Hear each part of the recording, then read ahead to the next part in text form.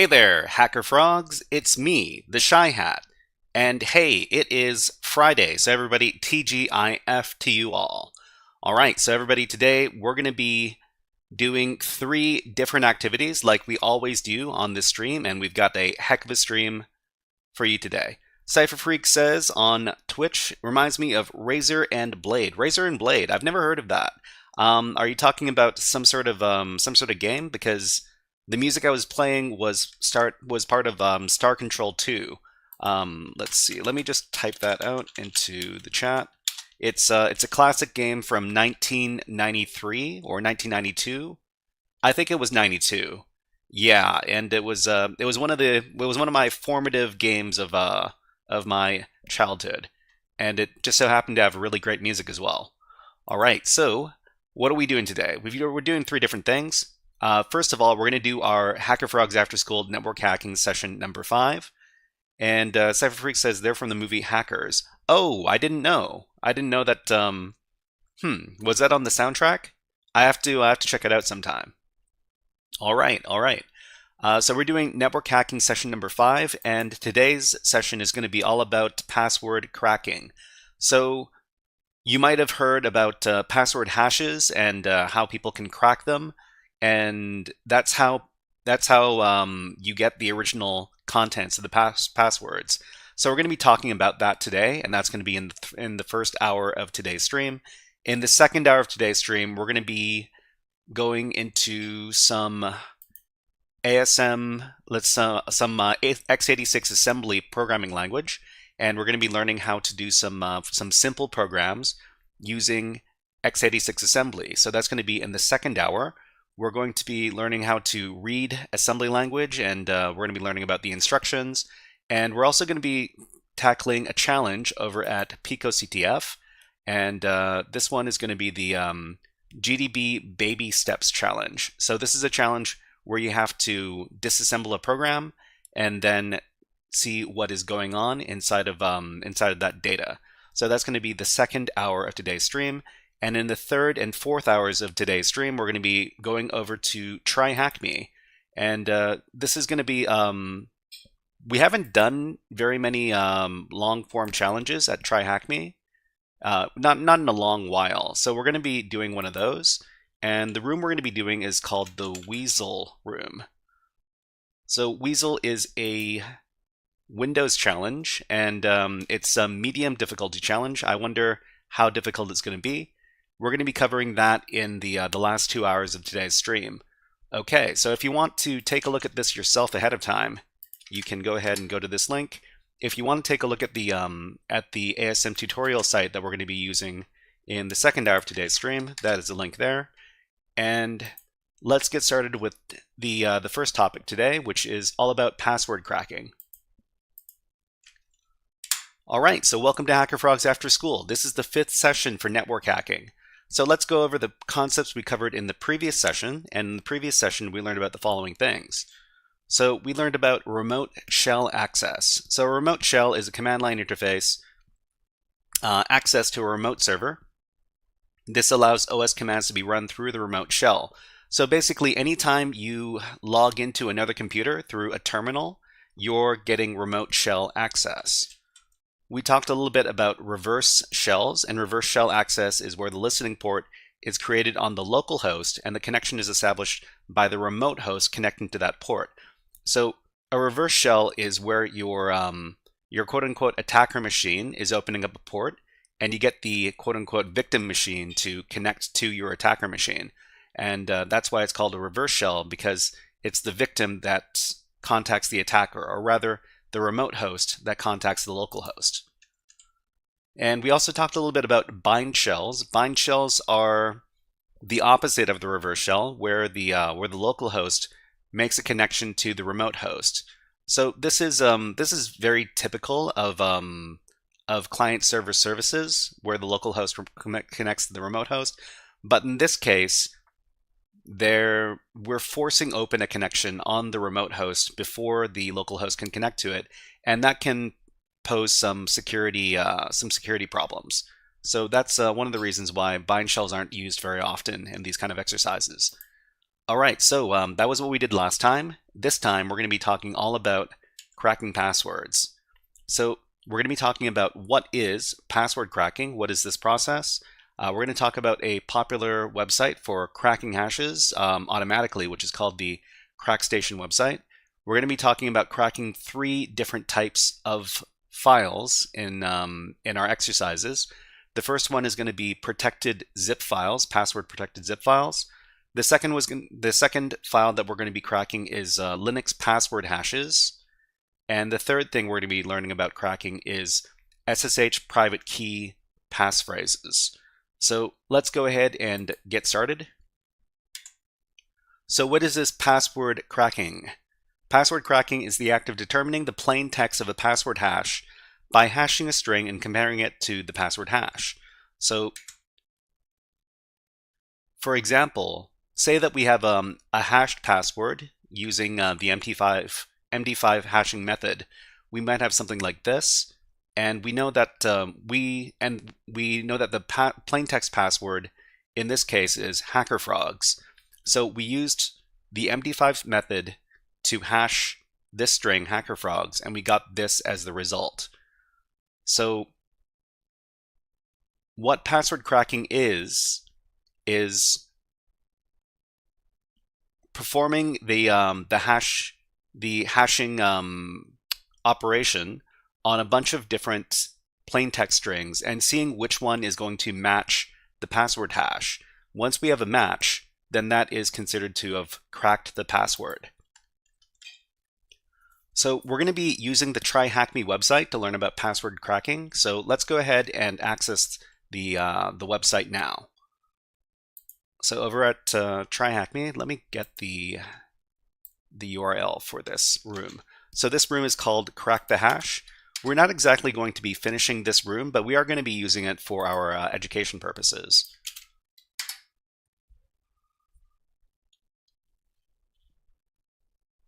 Okay, it looks like we are not logged in, so we need to log in really quick. Let's see if we can log in like this. Okay, we're logged in now. Great. Okay, so after you've logged into Tryhackme, and you come across this room over here, Crack the Hash. After that, you're going to see a button over to the right-hand side and slightly below the title header. It's going to be labeled Join Room, and it's going to be green. You want to go ahead and click on that button, and that's going to give you access to the materials on in this room. So we've got a bunch of different hashes over here, and the room tasks us with cracking these hashes and submitting the original plain text.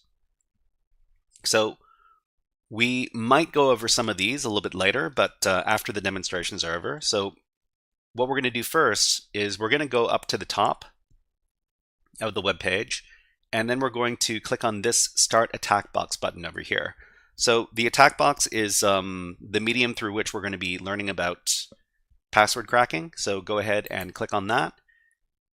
And it's going to take a couple of minutes to initialize. You're going to see your web browser window split into 2 panes over here, the left-hand pane being the Tryhackme website, and the right-hand pane being the attack box interface. So we're going to be using the interface in a couple of minutes, but in the meantime, let's talk a little bit about what we're going to be doing today. So I mentioned a little bit earlier about the CrackStation website, and CrackStation is a good website to use if you're dealing with insecure hashing methods such as MD5 and SHA-1. CrackStation has a lot of what are called rainbow tables. And rainbow tables contain hash values that have already been cracked and under known values. So if you come across any very common password values, CrackStation is probably going to be able to crack those hashes. So let's do a little demonstration right now. So we're just going to go over to another tab. We're going to go to crackstation.net, and we need to provide a password hash to it. We can create a password hash with our Linux machine over here. And I'm just going to echo out, let's echo out something that that CrackStation probably has seen before. So maybe password 123, this is a fairly common password. and we're going to hash it using the MD5 sum method over here. So it's going to be echo n, password 123 in quotes, pipe it into MD5 sum, and we get this result over here. So if we provide this hash to crackstation.net, it should be able to crack it because it probably has the MD5 string for this plain text in its rainbow table. So we're going to go ahead and go back to crackstation.net, paste in the hash over here, and we're going to click on the I am not a robot button because we are not robots, and then we're going to click on crack hashes. So it was able to crack this hash. It determined that this hash is an MD5 sum hash, an MD5 hash rather, and the plain text is password 123. Okay, so if you have some easy hash strings, you should be able to provide them to crackstation.net. That's what I was getting at. So another thing that we can keep in mind is we can identify hash types. So a lot of the time, a hash is going to look like a hex string. So a hex string is a bunch of hexadecimal numbers.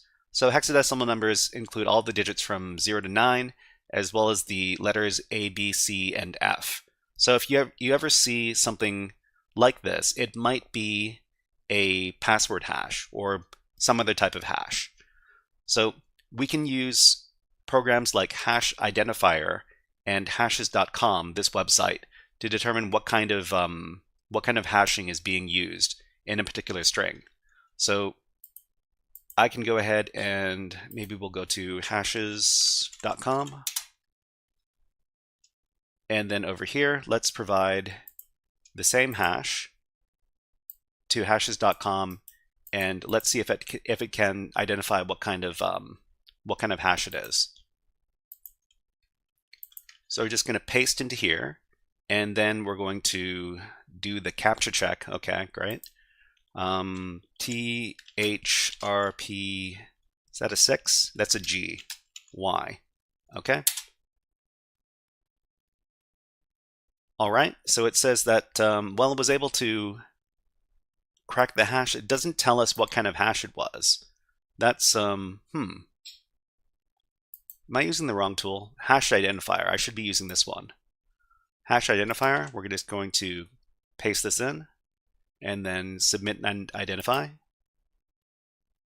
Okay, so it says possible algorithms MD5. So it was able to identify this as an MD5 hash.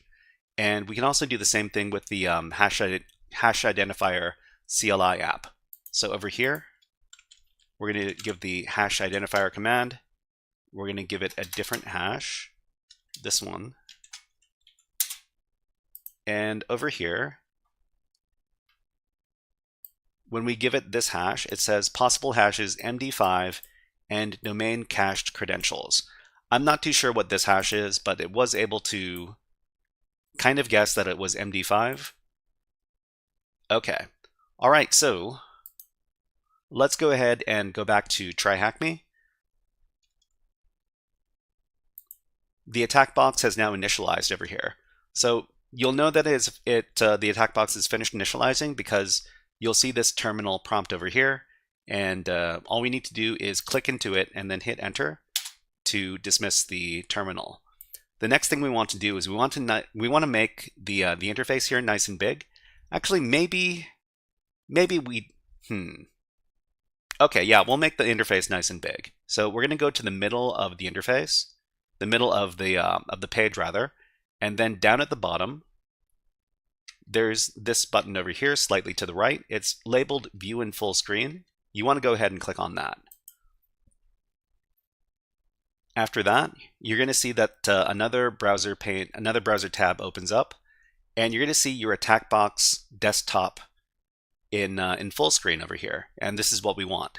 So what the attack box is a virtual machine with a bunch of different security tools pre-installed on it. So this is a very good machine to use when you're learning on Tryhackme HackerFrogs.com and you're interfacing with their various virtual machines.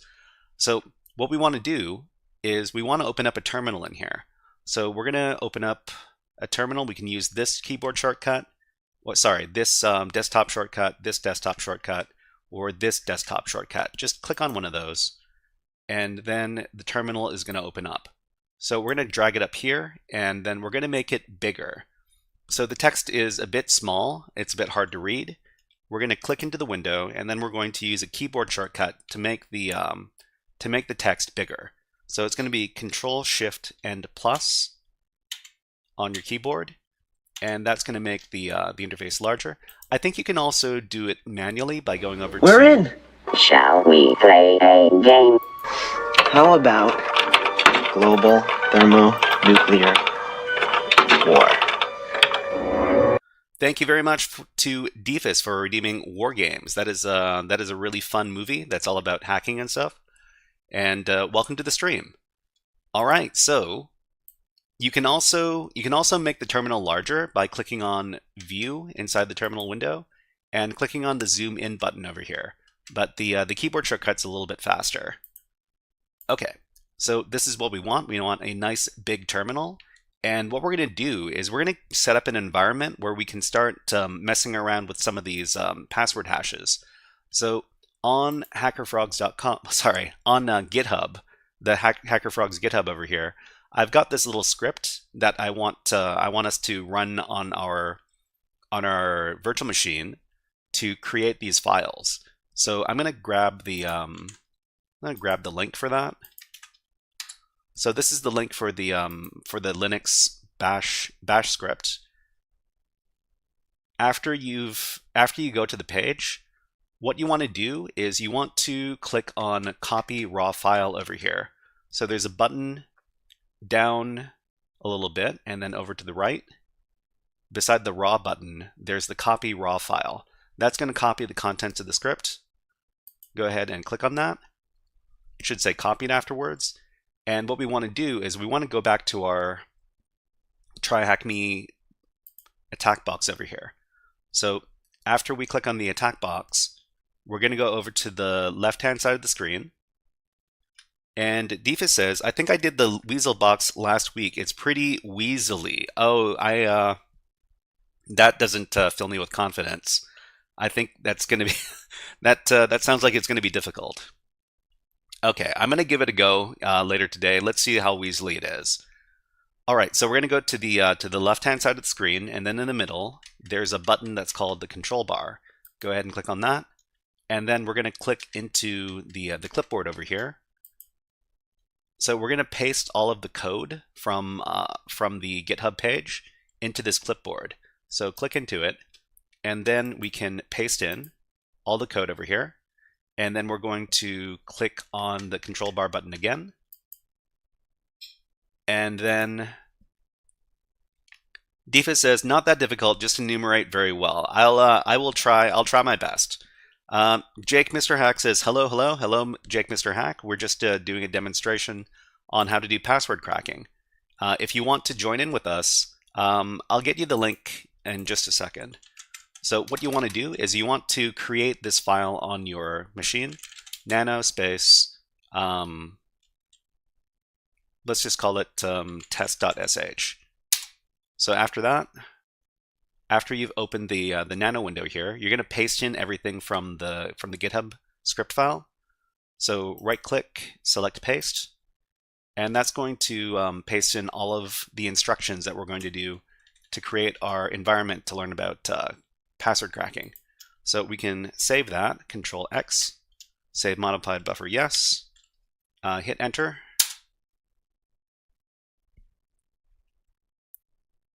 Jake Mr. Hack says, are you sharing an event in CTF for Hack the Box? No, I don't know about the CTF event you're talking about. I don't usually participate in Hack the Box CTFs, but if you're interested, that's great. Let me know what the name of the event is. Maybe drop a link. That would help a lot. So what we're doing right now is we're doing this room right here. And we just copied a script file over to the machine, and the script file is over here.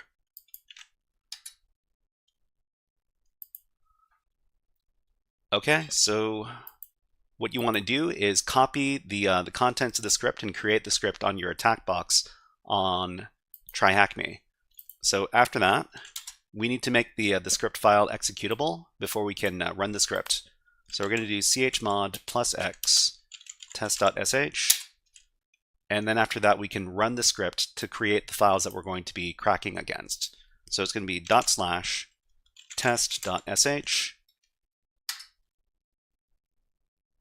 and then we're going to see afterwards that we've created a bunch of files in here. So now we've got a few different files in here. We've got a file called idrasa, we've got hackerfrog.password, hackerfrog.shadow, and we've got our zip files, zip_crack.zip. So let's learn a little bit more about these different files before we do our password cracking tutorial. So over here,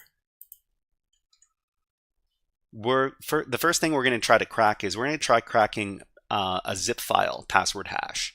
So zip files are a common file type that can be password protected, and we can extract the hash, then crack the password using a tool like John the Ripper. So there are two very well-known password cracking programs. One is called John the Ripper, and the other one is called Hashcat. So we're going to be learning about how to use John the Ripper today, and well, we're going to be using the tool exclusively. Not to say that Hashcat is bad, it's just that John the Ripper often has much simpler command syntax, and that's why I prefer using John the Ripper for tutorials like these. Jake Mr. Hack says, Cyber Apocalypse CTF 2025. Let me see if I can look that up real quick. Cyber Apocalypse 2025. When is this happening? So this is happening next week. Okay. So this is the big CTF from Hack the Box. There's another CTF going on Tryhackme as well. Defus says Hashcat is much faster if you use GPU. Yeah. So Hashcat is very, very fast if you use your GPU to run the program, as opposed to John the Ripper, which uses the CPU to run the program. So let's see. Jake says search Malvic team. I assume that's your team, and that's awesome. I'm probably not going to participate in this event.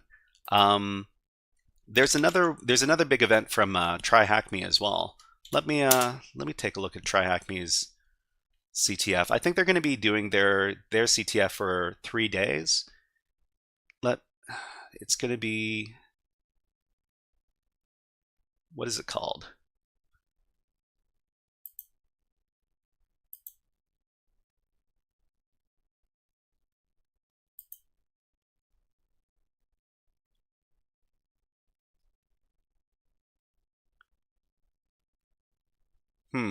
What was it called? Anyways, I guess I shouldn't get sidetracked. Okay, but yeah, I wish you the best of luck of doing the Cyber Apocalypse CTF, Jake Mr. Hack. And how long is this going for? This is going for 5 days. So this is a pretty long CTF, and it's starting on Friday. Awesome. Okay. What were we doing? Okay, so we just created our environment over on the attack box over here. So what we're going to do is we're going to crack this zip file over here. So if we tried to unzip this file right now, unzip zip_crack.zip, it's going to ask us for the password. We don't know what the password is, so we can't get to the files inside. So what we're going to do is we're going to use John the Ripper to crack the hash. But the first thing we need to do is we need to extract the hash from the zip file, and we can do that with a little tool called zip2john, zip2john, zip crack.zip, and we're going to output that to zip.hash. Okay, so the zip2john program is going to extract the hash from the zip file over here, and it's going to output it into a format that John the Ripper likes to use. So if we take a look at the zip.hash file, this should be the hash right here, this portion. And from there, what we can do is we can use John the Ripper to crack the hash. So to do that, we just need to run the John command and then supply a word list. So the word list we like to use is going to be user share word lists rocku.txt. So rocku.txt, this file over here that we're going to use with John the Ripper, is a list of the 14 million most common passwords.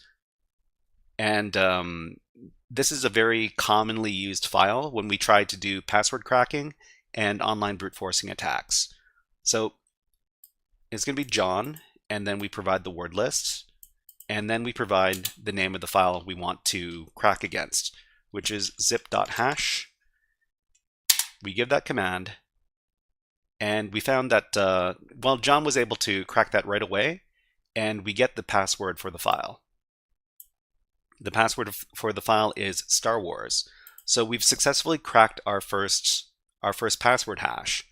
So from here, we can use this password, and we can get access to the zip crack.zip file. So we're going to unzip zip crack.zip, and we're going to provide the Star Wars password. So from there, we get access to the zipflag.txt file, and we can go ahead and read that. And we get our frog CTF flag over here, frog zip hash cracked. Great. Okay.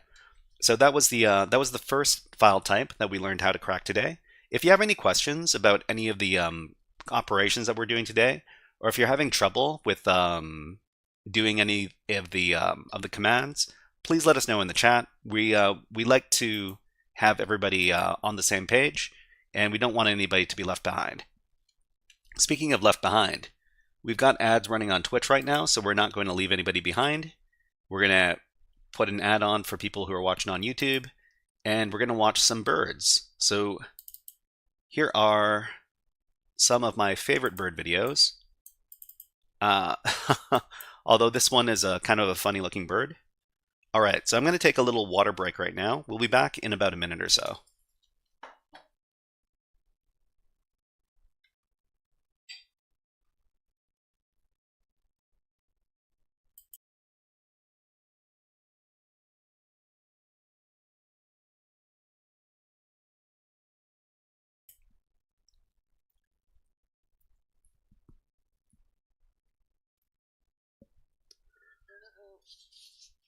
I love these little guys. These guys are Stellar's jays, and they're pretty unique bird to my part of the world.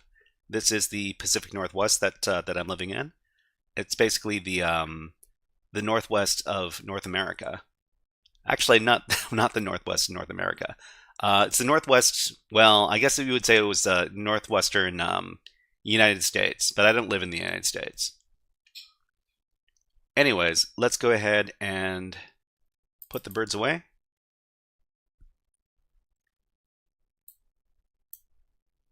Okay, so Jake Mr. Hack says, how does he have two colors?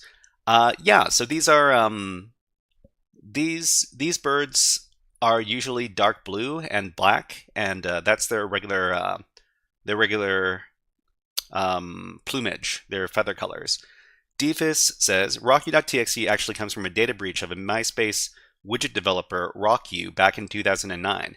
Yeah, so a lot of people don't know about that history, but it used to be that MySpace was a really big social media site, and one of the developers for MySpace, which made the Rock You widget, they got breached like back in 2009, and they didn't encrypt any of their passwords.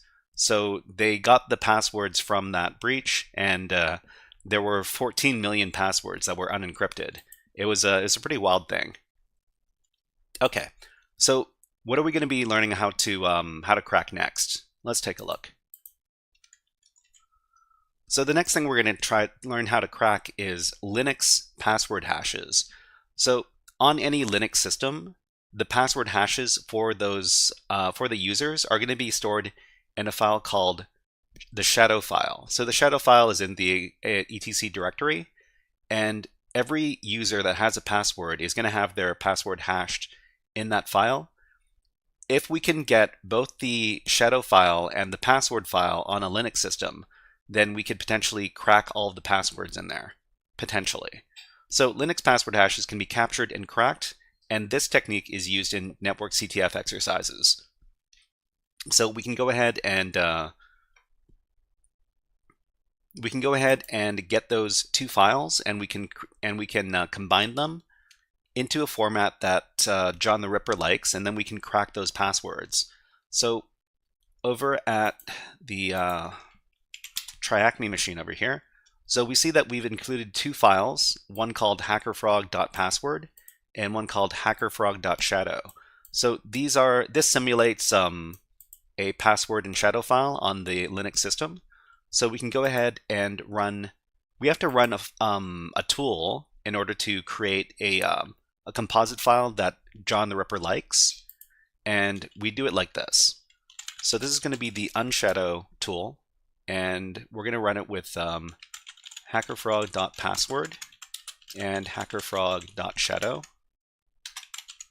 and we're going to redirect all of the output from that operation into HackerFrog.hash. Okay, so after we do that, we see that HackerFrog.hash is now in the directory here, and we can read it. So if we read that file, HackerFrog.hash, then this is the format that that John the Ripper likes to use when it cracks these Linux password hashes. So we can go ahead and give this command to crack the hash. It's going to be John and HackerFrog.hash, and we have to provide the word list again. The word list is going to be user share word list rockyou.txt. Okay, so this is basically the same command that we gave for the previous hash, which was the zip file hash. So the nice thing about John the Ripper is that after you've prepared the password hash into the correct format, you usually don't need to give any other command line arguments, which makes it very convenient for us. So we're going to run the command over here, and it says detected file hash SHA-512 crypt. Okay, this string is also recognized as SHA-512 crypt OpenCL, and we were able to crack the hash. So for the HackerFrog user over here, we see that their password is the Hollywood password. Great. So what we can do is we can become that user using this password. So remember that the password is Hollywood. So we can switch users over to HackerFrog. Okay, and we're now the HackerFrog user. So the thing is that we were originally the root user, and when you switch to any other user from the root user, you don't need to provide a password. But if we run this command sudo-l, we are going to have to provide a password. So we can use the password that we just got to fulfill the sudo command here. So we're just going to provide the password Hollywood. Okay, and then we receive the message, user HackerFrog may not run sudo. That's fine, but we did prove that that the Hollywood password was the password for this user, And yeah, so we just cracked a Linux user hash. Okay, so there's one more hash that we want to learn how to crack today. Let's become the root user again. So we're going to switch users over to root.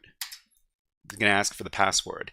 So the great thing about these Tryhackme machines is that there's the root password is located in your URL address bar.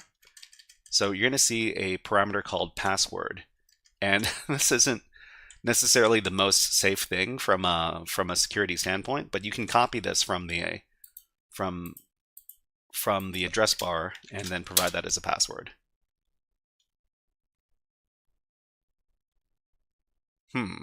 What is going on here?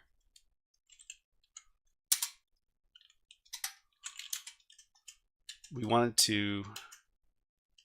Oh, you know what? I didn't copy the password.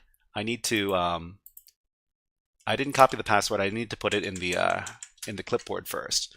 So after you copy the password, you need to go over to the clipboard. Whoops.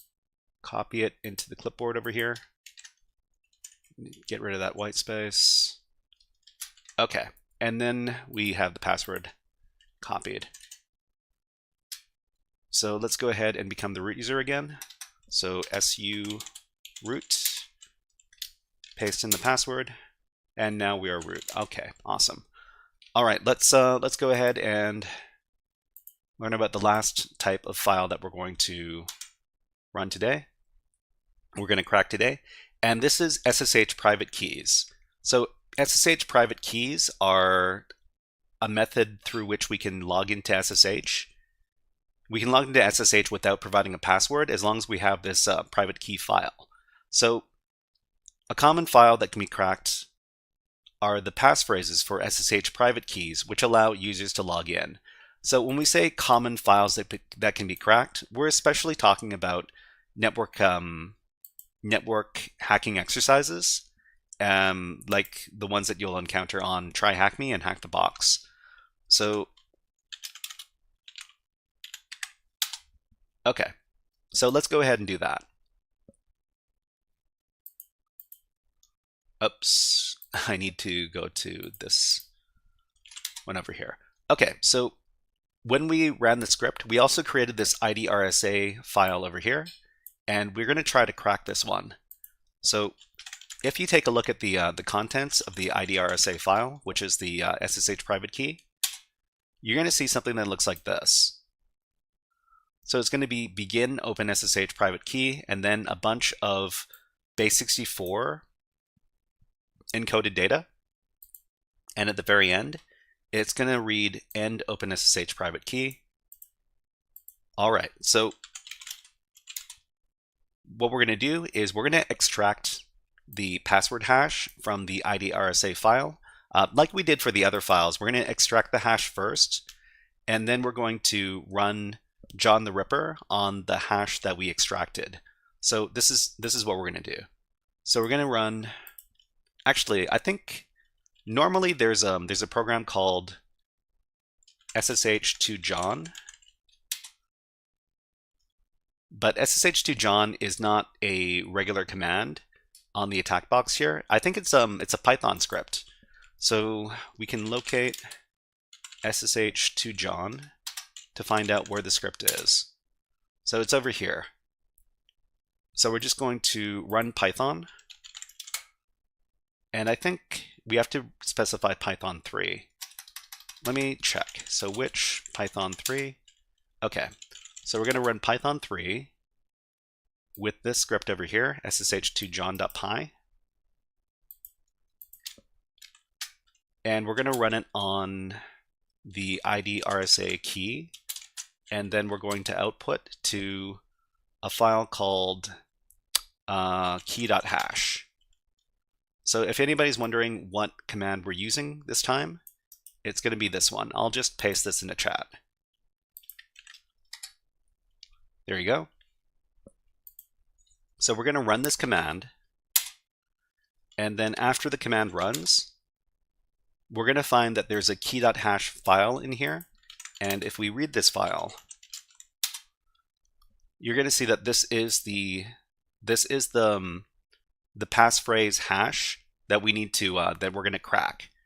So let's go ahead and do that.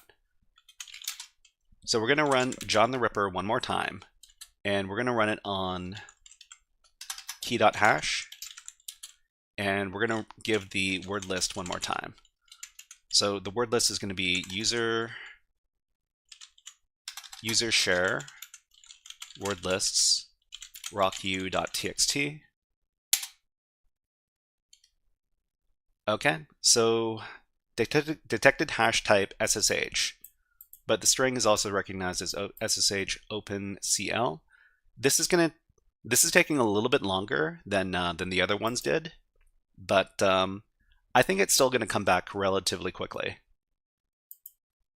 So while we're waiting for this to finish, what we can do is we can start cracking some other hashes. So we're going to go back to the Tryhackme room over here, and here we can close out the split view so that we can get our entire web page back. So we're just going to go to the center, go to the bottom, and then slightly to the right, there's going to be this button labeled Exit Split View. We can click on that. And then we can go down into the room, and under Task 1, it says here, can you complete level 1 tasks by cracking the hashes? So most of these hashes are going to be pretty easy to crack just by using the CrackStation web application. So we can just copy the hash here. We can go over to CrackStation. We can paste in the hash, and I think we might be able to paste a couple at a time. Let's try pasting in maybe 3 of them. Let's try this one as well.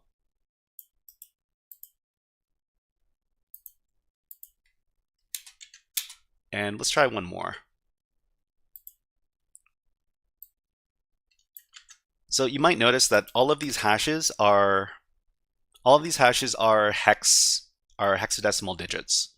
So this is all hexadecimal digits. This is all hexadecimal digits, and so is this one. This is a pretty common format for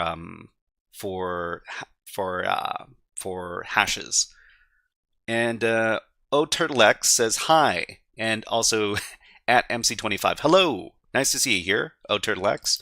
And why don't you have one of these hack the planets for fun? Hack the planet! Hack the planet! Shut up and get in. Okay, so MC25 says rule number one, lurk killer. Sorry about that. Anyways, let's paste in. So we've got 3 hashes over here. We should be able to crack all 3 of these hashes at the same time inside of crackstation.net. So we're just going to click on the I am not a robot, and then we're going to crack those hashes. So we're able to get all 3 of these, and they're all done in different hashing methods. We've got MD5, we've got SHA-1, and we've got SHA-256. So SHA-256 is regarded as a secure. Hack the planet! Hack the planet! Shut up and get in.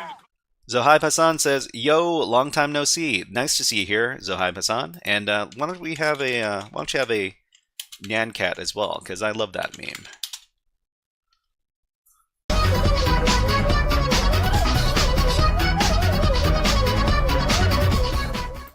So I'm kind of surprised to see SHA-256 here, but then again, this is a very common password here, so we were able to crack it. So we've got easy, we've got password 123, and we've got let me in. We can submit these as answers for the Tryhackme room. So it was man, my memory is bad. Easy, password 123. Okay, so this one is easy.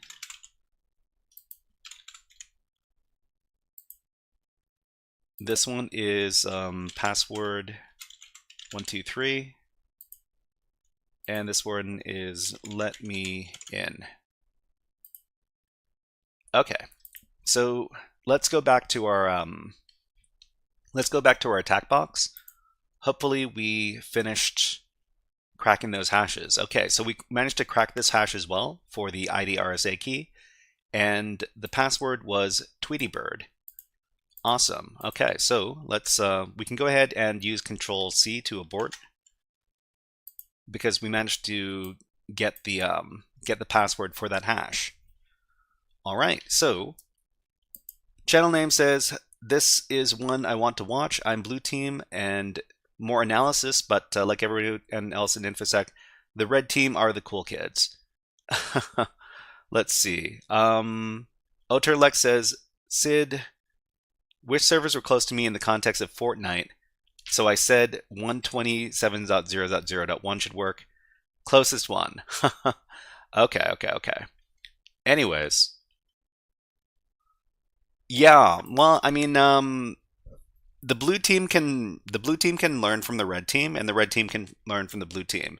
If you know how the red team works, it's easier to be blue team, and if you know how the blue team works, it is easier to be red team. I didn't get it. Well, I think home is the closest one. Home is the closest IP address. Yeah. So if the server is also the local host, that's probably the best thing to have. Is that what you're trying to say? Oterlex, thank you. If that's what it is. All right. So let's go ahead and we've got a little bit of time. Let's try solving a few more of these hashes before we finish off today's lesson. So this next one over here, we've got this, this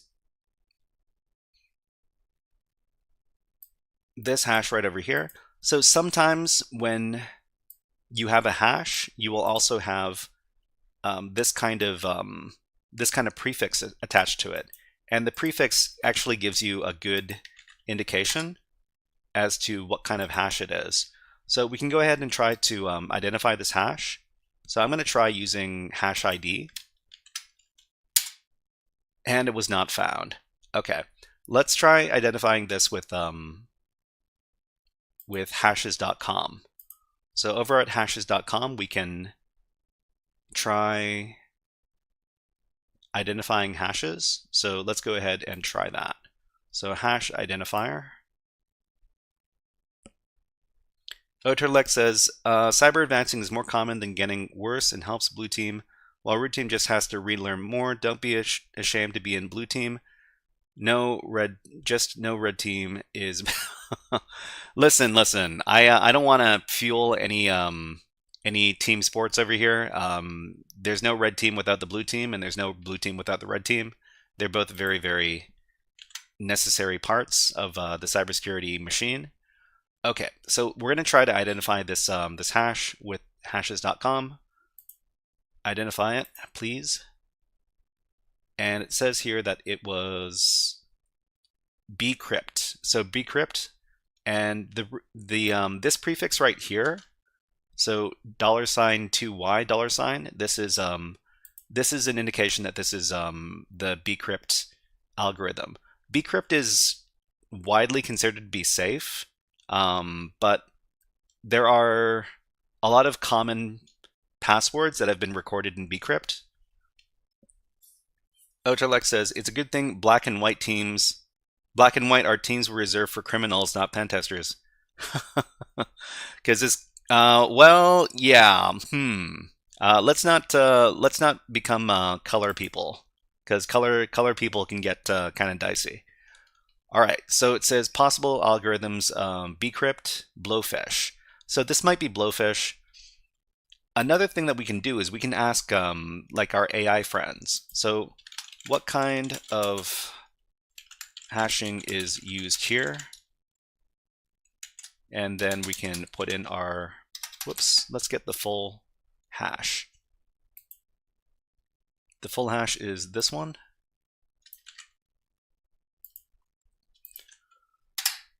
And let's see what DeepSeek says. So DeepSeek is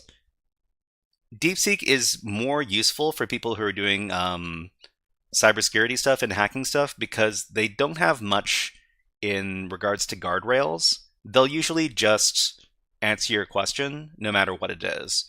And they won't talk about, they're not allowed to talk about this subject matter or that subject matter. So let's see. So it says it's a bcrypt hash, and they break it down. So this indicates that the hash is using the bcrypt algorithm. 2y is a variant version of bcrypt that handles Unicode strings correctly. And then they've got the cost factor. So the cost factor is 12, which means it was computed using 2 to the 12th power of iterations of the key derivative function. This is some technical stuff. And then there's a salt. So,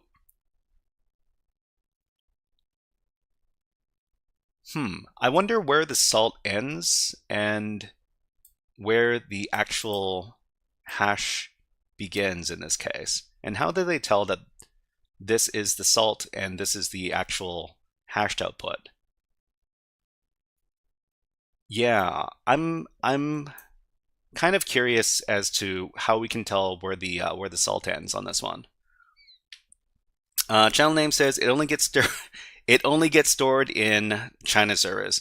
Well, the important thing is not to send any very sensitive information to any AI. It doesn't matter which AI you're sending it to. You don't want to include sensitive information or private information when you're communicating with your LLMs. It doesn't matter which one it is. It could be DeepSeek, it could be ChatGPT, or Claude, or any other one. Definitely be mindful that you're not sending any super sensitive information. Okay, so my question here, then my follow-up question is going to be, how do we know where the salt of the string ends and where the actual hash begins? So I like to view all of these. All of these are tools. So DeepSeek is a tool, ChatGPT is a tool. They do similar things. There are advantages to one over the other. So use them in different circumstances, and don't be just be aware of what the strengths and weaknesses of each of these tools are. Okay, so the salt is always 22 characters long. Okay, so this is something we have to be. That's some important information when we're trying to identify this hash. So it's 22 characters long, which means that it'll always end after 22 characters. Cool. So the next thing we need to do is we need to crack the hash. So let's see if we can do it on one of these sites over here. So we're going to try CrackStation, and let's try this one. So CrackStation, paste in this thing. I'm not a robot. Crack the hash.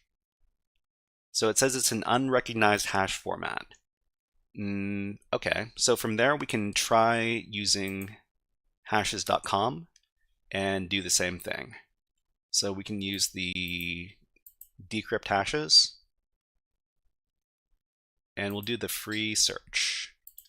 Paste in our hash, and then do the CAPTCHA. AMJTTJ,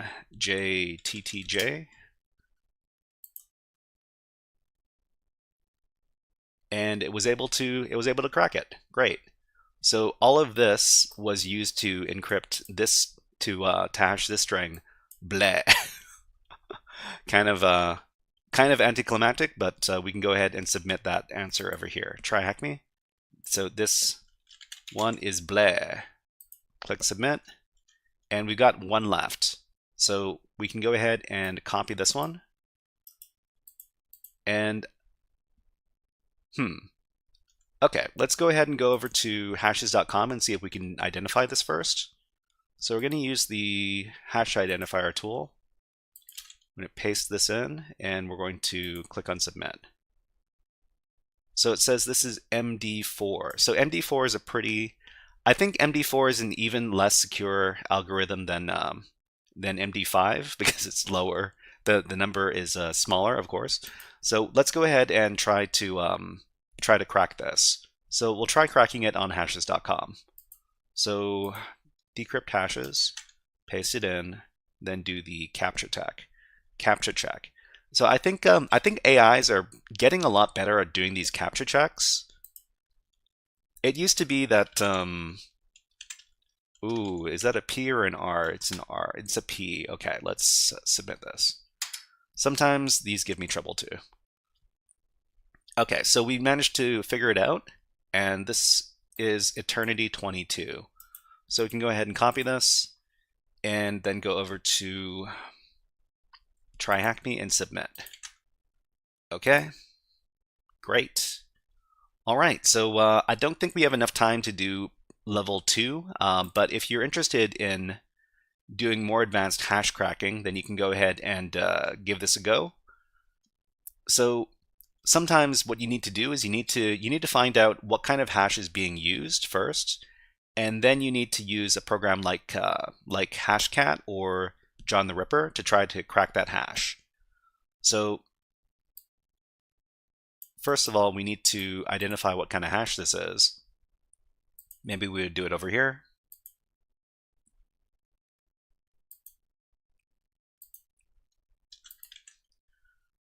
Submit and identify. It says this is SHA-256. So SHA-256, I guess the difference between SHA-1 and SHA-256 is that the output is a lot longer for SHA-256. But let's see if we can get another quick win.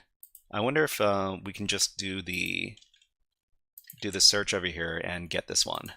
So it's capital F P K A capital F9. Okay, and we got it. All right, let's go ahead and submit that.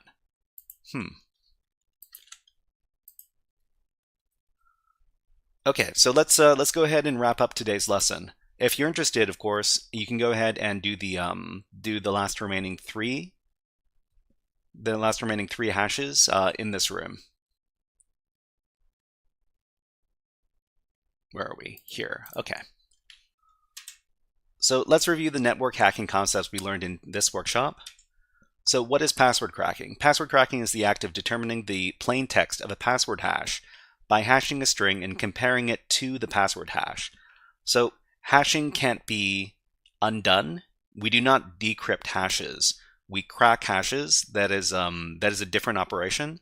And the difference between decrypting and hashing is that decrypting takes the encrypted string and it deconstructs it into the plaintext string.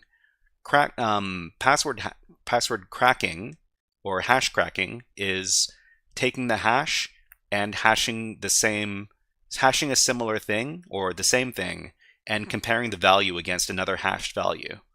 Okay, we've got ads running on Twitch right now, so YouTube people get an ad, and let's put up the birds. How about these birds?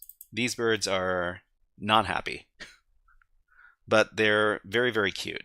Let me take a little water break. I'll be back in a minute.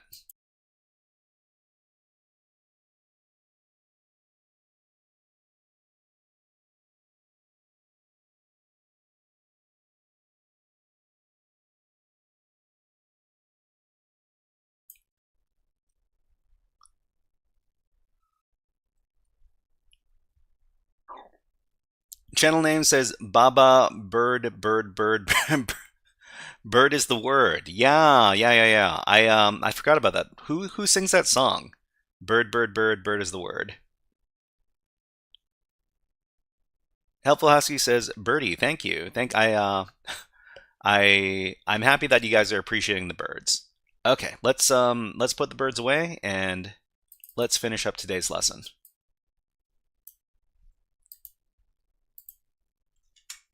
So identifying hash types, we've got two different ways we can potentially identify hashes.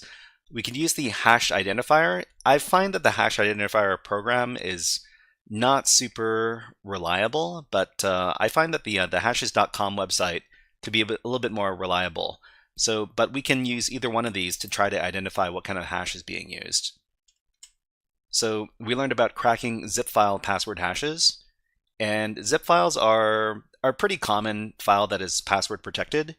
And if you have if the password that was being used to protect the file is very common, you should be able to crack these kind of passwords very easily. And the other major type of file that we learned to crack today are SSH private keys. So SSH private keys are very commonly cracked inside of these network hacking exercises, and you're going to be learning how to do this kind of stuff a lot if you do a lot of these network CTF exercises. All right, so everybody, next time, what are we going to be learning? So what's next? In the next HackerFrogs After School Network Hacking Workshop, we're going to be learning how to do online password brute forcing attacks. So the difference between password cracking and online brute forcing is that cracking happens completely offline. We do not need to connect to a network service in order to do cracking. But brute force attacks, we do need to communicate with an online service. Channel name says, we do now, but I don't actually know. I appreciate your content and effort. Huge education source. Thank you very much, channel name. Nice to see you here, and it's been fun. It's been fun chatting with you in the live chat. Let's give you another fun redeem. How about we give you the frog song? There you go.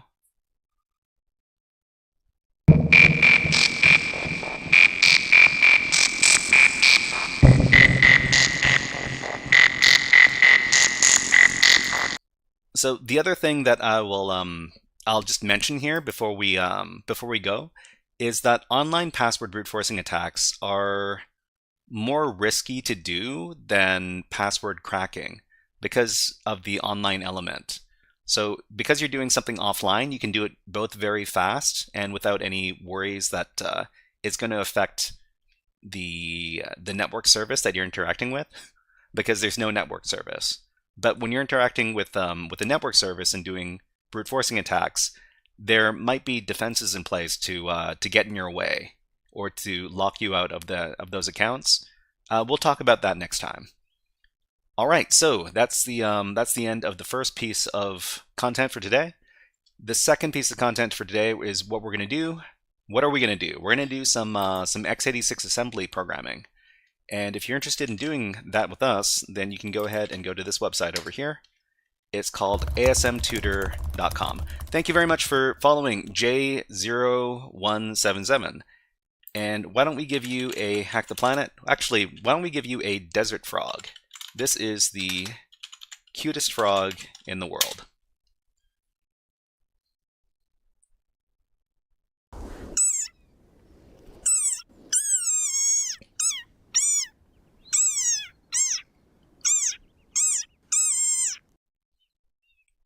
Okay, so before we get going and get started with the programming portion, we're gonna start playing some music.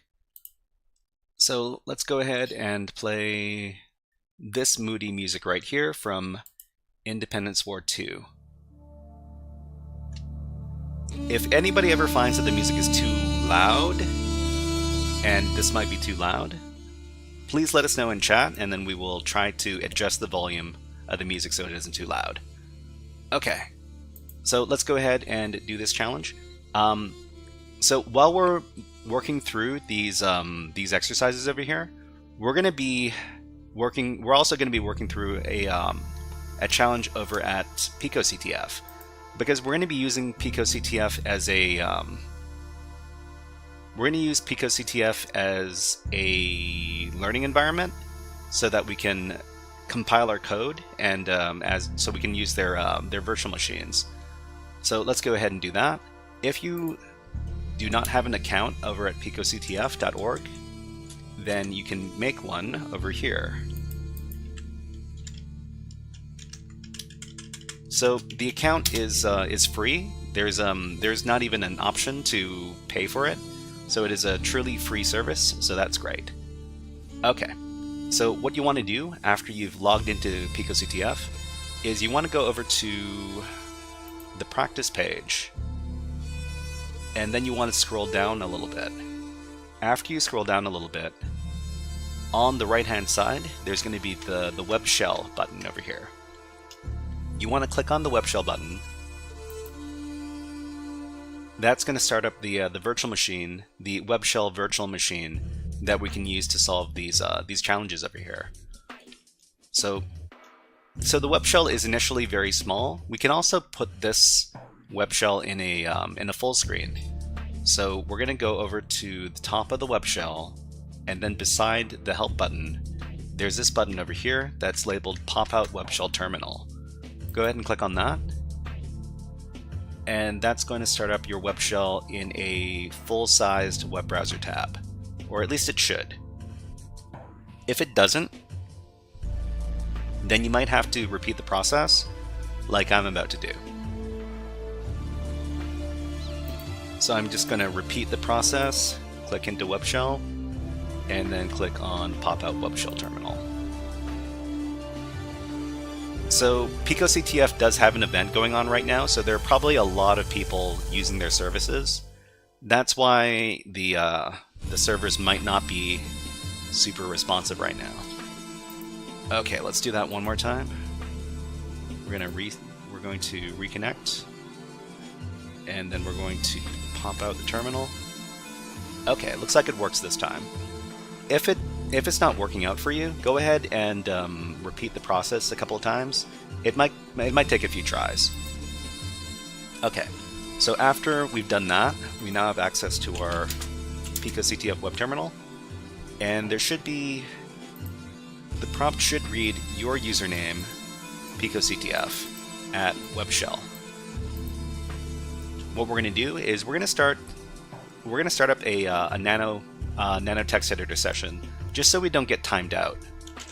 If you're inside the nano text editor, it's gonna take longer for the system to automatically log you out, and it can be very fast to log you out if you're not at the terminal doing stuff. So we're just gonna we're gonna create a file called test.txt, just like this, nano test.txt. Then we're gonna hang out over here while we learn about what we're going to do today. Okay, so we're going to go over to picoctf, and the challenge we're going to do today is called, I think it was called beginner reverse or something. Let me look that up real quick. Reverse engineering. It's called GDB Baby Step 1. Okay, so this is the link for the challenge.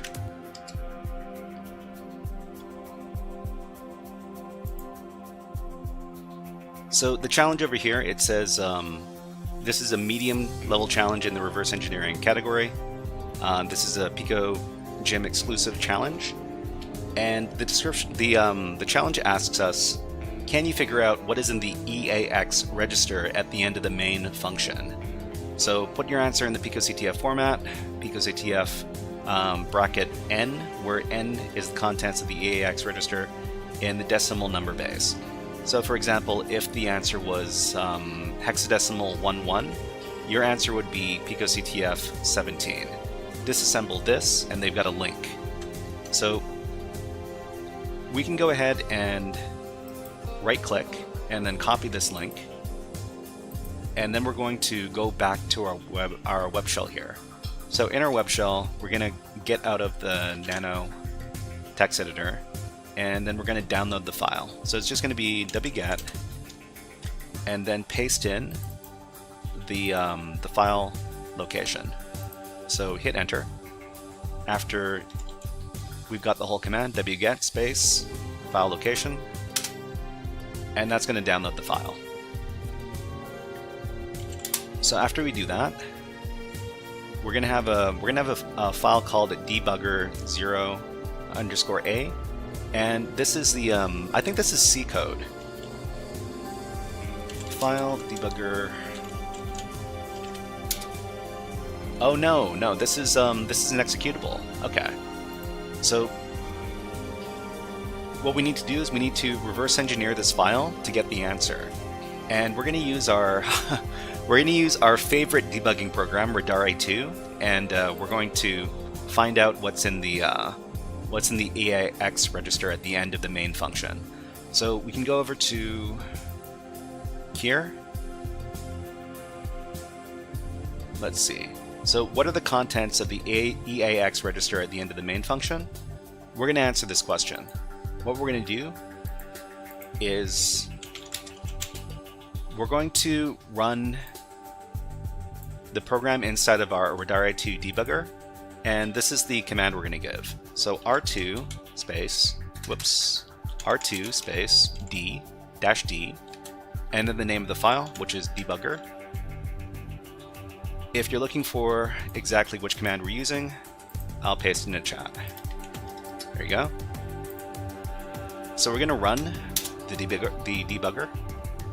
Cannot run, okay, cannot open this for writing. So the problem here is that we didn't make the file executable, which means we can't run the debugger on it. So we need to make the file executable with this command over here. So chmod plus x debugger0_a.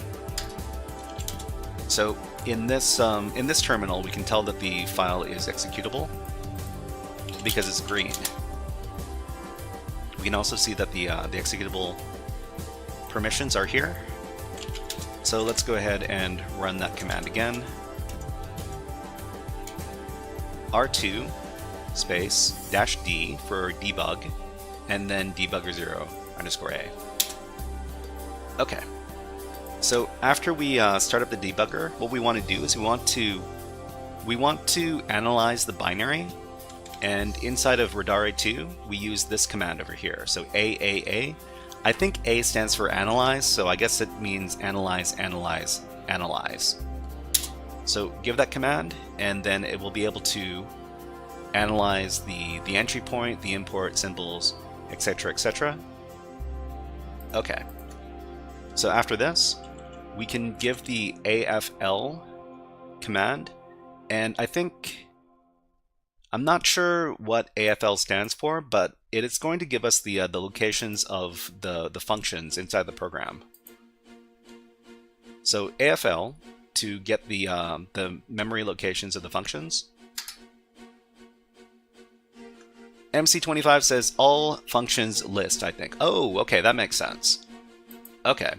Sometimes because the Radare2 commands are so abbreviated, I find it difficult to remember what they stand for.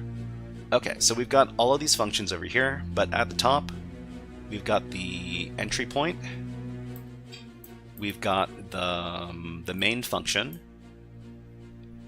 and I think this is the function we want to take a look at, the main function. So it is at this memory location here.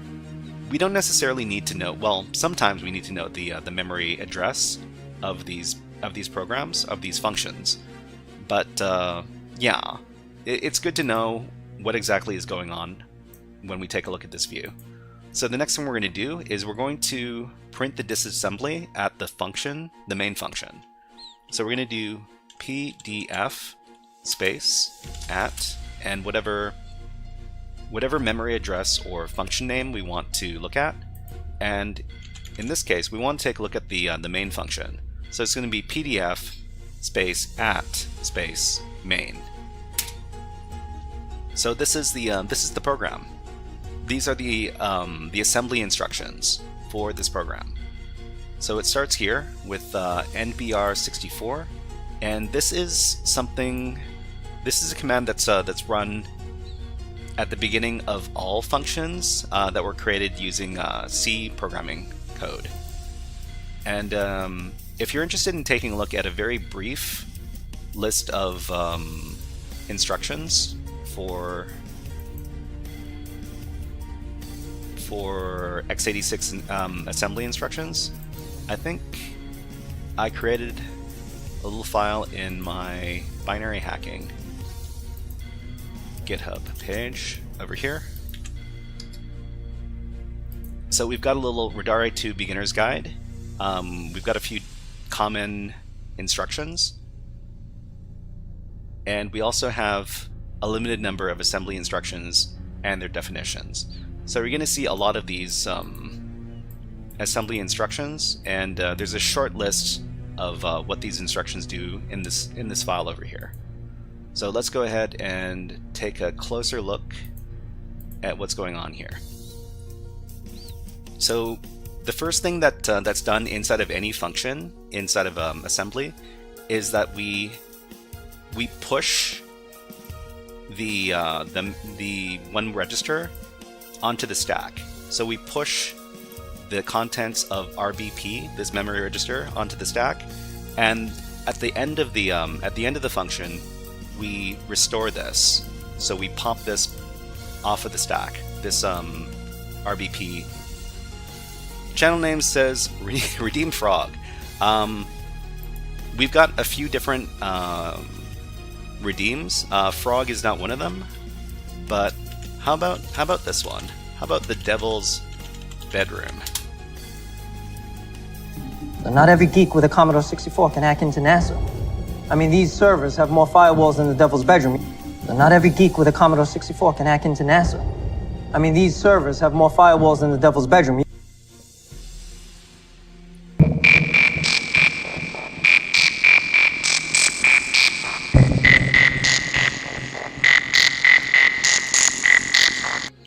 Thank you very much for redeeming the Frog Song channel name. Thank you. Okay, so these are the instructions over here. This is boilerplate, NBR64, the push instruction and the pop instruction, and also the ret instruction over here. So ret is going to return the program execution back to the previous state before the function is run. So we can pretty much, these are all standard instructions over here, but we have to pay attention to this variable over here, which is moving something into the EAX register. So move into the EAX register this hex number right here. So I guess we don't need maybe we don't need to run the program in order to answer the question, because we've got the value right here. So this is hex 86342, and we can actually get the decimal value inside of Radare 2. So you can do question mark and then paste in the hex value and then hit enter. So after you do that, it's going to give you the values of hex 86342 and a bunch of different measurements. So for example, we've got integer 32, and I guess integer 32 is what we're looking for, and this looks like the decimal base, so base 10. So we're just going to copy this, and we're going to provide this as the answer to the challenge. So over at picoctf, actually, you know what? Before we do this, let's just prove to ourselves that we can get the contents of the EAX register. So back at the web shell, we're going to do this. We're going to set a breakpoint for this instruction that is immediately after moving the value into the EAX register. So that's going to be this memory address here. What we're going to do is we're going to set a breakpoint for this memory address. We can do that with the db command. I think B stands for breakpoint, but I'm not sure what D stands for. But we can give this instruction here. So db space define. Okay. So MC25, he's got the they've got the answers. Great, thank you. Define breakpoint, great, and the memory address here. After we do that, we can take a look at the PDF at main again, and we're going to see that this memory address has a B next to it now, which means that there's a breakpoint there. So from here, what we can do is we can run the program by giving the DC command. So the DC command is going to run the program, and because we've got a breakpoint at this memory address, it's going to stop when it gets there. So DC, it says hit breakpoint at this memory address. From here, we're going to get the memory registers by giving this command here, dr. So I guess define registers, I guess that's what it means. And we're going to see all of the values inside of these memory registers. So EAX is going to be associated with RAX over here. So RAX is the 64-bit register, EAX is the 32-bit register, but they kind of share the same space. RAX is going to include more space than the than EAX, which is the 32-bit register. I think that's how it goes. I might be wrong, but it's got this value right here. So that's the same value as last time. So we can do question mark this number, which is going to be hexadecimal. So all of these values here are hexadecimal. You can tell by the 0x that's going to prefix the value. So give the value. It's this number. So this is what we're going to give for the flag, and we're going to solve the challenge with it. So here we're going to type in picoctf. We're going to give the curly braces, and in the center we're going to paste in the number. So it's going to look like, the flag is going to look like this. After that, click on Submit Flag.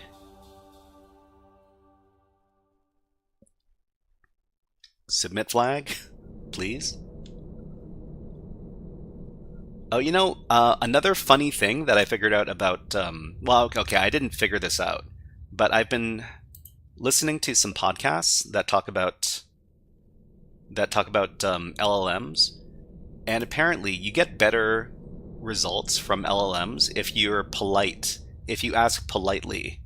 So if you give a bunch of rude questions inside of these LLMs, they're not going to give you as good of an answer as if you give a polite prompt. It's I guess this is called prompt engineering. So we could ask, please tell me the value of this number. This number in hexadecimal. Maybe it'll give us a better answer. MC25 says, yo MF, what is 5 times 5? Okay, so repeatedly divide the number by 16 and record the remainders. The remainders will form the hexadecimal digits. So one thing about DeepSeek that is better than ChatGPT is that DeepSeek will go through the process of answering the question, and it's usually better at doing math than ChatGPT, because it goes step by step and then it arrives at an answer. And I'm pretty sure this is the correct answer here. Let's compare this to what we have in our web shell. So this is the correct answer. Yeah. Okay, great. Anyways, let's get out of here. Sure you want to quit? Yes. Kill the process? Yes. Okay, we can delete the debugger 0A file. Okay, and we're gonna switch over to the ASM tutor lessons. Submit flag. Okay, we're able to finish the challenge. Great.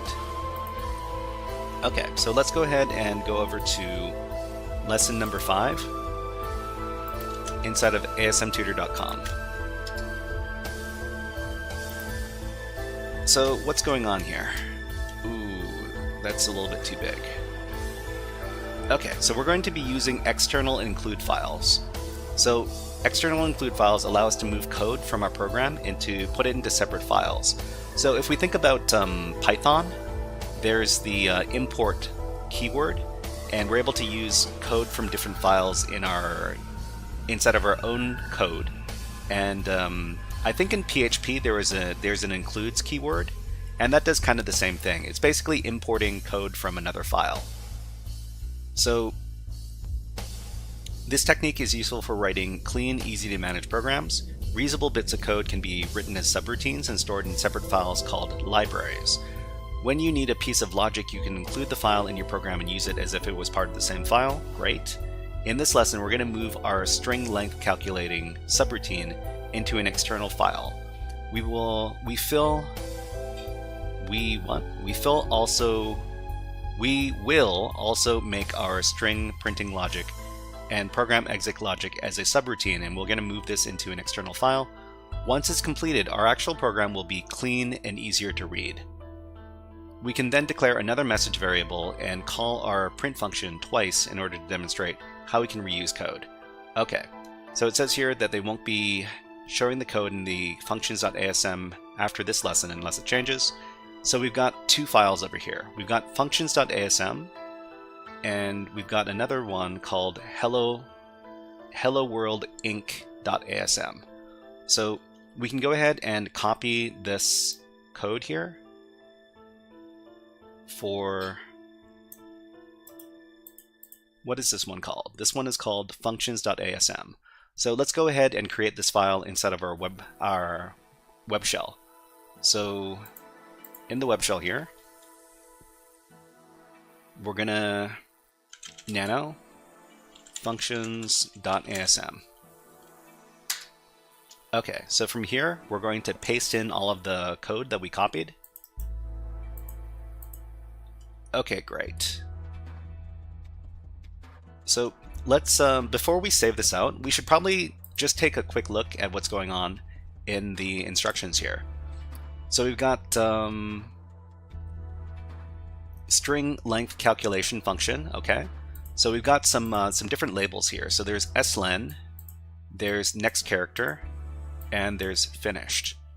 Okay, so what does slen do? So it's basically going to, so the start of the function is going to pop a value onto the EBX register, and then it's going to move into the EBX register the value of the EAX register. So the value of the EAX register goes into EBX, and then we run next character. So we're going to compare the byte inside of EAX with the number 0.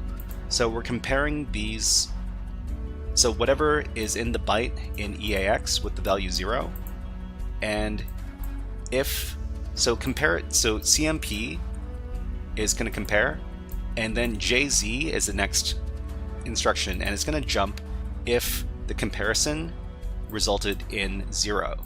So if there was 0 in this register here, then it's going to jump over to the finished label. So it's going to jump over here, but if it is not, it's going to increment whatever is in EAX, and then it's going to jump back into the next character again. So basically it's going to iterate over and over again until we see a 0 in the register EAX, and then it's going to move over to finished. Okay, we've got ads running on Twitch right now, so here you go. There's an ad on YouTube, and let's go ahead and maybe we've got some different birds. How about this bird? There you go. We'll be back in a minute. I just need a little bit of water.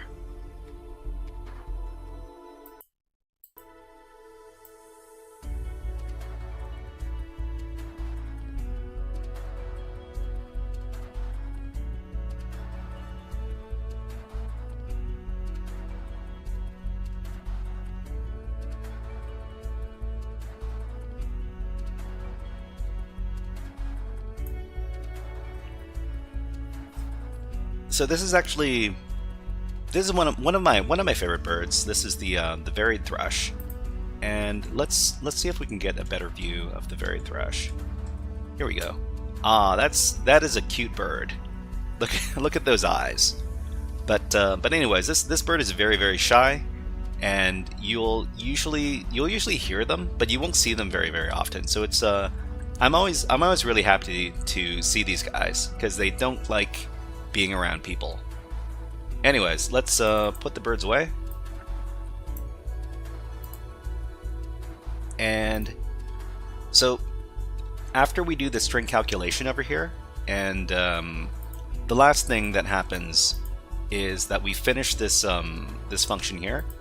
We subtract the value of EBX from EAX, which is going to result in the length of the string, and then we're going to pop the original value of EBX off of the stack, and then we're going to return let's see.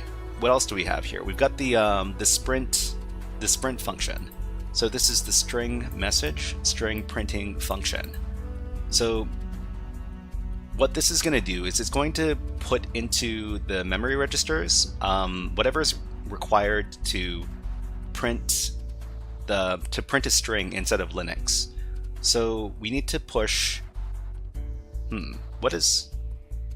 Oh, okay. So push is going to get rid of whatever is already on. It's going to get rid of what is already in these registers here, because we need to use these registers in order to run the string printing function. So we're going to clear out these registers, and then we're going to run the slen function over here. So call is the instruction we do to run this function here, and this is the one that's going to run. It's going to run all these instructions. Then it's going to go back. Where are we? Here, yeah.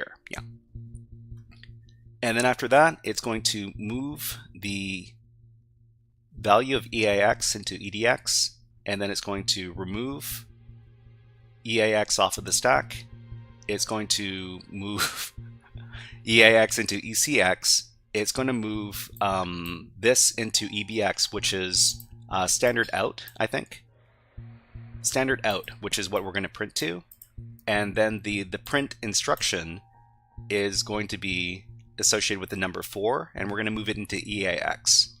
The last thing we're going to do is we're going to actually give the interrupt instruction in order to run the system call, which is going to print out the string with the int80 in hexadecimal. After it's done,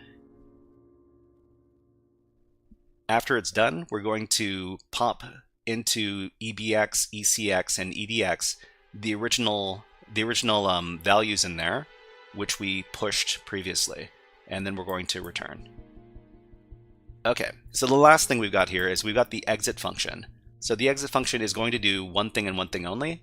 It's going to exit the program properly.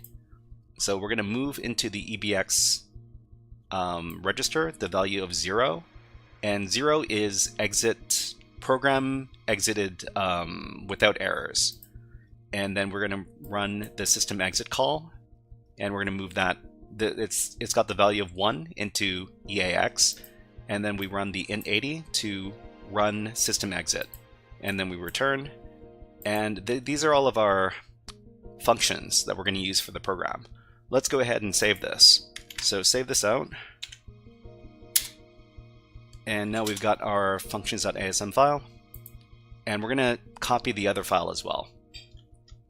So the other file is going to be hello world-inc.asm. So we can copy all this stuff. So because all the functions have been written in the functions.asm file, the contents of hello world-inc.asm is actually very, very short. So let's go ahead and copy all this, and then create the file in our web shell. In the web shell, nano hello world inc.asm. Okay, when we're going to paste in the instructions, and now that we're gonna see exactly how much nicer the code looks now that we've pushed all of our functions into this file here. So this is the instruction to include the functions file here,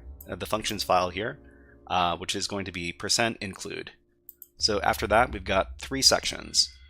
No, we've got 2 sections. We've got our data section, which has our strings that we're going to print out, and we've got our text section, which actually has all of the assembly instructions that we're going to run. So the data section has our variables, which is message 1 and message 2. So db is, I think it's defined byte, and this is how we set up these string variables inside of assembly. So the first one is going to be hello brave new world, and then the terminator. The terminator is the 0A in hexadecimal, and the second message is going to be, this is how we recycle in NASM, and then the terminator byte over here, 0A hexadecimal. Okay, so the actual program is section.txt, and start is, oh, sorry. First we have to define where the entry point is. So we define the entry point with the word global, this keyword here. So this tells the program that start is where the instructions begin. So this is the start label here. And we don't have very many instructions here. So move into the EAX register the value of message 1. So it's going to move into this memory register, and then we're going to call this function sprint, and sprint is in the functions.asm file. So it's going to call the printing function. So this is much easier to parse than looking at all the instructions that are in this other file over here. So call sprint, and then move into EAX the second message. So we also call sprint again. So basically, move the string into the memory register, then print it. And then we move the other message into the memory register, and then we print that one as well. And the last thing we do is we quit. We run the quit function, which is going to exit the program without errors. Okay, so let's go ahead and save this file. Save modified buffer, yes. Okay. So we need to compile these. We need to compile these files. So we're gonna do, what is it? These instructions over here. So NASM felf hello world.nksm. We can just copy these commands. Paste this in. And after that, we're going to create a, I think we create an object file. So this is going to assemble all the instructions in the Hello World Inc. assembly file, and it's going to create an object file, hello world.inc.o. The next thing we do is we link it with this command here. Oh, gotta go here. Okay, so LD is going to link the instructions using this instruction set over here from this file into an executable file called Hello World Inc. here. This is what the instruction does. After we do that, we see that there's an executable file that's already executable in here. How convenient. We can run the file Hello World Inc. over here, and it's going to run the instructions. So it's hello brave new world. This is how we recycle in NASM. But this is repeated. This is repeated twice. Well, it's repeated once. We talk about why this happens in the next lesson. But before we do that, let's take this program apart and let's see what exactly is going on in the program. So we can use Radare2 to take a look at the instructions in the program by looking at the disassembly. So this is what we do. Copy that. Whoops. Just in case you were wondering, this is the command we're using.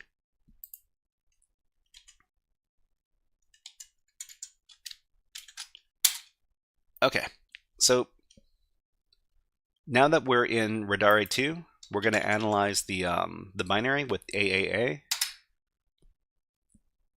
Then after that, we're going to take a look at where the functions are. So AFL,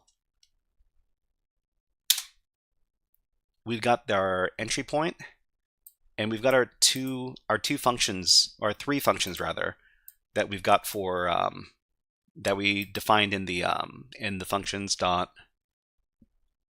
functions.asm file. Let me let me start playing some new music. How about some Castlevania? It's got some great music. Haha, I love this music. Okay. Alright, so let's take a look at one of these functions. So maybe we'll take a look at the... Let's take a look at the sprint function over here. This is the one that prints out the string. So we're to PDF at lock.sprint. And let's take a look at these instructions here. So remember, these are the exact instructions that we saw inside of the code. So we push all of these different memory registers onto the stack because we want to clear these off because we want to put our own stuff in there. And then we call the slen function, and then after it's done, we move into EAX. We move into EDX the value of EAX. And then we pop that because we want to save that for later. And then we start moving the necessary values. So 1 for standard output, 4 for print print message, then the int80, and then we pop all the original values back onto the stack. Wait, oh no, we pop all of the original values off of the stack, and then we return, and then go back to the original function. We can also take a look at the entry point over here, and that's where we're going to see all the function calls. So let's go ahead and do that. And do PDF at entry 0. Do you want to print many lines? I guess we're going to say yes. Actually, we're going to say no. We can actually use Linux commands with our Radari 2. So we can print this, we can PDF this, and we can also head. Maybe we're going to get the first 30 lines. Okay, so these are the first 30 lines of the program. So this is PDF at the entry point. So what the first thing they're going to do is they're going to move into the EAX register this variable right here, which is the first message, hello brave new world. So this is going to go into EAX. The second instruction is we're going to call the sprint function, which is going to print the message. So move the thing into EAX, print the message, and then move the second string into EAX, and then print the message, and then quit. So this is all very easy to follow. But the problem is, I'm not too sure why there are all these extra commands, all these extra instructions after the program finishes. I need to figure out why that is. Anyways, we can exit out of here. Okay. And I think we can do one more lesson. The next lesson is actually pretty short. Okay, so this is going to be lesson 6. So we see the error message when we ran the program, and the message printed out twice. So this is fixed in the next lesson. And in the next lesson, we're talking about this. So null terminating bytes. So why did our second message print twice when we only called the sprint function once? It only did print once, but you can see what I mean if you comment out our second call to sprint. The output will be both of our message strings. But how is this possible? What is happening is we weren't properly terminating our strings. In assembly, variables are stored one after another in memory, so the last byte of our message1 variable is right next to the first byte of our message2 variable. So we know our string length calculation is looking for a 0 byte. So unless our message2 variable starts with a 0 byte, it keeps counting it as if it's the same string. And as far as assembly is concerned, it is the same string. So we need to put a 0 byte, or 0h, after our strings to let assembly know where to stop counting. So we see that in programming, 0h or 0 hex denotes a null byte, and a null byte after a string tells assembly where it ends in the memory. Okay, so this is going to be very similar to the previous program, but it's going to have a couple of extra characters in the strings so that they don't get mistaken for no terminator. Anyways, let's copy the code. All right, we're going to go back to the web shell. We're going to go back into hello world inc.asm with the nano text editor. We're going to delete everything here. So you're just going to delete everything. And then we're going to paste in the code that we just copied. So we're not going to go over the instructions here. The only thing that we're going to go over here is what has changed. So the change here is that there's a terminating, there's a null terminating byte in the strings now, so that the program will properly parse the strings now. So 0h, and I'm not completely sure what the difference is between the 0AH and the 0h. I guess actually wait, 0AH is A is the number 10. Anyways, we should let's try asking the AI about this, because it is something I'm wondering about. So give me details about this line in x86 assembly. Let's see. Oh, is that the new line? Is that a new line? Okay, okay. It might be a new line, but let's see what the AI tells us about this.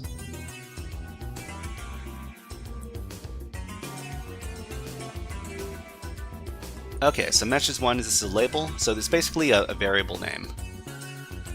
So db is for defined byte. It tells the assembler to allocate space in the memory for one or more bytes of data. So this is the string literal, hello brave new world. It represents a sequence of ASCII characters. So each character in the string is stored as a single byte in memory. Okay, so this is new line. Right. So for some reason I thought this was a terminator. This is a new line character. This is the ASCII value for new line character, 0A hex. Okay, great. Okay, and then 0H. So this is the null terminator, which is 0, 0, 0 in hexadecimal. It marks the end of the string. In many programming languages, for example C-style strings, a null terminator is required to indicate where the string ends. Great. Okay, so let's go ahead and compile this program. Oops, over here. Okay, so this should print out the two messages here and then exit properly. In the previous version, the previous string printed out twice, which is not what we wanted it to do. Let's save this out, and then let's run this over here.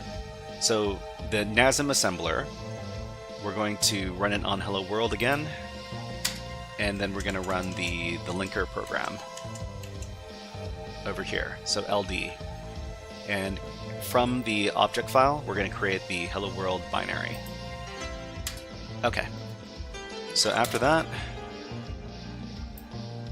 we got this program ready to go. So /helloworld.inc, and we see hello brave new world. This is how we recycle in NASM. All right, so that was the next two lessons over at asmtutor.com. You know what? I think we might have time to do one more lesson, one more challenge over at PicoCTF. So there's another challenge over here. So that's GDB baby step 2. I think we can solve this one within the next 10 minutes or so. let's go ahead and try that out. There's the link, and I think the objective for this challenge is the same as the last one. Can you figure out what the EAX register at the end of the main function is? Okay, so they've got a link. We're going to copy it, and then we're going to go over to web shell. So let's do a little bit of cleanup. We've got all this stuff in here, so we're going to get rid of all of the ASM files. Let's get rid of the hello world and hello world.o file. Okay, now we've got a nice clean directory. Let's go ahead and download that file. So it's debugger B. The previous one was debugger A. Okay. So, like the previous level, we need to make our debugger program executable first with chmod +x, and we're going to debug the program using Radare2. So Radare2 -d debugger B. Okay, so let's go ahead and run AAA to analyze the binary.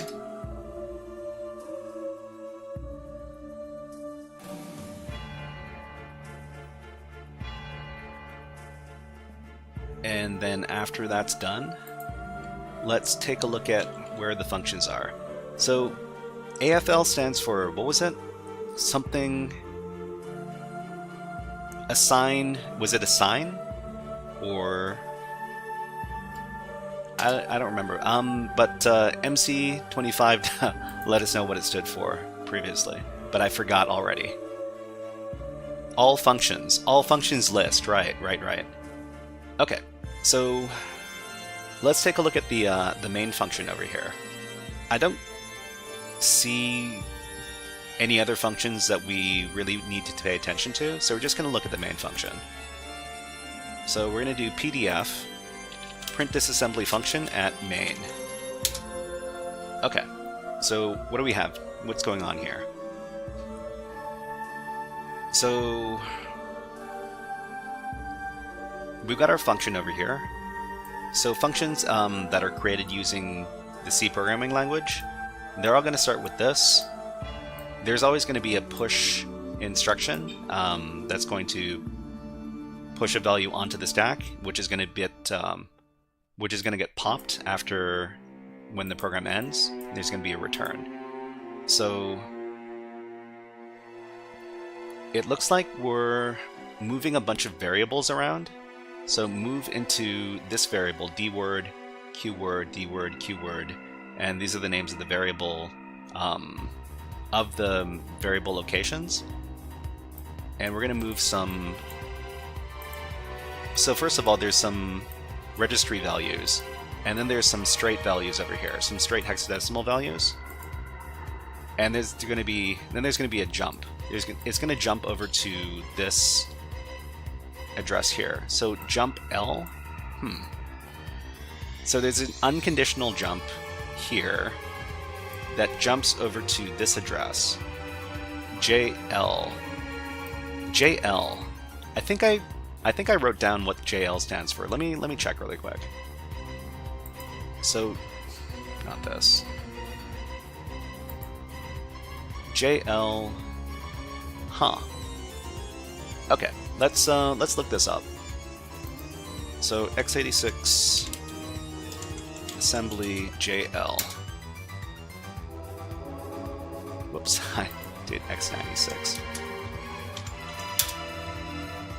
Okay, so it's JL is a conditional jump that follows a test. It performs a signed comparison jump after a jump if the destination operand is what?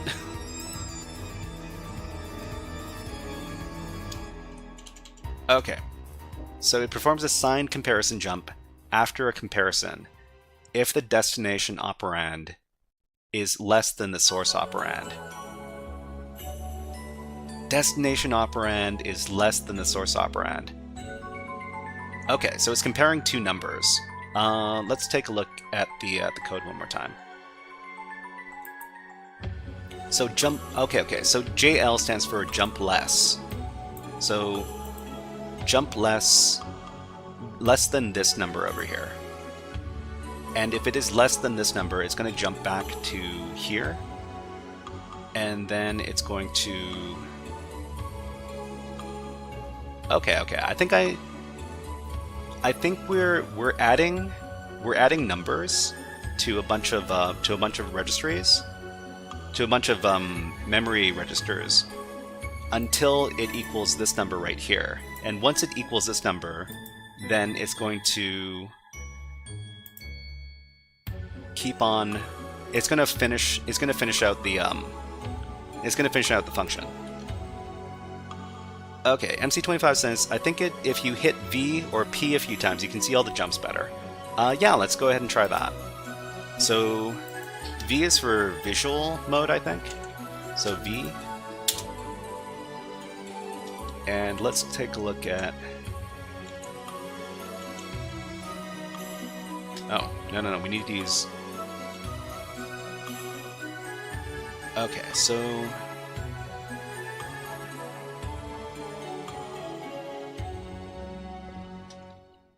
Might be V a few more times. Maybe. Okay, let's take a look.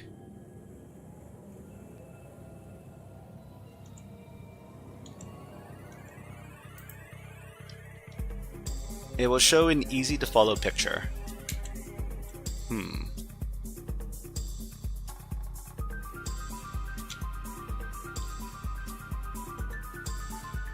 Okay, I don't use visual mode in Radari 2 very often, so I don't. Just spam V and P. Just spam V and P. I'm doing it.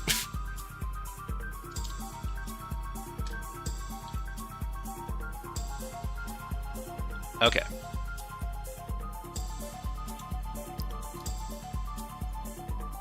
Can we move down in here? I don't think we can. I feel bad. Wish I had Radari 2 up. Okay, let's go ahead and get out of here. I think we can do V again, or Q to get out of here. Q? Q. Yeah, okay. Let's do PDF at main again. Alright, so we need to figure out what the value of the EAX register is. So the easiest way to do that is just to go to... is to just make a breakpoint right here. So this is right before the function ends. So we're going to skip all this stuff over here, and we're just going to figure out what the value is before the function ends.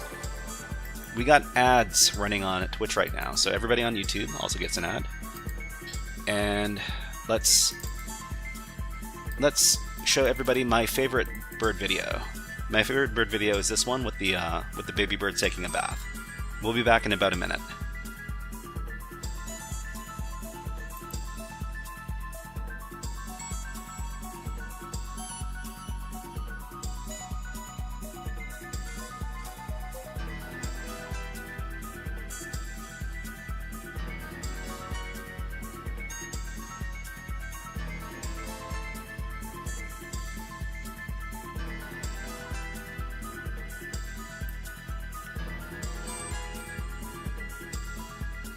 Okay, so yeah, I'm looking forward to our last portion of the stream. We're going to be doing a Windows challenge over at Tryhackme.com.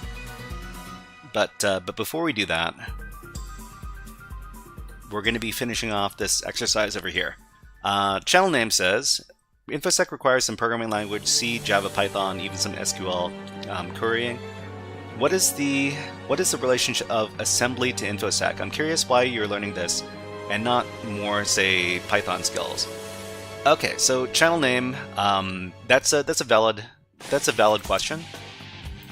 It's because of binary hacking and reverse engineering, and this is very useful when you're doing malware analysis. So when you take a look at malware analysis, you're going to see, well, most of these debuggers are going to show you disassembly instructions. So all the stuff that you see is going to be in assembly.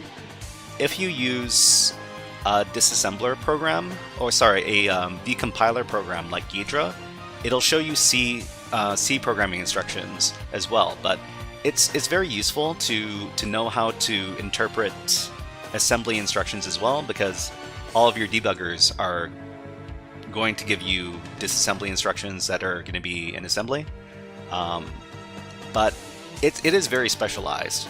If you're not interested in reverse engineering and binary hacking, then you probably don't need to learn assembly.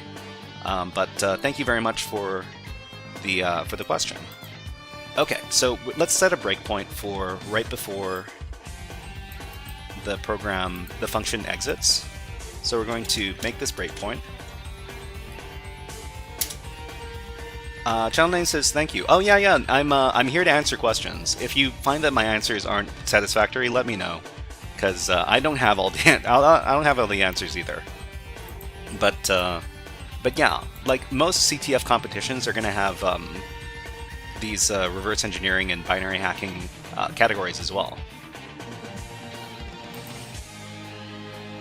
CypherFreak says, what command do you type before PDF at main? So before we do PDF at main, we do AFL, so all functions list. I think that's what MC25 told us it stands for. So all functions list is going to tell you the memory addresses. It tells you the memory addresses for the functions as well as the function names. So we need to get the function names in order to use the PDF instruction. So if we do, so we set our breakpoint right before the function ends. So now we see that this memory address has a B. So we can go ahead and run the program. So we run the program with the DC command. It says hit breakpoint at this memory address here. So from here we can take a look at what the memory addresses, the memory registers, the values are. So with the DR command. So let's see, DC is to run the program, and then we hit the breakpoint. Now we should be able to see the value of EAX with the DR command. So EAX is associated with RAX. RAX is the 64-bit register, EAX is the 32 one. So it's got this hexadecimal value here. So we're gonna, so to get the value in decimal, we can do question mark 0x and then the value. So the value is this in decimal, and we need to submit this as a flag. Copy that, and then go over to the PicoCTF page. We need to wrap the answer in the flag wrapper, which is PicoCTF curly braces, and this should be the flag. Submit this, and we're done.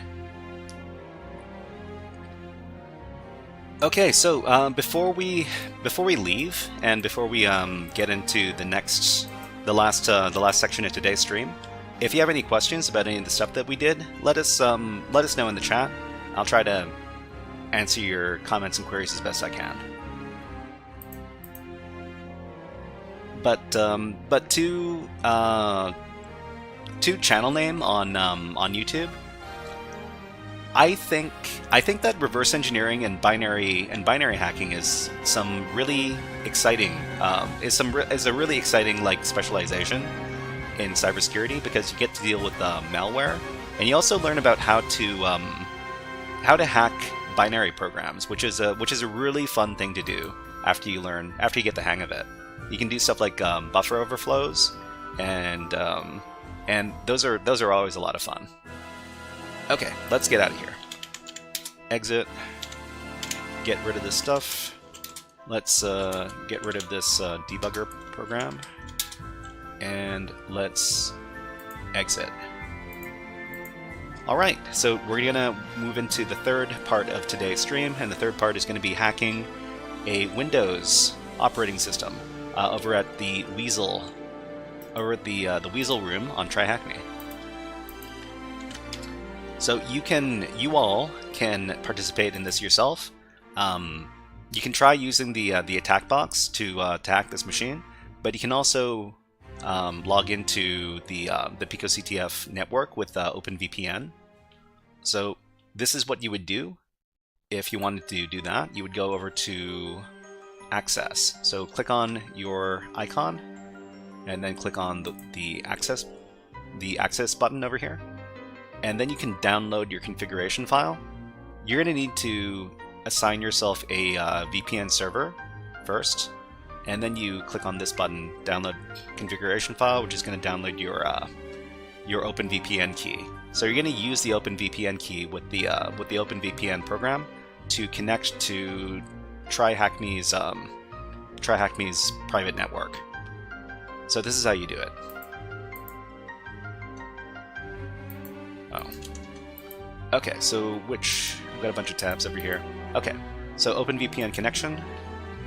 So for this, just for this, I'm going to become the root user, because I put the OpenVPN key inside of the root folder over here. So I keep all of my VPN keys in the root folder, just so that they're nice and safe. We can run OpenVPN with this key over here. So it's root THM the Shyhead OpenVPN. After we run this, we should be connected to the Tryhackme VPN network. If we give the IPA command, it'll show that we've got a ton0 interface. So ton0 is usually associated with VPN connections. And on this network, this is our IP address over here. Okay, so if we go back to Tryhackme, and then we refresh the page. So this is the access endpoint. It should say that we're online. It says not connected, but sometimes Sky says I leaked your IP. Well, good luck doing anything with it. So if you have this IP address right here and you're able to hack my internet, I would be very impressed. But go ahead and teach me a lesson. Alright, so what are we doing? We have to access the Weasel room. So the Weasel room is going to be over... Hold on. Where is the Weasel room? Here. Okay, so we're going to go ahead and join the room.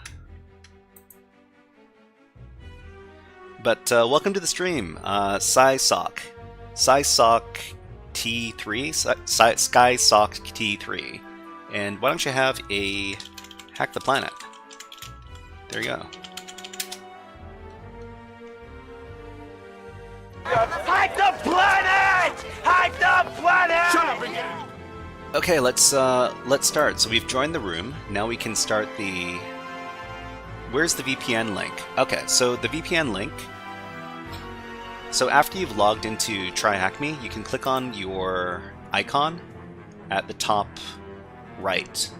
At the top right, after that, click on the access button. So when you click on the access button, there's going to be... Well, first of all, you need to select a VPN server. Pick the server that is closest to your physical location in the world, and then click on the download configuration file. That's going to download the OpenVPN key to your download folder. And then from there, you can use the OpenVPN program to tunnel into their private network. Okay, let's go back to Weasel. And let's start the machine. So task 1, there's a start machine button over here. We can go ahead and start that up. It's going to take a couple of minutes.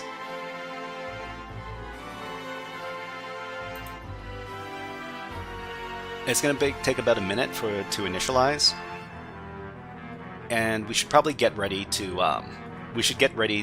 scan the machine. So over here, we got our Nmap tab. We're going to do Nmap, and we're going to run all the stuff.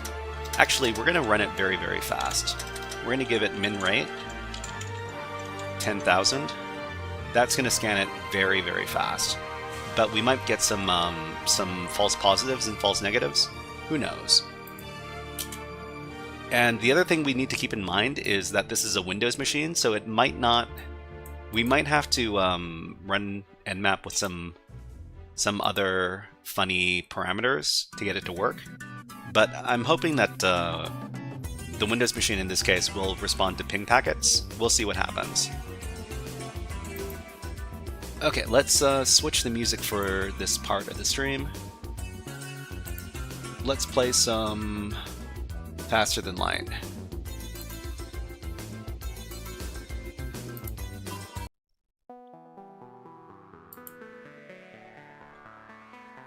Okay. So we've got give me the IP address.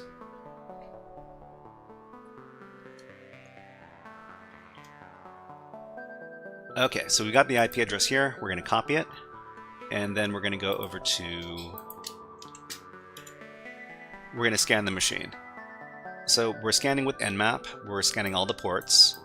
We're scanning very verbose, which means we're going to get output back before the scan is finished.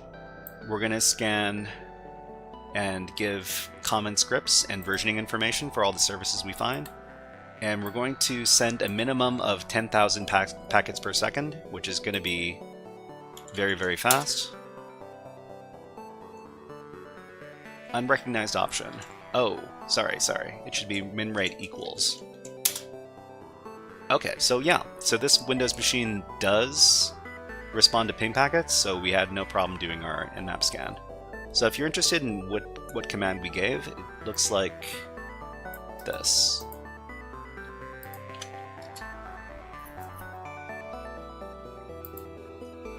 Okay, so before the scan finishes, let's take a look at what kind of ports are coming back.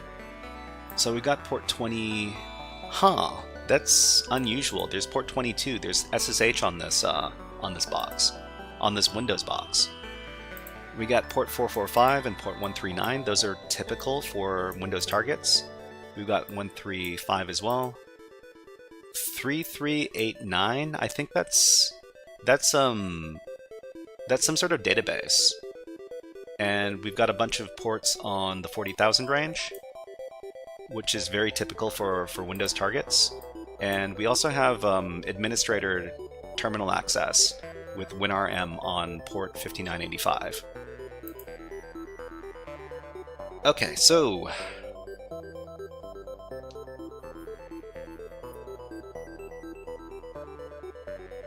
let's go ahead and Oh, 3389 is RDP. Okay. Yeah. Well, we'll wait for the scan to come back, just so we can confirm. I haven't used RDP in a really, really long time. If we have to use RDP, I'm gonna have to look up how to run that command again. So we got okay. So this is gonna be WinRM. This is gonna be SSH. No, this is. Something tells me this is RDP. Yeah, so we've got a certificate that we need to use as well. Okay, so let's do some enumeration. So the first thing we're going to try is we're going to try to do some enumeration using netexec. Netexec is a great little program. Whoops. Netexec is a great little program for scanning Windows targets, especially. You can scan all sorts of different Windows-specific protocols, like SMB and LDAP and WinRM. So we're going to give the netexec command, and then the protocol, then the IP address, and then our login information over here. So I'm going to try the guest account to see if the guest account exists.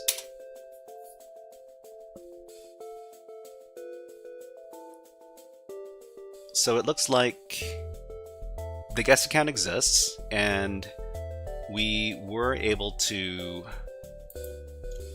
access with the guest account. So the next thing we're going to do is we're going to figure out if the guest account has access to any file shares with this flag over here. Cybernerd Dante, nice to see you here, by the way. Cybernerd Dante is one of our regulars, and they do bug bounty stuff. And I talked to a couple of different bug bounty people last night at a cybersecurity meetup. It was over at a bar, and it's just a bunch of cybersecurity people drinking and eating bar food. It was a good time. Let's give you a Unix system. It's a Unix system from Jurassic Park. It's a Unix system. I know this. It's all the files of the whole park. It tells you everything. Yeah, Cybernerd Dante says that sounds like a good time. Bug bounty, food, and beer. Yeah, well, I mean, not just bug bounty, just cybersecurity in general. But yeah, bug bounty people are pretty cool folks. Cypher Freak says, love that one from. Yeah, I think you're talking about Jurassic Park. It's a pretty good movie. It still holds up. Okay, so we've got read-write access. We've got write access to this, huh? Data Science Team, I think this is what it stands for. We can go ahead and try to access this file share with the SMB client. So we're going to do SMB client, and we're going to do the guest user account.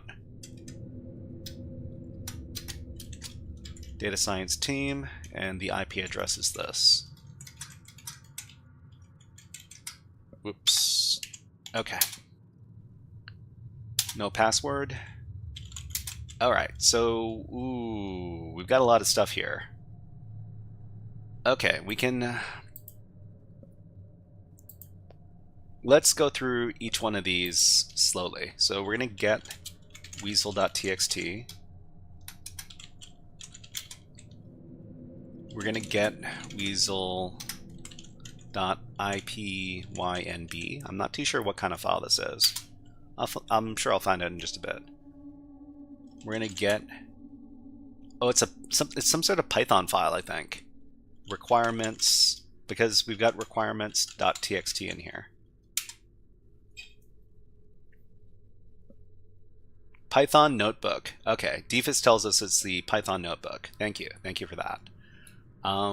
Let's see. We've got this PDF file here. Let me just copy and download the file. We've got this CVS file as well, so just gonna copy that.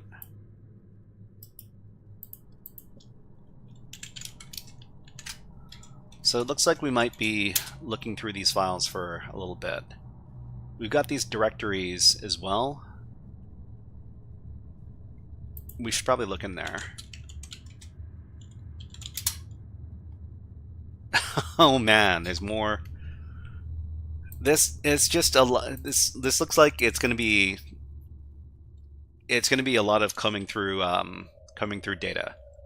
So let's get all this stuff.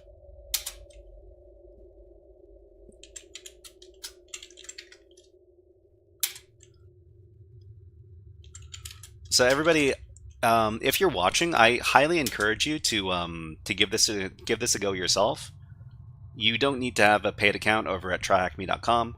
You can just VPN in, and you can use your own security version of Linux if you want to. You can hack along with us, and maybe you can get root before we do.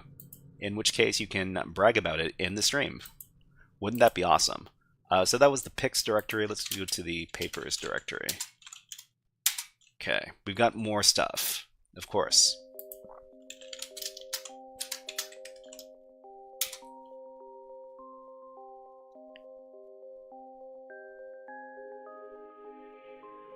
Download the stuff.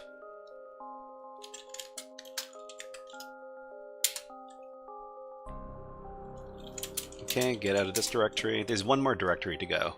Oh no, there's two. There's the MISC directory. JupyterToken.txt. This is interesting. Defus says that they had a 25% off sale on annual subs this week. Yeah, no, if you're a person who does a lot of stuff on Tryhackme.com, especially if you're trying to complete their learning paths, it's a really good deal to take advantage of the sales on their monthly and annual plans. Okay, let's back out. There's one more directory. It was this checkpoints one.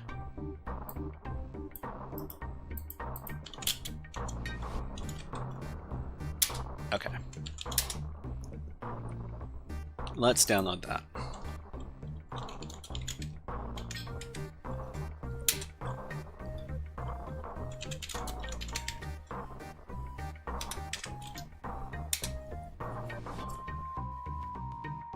Syntax Forge says, just joined. What are you trying to do right now? Yeah, we're currently doing a box over at tryhackme.com. And it's this one right here. So this is a Windows machine. If you want to take part yourself, you are very welcome to. Let's add another hour to this. We're gonna be at this for a little while, I'm pretty sure. Okay. Alright, so I think that's everything. That was a lot of files we downloaded. Let's get out of here. Oh man. Let's go through these one at a time. So let's go through Weasel facts first.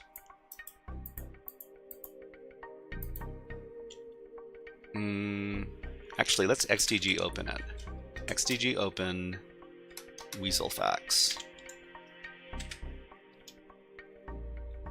mget. mget? Oh, we can do mget? Oh, sorry, I'm not used to... Huh. Okay. Oh, this is gonna be a long day.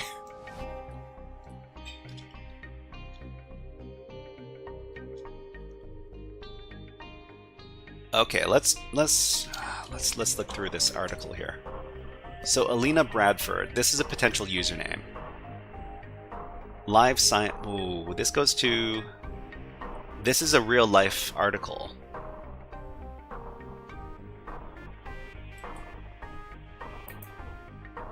Oh, okay. So this is basically a rip from an actual website.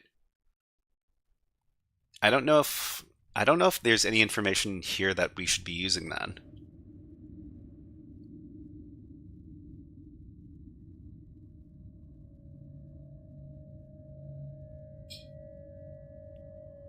Oh man, I'm not looking.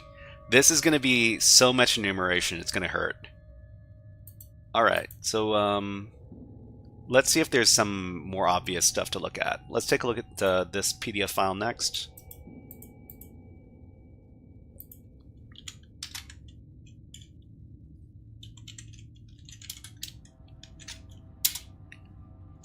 Okay, oh no. Oh no.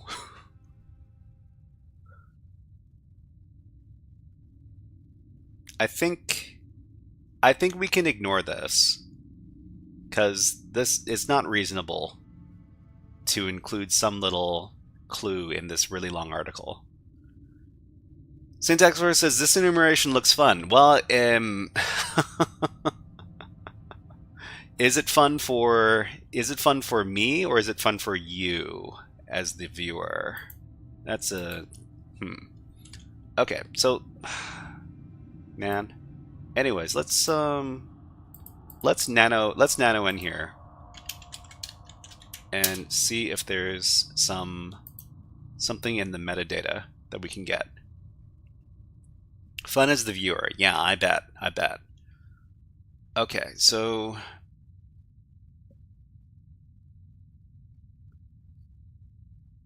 I don't think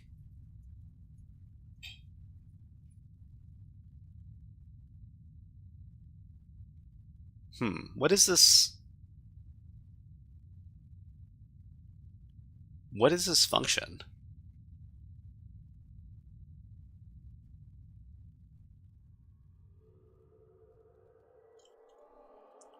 Okay, something tells me this is going to be a very difficult box for me. But anyways, we'll try. We'll try for a few hours. We'll see what's going on. Anybody having problems running the OVPN file? So Cypher Freak, there's a problem with. Someone says, "Hey, if you have time, can you do Natus 10 and 11 from over the wire? I've been stuck for some time now." Let's see. MC25 says, "Was the box rated easy or hard?" This is a medium level box. Gaming Golfer says, "Have you run it as root or with sudo?" So you do need to run the OVPN connection as either root or with sudo. So when you run the command, it's going to be either sudo or it's going to be root. And the other thing you need to keep in mind is after you do the connection, you should take a look at your interfaces. You should have a ton 0 connection. Run it with an option. I've never come across that particular problem, Cypher Freak, but go ahead after you connect, or do you get to connect? Does it give you an error message that says you couldn't connect? Let us know, Cypher Freak. Okay, so you should have a ton 0 connection. You should have some sort of internet address, some sort of IP address on the 10 dot range, and initialization sequence completed. So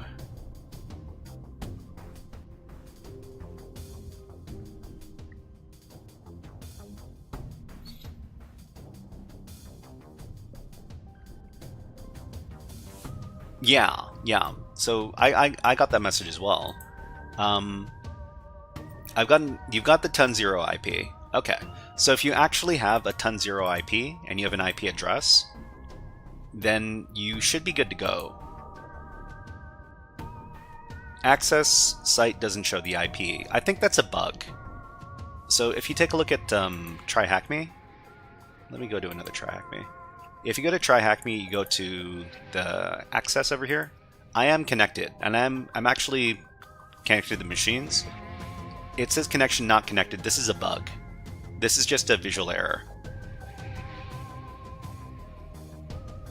If you refresh, it's not going to. I am connected and I'm interacting with the machine, but it doesn't show me as connected.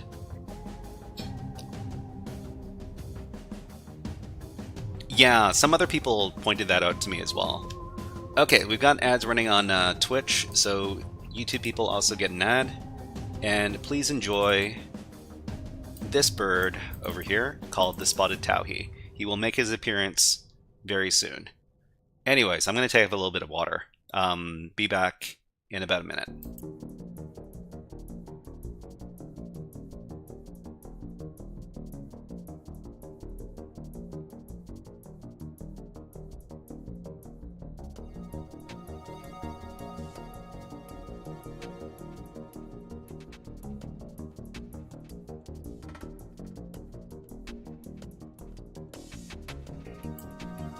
Cypher Freak says, I ran hashcat on the last bcrypt password we did, and it's still going. What was it? The last bcrypt password? I'll go through that in just a second. We've got about 20 seconds left of break. Defa says, I'm very certain that your skill level is sufficient to beat this box without digging too deep into Weasel history. Defus, I hope you are correct. I hope I can spot the relevant information and I can discard the irrelevant information.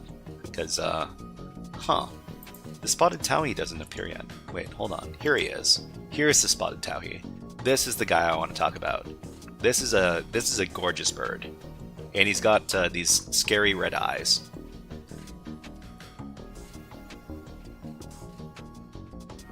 Anyways, well, you know, it's not. Get scared off. All right, let's go back. Let's get back to it. All right, so Cypher Freak was asking about crack the hash. So the last one we did for bcrypt. What was it? Bcrypt one was level 1. And the bcrypt password was, the bcrypt string was bleh, B-E-B-L-E-H. The way we solved this one was we used the hashes.com website. So hashes.com.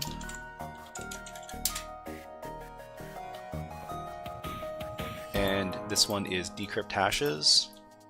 Paste it in here. Do the captcha check. P what? P-Y-Z-B-E-W.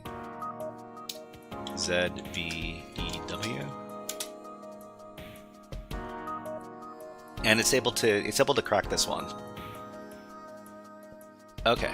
So anyways, let's get back to it.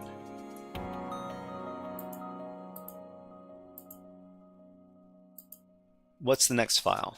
We were taking a look at the HTML file. So there's no...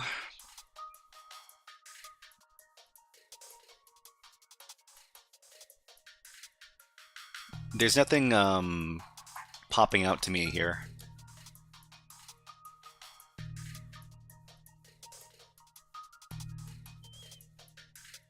This is a really long HTML file.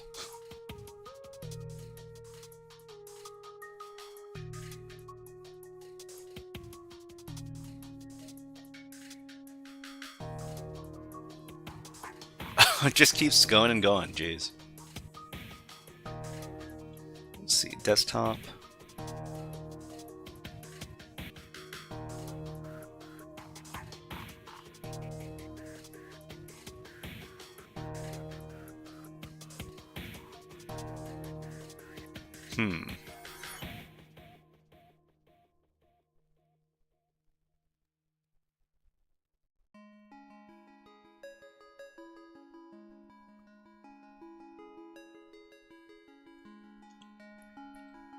It just doesn't end.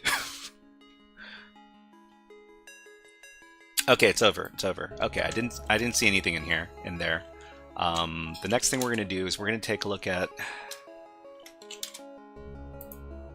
the PDF file, but we're not gonna look at the contents of the PDF file. We're gonna look at the metadata. So we're just going to do the exif tool, and we're gonna run it on the PDF file to see if there's anything interesting in here. So file name, application. Okay, so there's nothing super... UUID. What is this?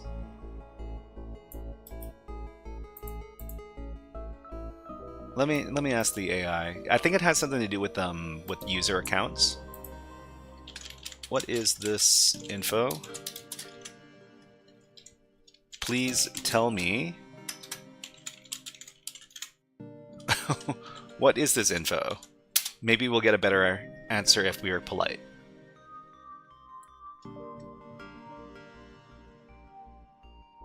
Okay, so it's a universally unique identifier, and it's used for Open Software Foundation. They're designed to be unique across space and time, making the probability of 2 UIDs. Oh, so this is for the article?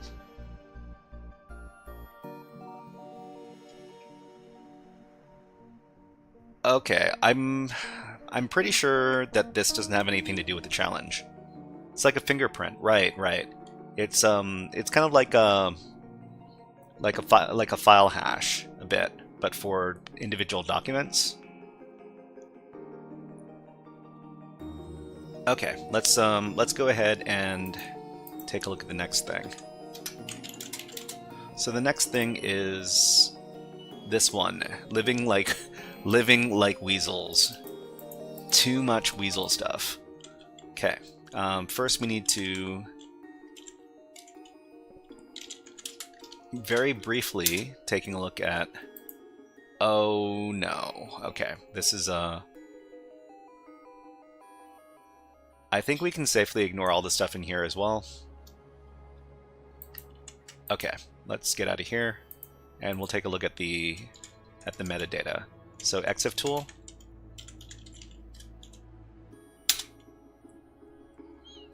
CypherFreak says, could you quickly reiterate how you got here after getting the shell open, please? So Are you talking about the VPN after you get VPN connection?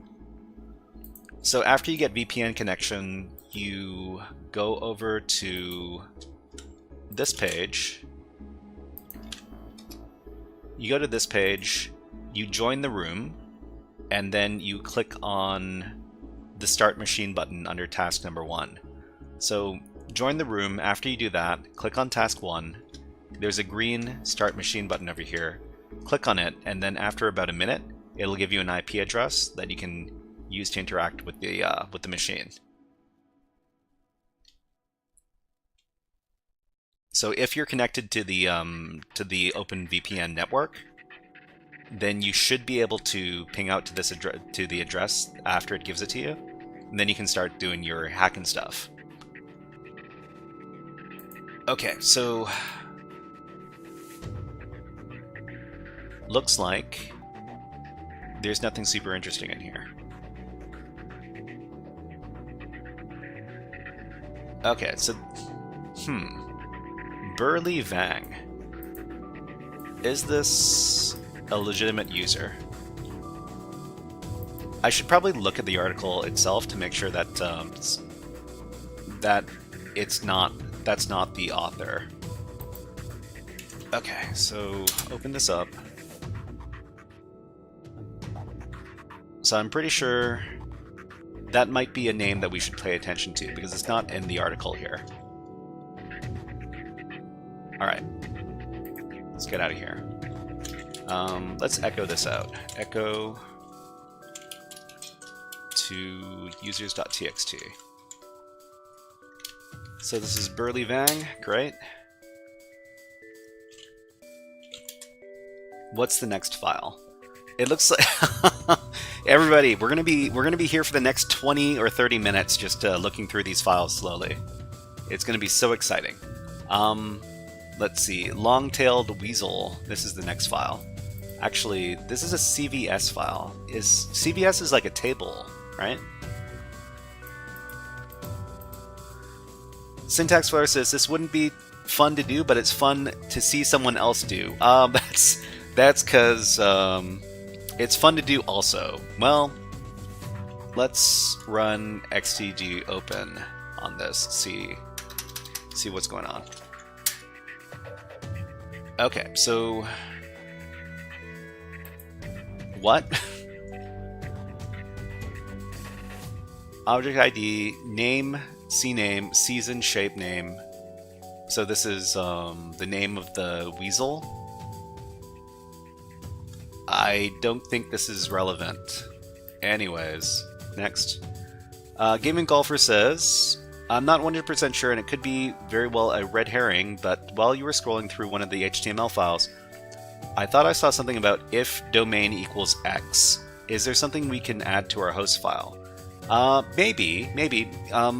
Okay, I should look at the HTML file again. Thank you very much for pointing that out, Gaming Golfer. CypherFreak says, so with no hint other than 6 open ports, any ideas what we're looking for? So I think we're looking for... The flags are just user.txt and root.txt, so there's no... They're not really guiding us as far as the stuff, as far as what we're looking for over here. So what we've done already, we used netexec to check for... We used netexec to check for the guest account and to look for the shares, the file shares that they had access to.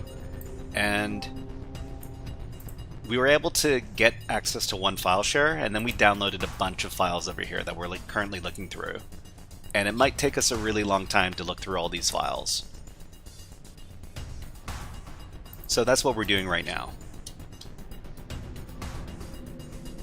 Okay, so the next file is the next PDF file. Well, okay, we also need to look at the HTML file here. So let's count that out. Grep domain. So I see domain. DG Cole says Jupyter token.txt looks interesting. A security key for a data science notebook that makes an API call. Yeah, I was going. Well, we're gonna look at all these. We're gonna look at all of these files eventually. I'm just going through them in order. We will take a look at that when we get there. I think it might be pretty soon, actually.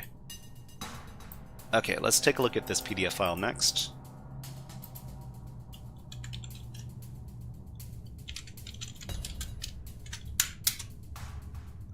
Hokkaido University. It looks like we have a bunch of Japanese characters that are not being rendered properly because we don't have Japanese on.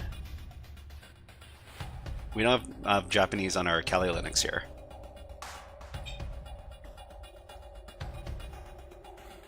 Okay. If they hid something inside this Japanese, I will be very I won't be pleased about that. Red herring indeed. Thanks for looking. No problem. No problem. Gaming golfer. Thank you. Okay. Let's take a look at the metadata for this file. EXIF tool. Okay, so we've got a bunch of authors, so we could add these to our user list.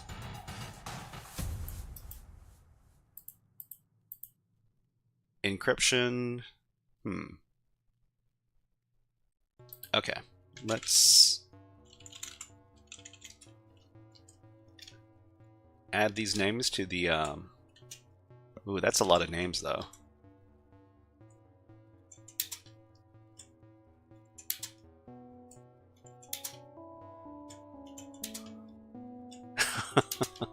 This is a lot of names, though. Oh well.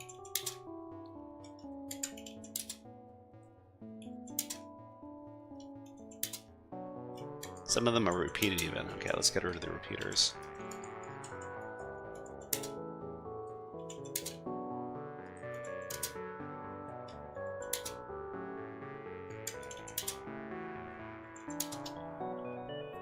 Okay, let's save this out. And let's take a look at the next thing. So the next thing is the Weasel file. It's just called Weasel.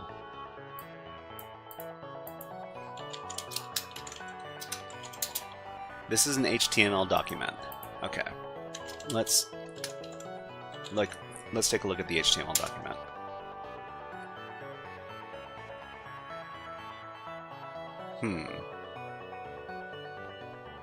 So this is another really long. Actually, it's not a very long document. I think this is the Wikipedia. This is the Wikipedia article for Weasels. Let's open it with XCG open.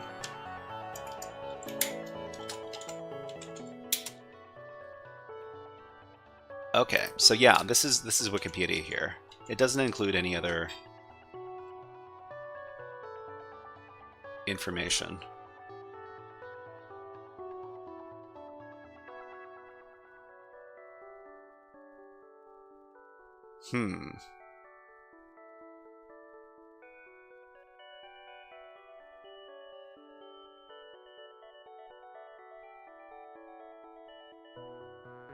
Okay, let's don't think there's anything super relevant there. Okay, what's the next file? The next file is the Jupyter token. Okay, so this might have some good stuff in here. So this is just Jupyter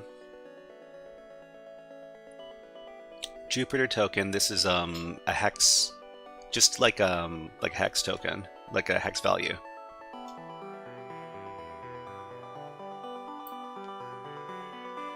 So if we ever come across a Jupyter notebook, we might be able to use this token to get access. So Digital says you've got two IP, Y, and B Jupyter notebooks that'll probably show you the API calls. Cypher Freak says, what IP port did you guys point the Weasel at? IP and port?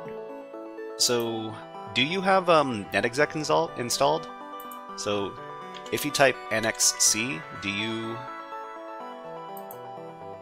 get anything?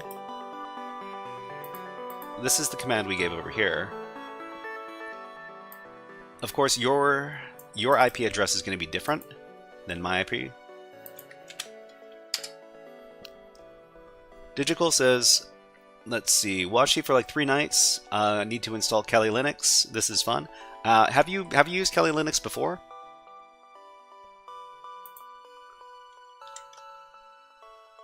So yeah, you don't necessarily have to specify a port. You just specify a service using netexec, and you just need to make sure that it's the same IP address as the one on the Tryhackme page. So after you start the machine, it'll give you the target IP address. Use that one. Could install Debian and build it custom. You could. For convenience, I recommend to people who are not super familiar with cybersecurity stuff to just use Kali Linux, because you don't have to worry about installing most of the stuff. Most of the stuff is already there. Didn't know what tool you used. Why NXC? So netexec is the most popular program used for security testing on Windows machines. It's even got like a wiki associated with it. So wiki NXC netexec. So if you wanted to take a look, it's over here. And they teach you all about how to use netexec. Oh, that's such an ugly looking link. This is a much better looking one. There you go. Okay, so there's the Jupyter token. We might be using that soon. We got long-tailed Weasel. Is this another web page? This is another web page. Okay.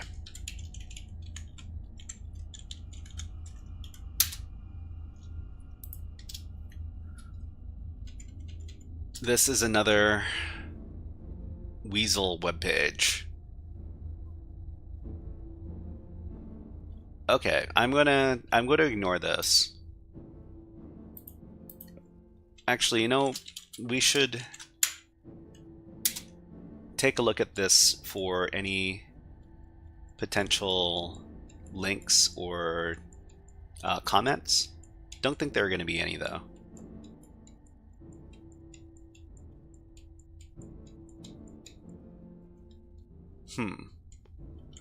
Syntax Flare says, kind of not related, but any reason why your mascot is a frog? The mascot is a frog because when you're talking about Twitch, we talk about all sorts of frogs. So we call people who watch VOD, video on demand, we call them VOD frogs. We call people who like, let's see. People who like watching Twitch, they're sometimes called Twitch frogs. We've got all the frog emotes. So if you go over to like a website like 7TV, I think. They've got all of the popular emotes that are on people's channels. And most of them, ooh, thank you for redeeming the no flicker. Defus, thank you very much. That scared me.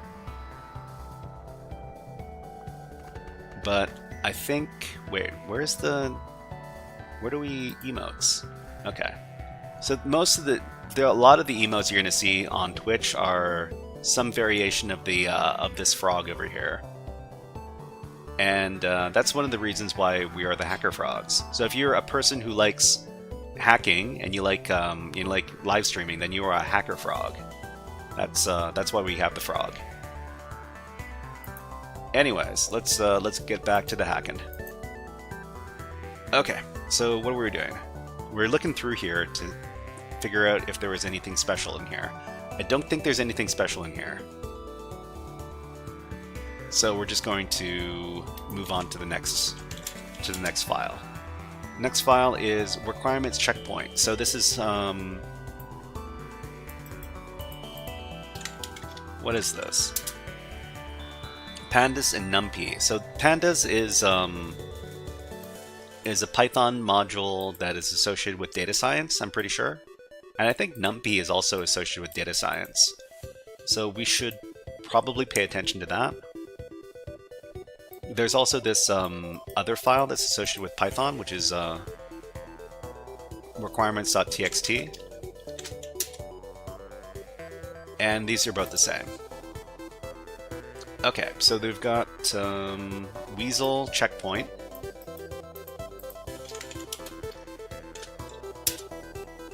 So it looks like this is JSON data. Pandas is memory data frames, and NumPy is analytic calculation functions. It's not something. It's not something that that I have very much experience with, unfortunately. So what do we have? Okay, so type markdown. This is all JSON data here.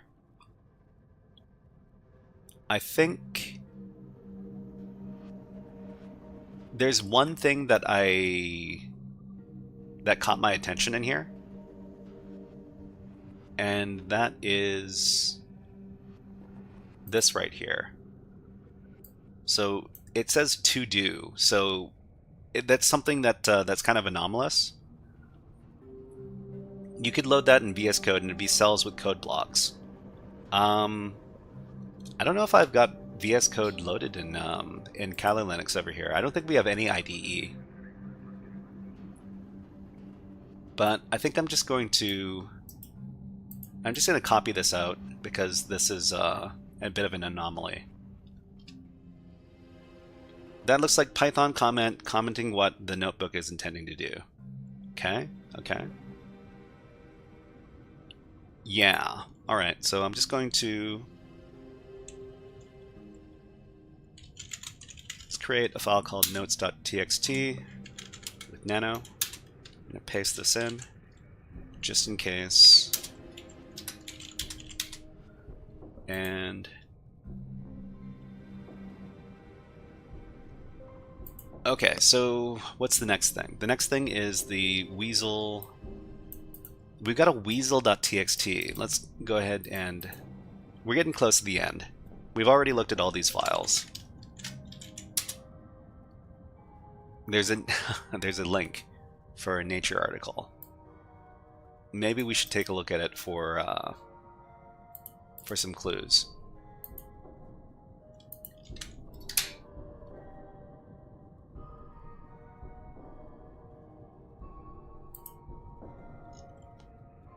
Another long article that has to do with weasels. I don't know what to pay attention to anymore. This is kind of information overload. Anyways, let's go back and take a look at the other files. So we got this is the last file. This is I think this is a Jupyter notebook.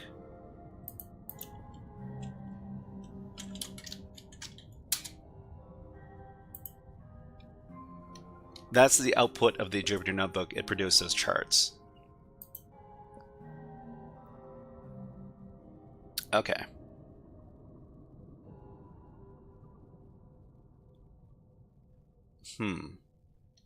Diva says, I got stuck for more than 2 hours at this stage when there's nothing obvious, just go on. Everything is very obvious the moment you realize it's there.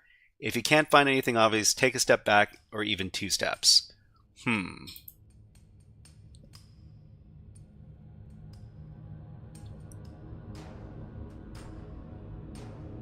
Okay, so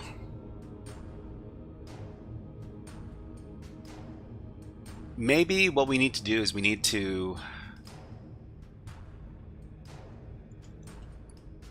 take a look at the program that looks at these type of files in its native form. So I'm not too sure. Digital says, how do you prep Vulnix VMs? Do you download an image and then boot it up and then go at another system on your local network? Yeah, that's exactly how you do Vulnix VMs. So the Vulnix VMs, so vulnix.com, you download you download the zip file. So after you finish downloading the zip file, it's going to give you, I think it's called an OVA file. So the OVA file that you can import that into,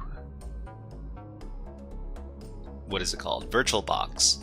You can import it into VirtualBox, and then after you've done that, you put it on the same network as your Kali machine, and then you should be able to hack it from there. But you know what? We haven't done a redeem in a while. Let's do a redeem. How about some Stellar Jays?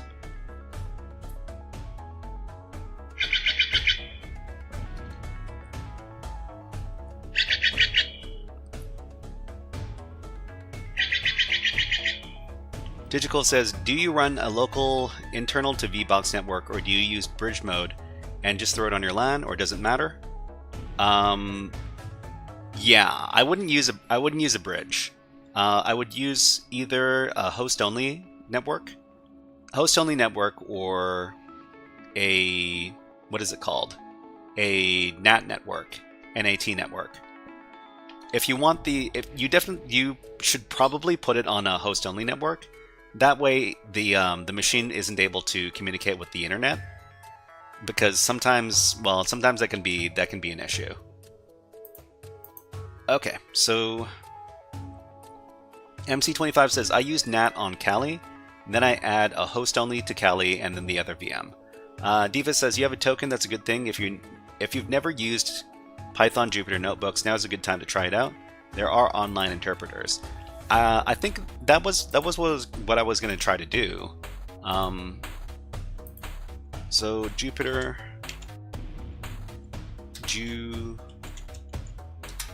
how do you spell that?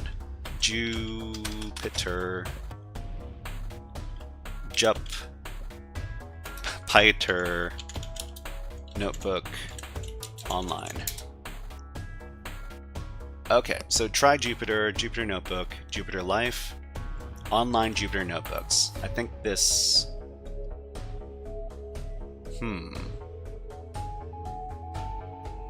Let's get a better site. Collab is a hosted Jupyter notebooks. It requires no setup to use and provides free access to computing resources. Gaming Golfer says, it's rather late where I am and I'm quite tired. Happy hacking, good luck, thanks for the stream. Thank you very much, Gaming Golfer, for coming by today. Why don't you have a Hack the Planet to see you out? Thank you very much. Hack the planet! Hack the planet! Shut up and get in. It looks like we have to sign up for something.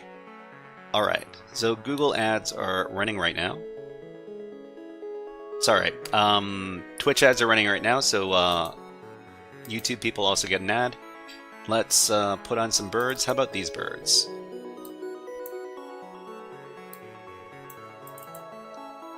Okay. I need to take a little water break. Be back in about a minute.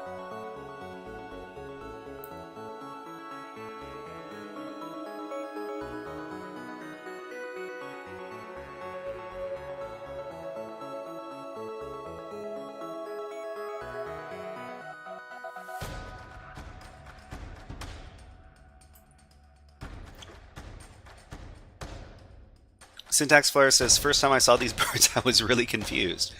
Well, you might not have these birds in your area. These birds, they really like it if they're, well, first of all, they don't go very far east. They're West Coast birds. And if you're not on the West Coast, you're not going to see them. The other thing is that they don't come to cities. You're very often going to see them in very heavily wooded areas. And if there are no woods near you, you're probably not going to see them either. Anyways, let's go ahead and put the birds away. Syntax says, someone says, is that from my camera? Yeah, this is from my security camera. Syntax Flare says, I meant this is a hacking stream, and then I saw videos of birds and I thought you were investigating a file from Weasels or something. Oh, no, that's just something we do. Digital says this is FTL music. Yeah, this is FTL music. Thank you very much for following Jacob Pressman. Thank you very much for following on Twitch. You are now a HackerFrog. Why don't you have a Nyan Cat? Because that's our favorite meme.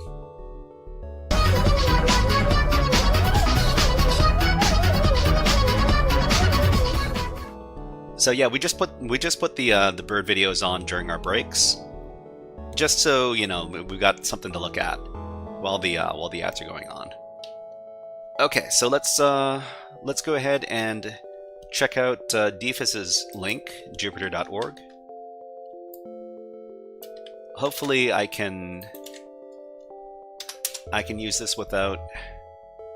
Try it in your browser. Okay, so let's try it in the browser. So Jupyter Lab, Jupyter Notebook, the original web application. Let's try this one.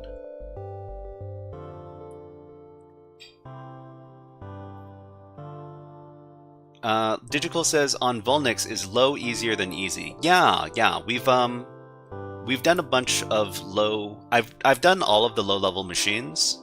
Actually, they're adding new ones all the time. I've done most of the low level machines. They're not very difficult, but it's a good place to go ahead and get started, because it's not going to be super discouraging. All right, so can we delete everything? Let's go ahead and try editing this.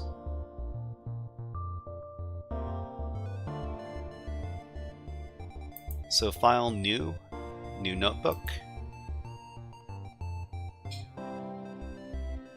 Okay. So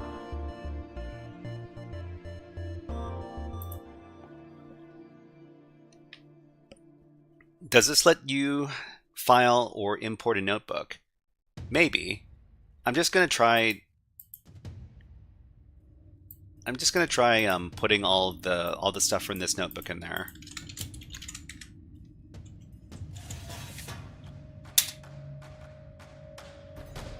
And then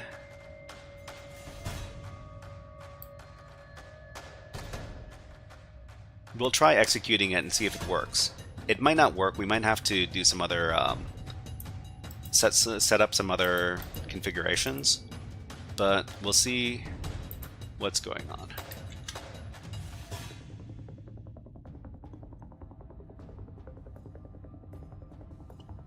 Okay, so that won't work. What you copied is the notebook metadata, the definition. You should be able to open it in a saved file, though. Saved file.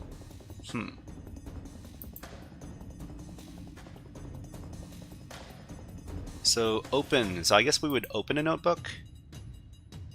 We can't select a notebook, or can we? Okay, we can select this notebook and then open it.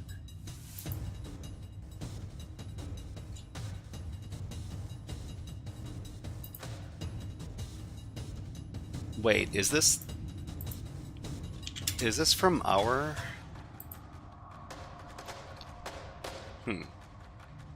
You can upload one.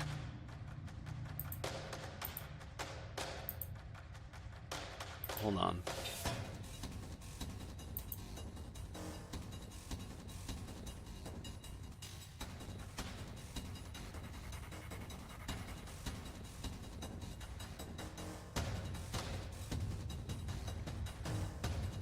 So can we open upload? Open upload, okay. So open and then upload.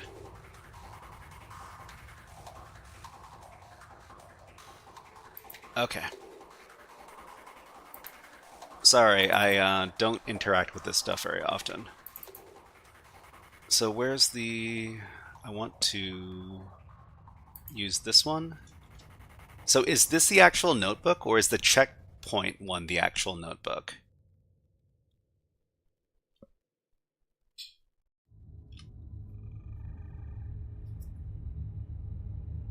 The checkpoint is version. So the IPYNB should be the notebook.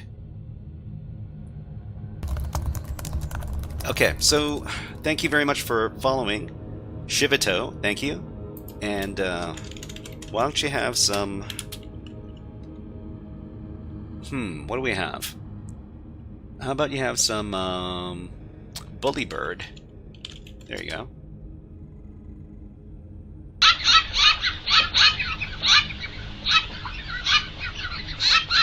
That's one bird bullying another bird. Okay, so let's go ahead and open this one.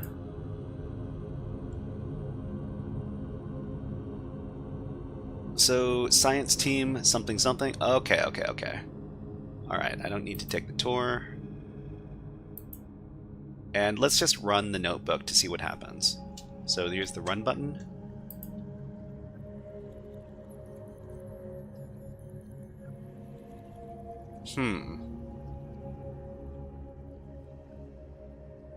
To do source data, compare Weasel's length girth by year. Okay.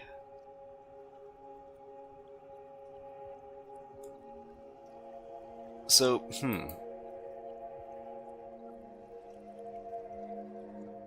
let's see. It won't let you open FD file by default, as it's likely to crash IPython. And if you know what you are doing, you can use built-ins.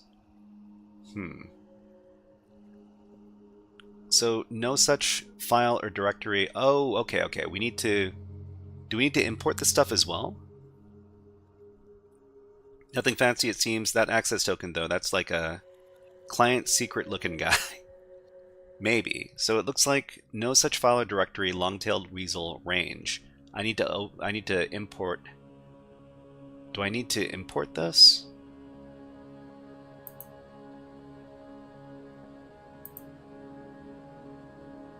Upload it to the same folder. Okay.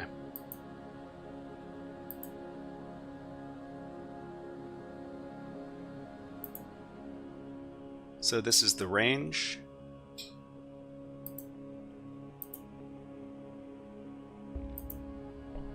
Okay, so it's now uploaded, and we'll load up this one as well. Well, we'll load up this one again. CypherFreak says, what mget command did you guys use? So somebody recommended mget. I like to download both shares in one command. Anyone do that? So there's only one share that you can access. The other share is just the printer share, and there are no files in there.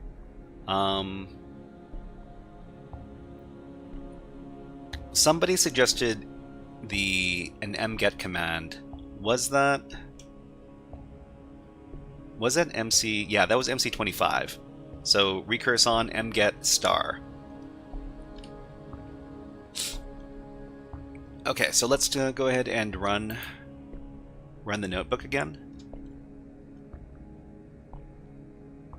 Run the notebook again. Okay, we've got the information about the thing.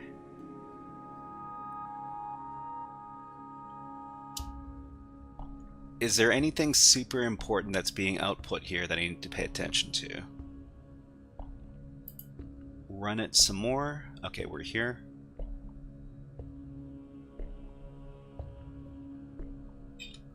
You're now at cell 11. Shift enter to run the current cell. Shift enter, right, okay. Shift enter. Okay, next cell. Next cell.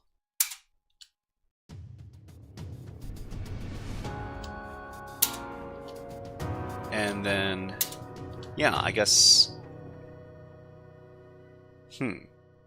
This doesn't, it ran everything successfully. Home Husky. Wait.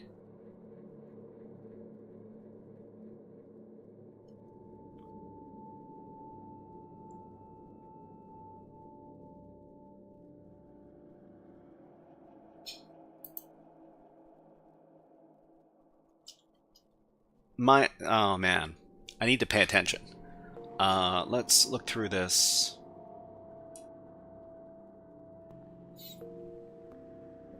It was an error in one of the cells. Okay. Let's run it again.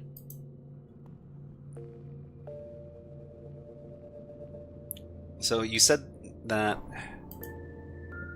to run the cell, it's Shift Enter. Okay.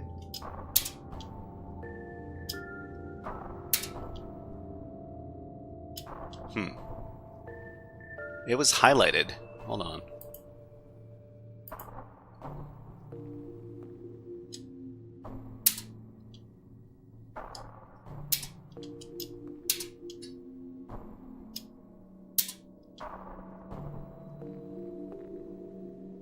Okay, let me just try, let me open this thing up again.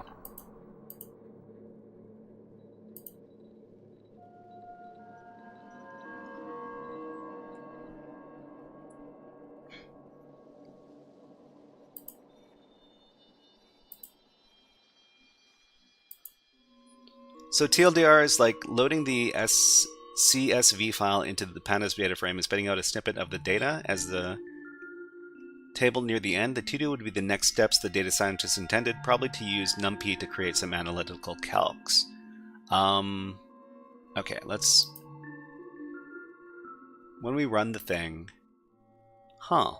Wasn't there... There was some sort of warning message or something. I remember there was a warning message. Click don't show me again. Yeah, I should really do that. Okay.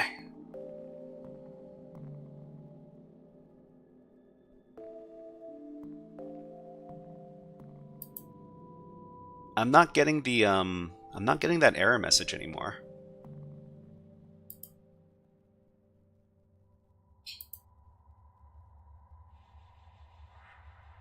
I think I need to start again.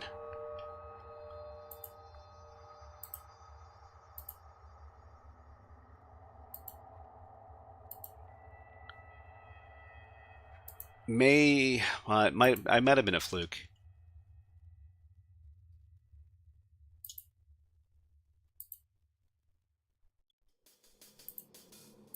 Let's go ahead and import this stuff again.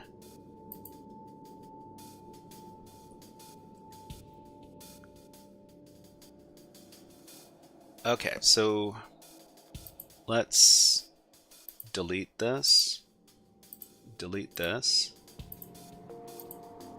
delete all this, and then we'll re-upload the files. So it was this one.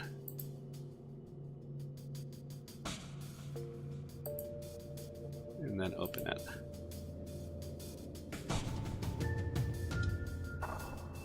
Okay, so let's try running it again. So home husky, lib python something something, index ravel, returning nd array is deprecated. So home husky dot local lib. Okay, let's keep track of this.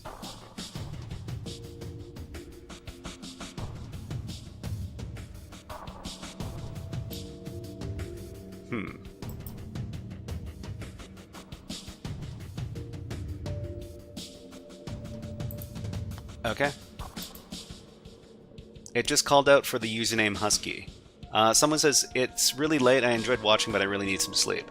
Someone, thank you. Thank you very much for coming by. Why don't we give you a Nyan Cat so that you can go out with the bang. There you go.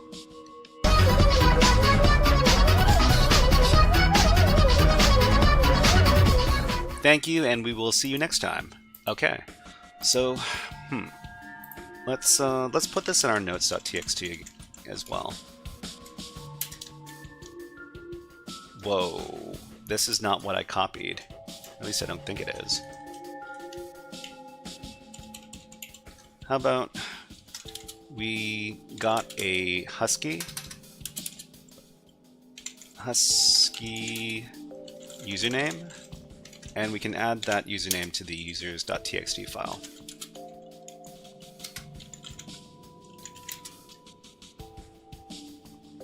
We'll put it near the top.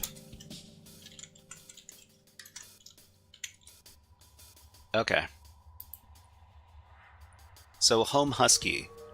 But this isn't, well, okay. This looks like a Linux file system kind of directory. But we're dealing with Windows, or at least I think we're dealing with Windows. Maybe we're not dealing with Windows.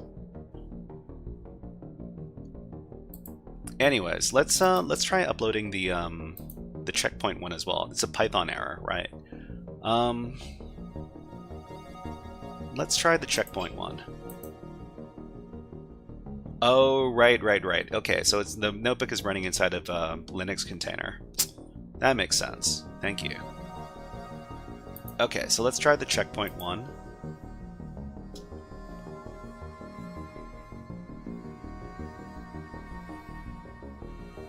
Okay, what do we have here? The name N is not defined. Name error. N is not defined. We don't have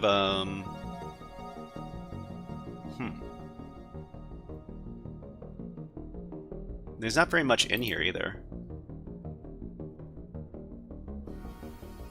Digital says lots of times notebooks run on multi-node backends running Apache Spark for big data workloads.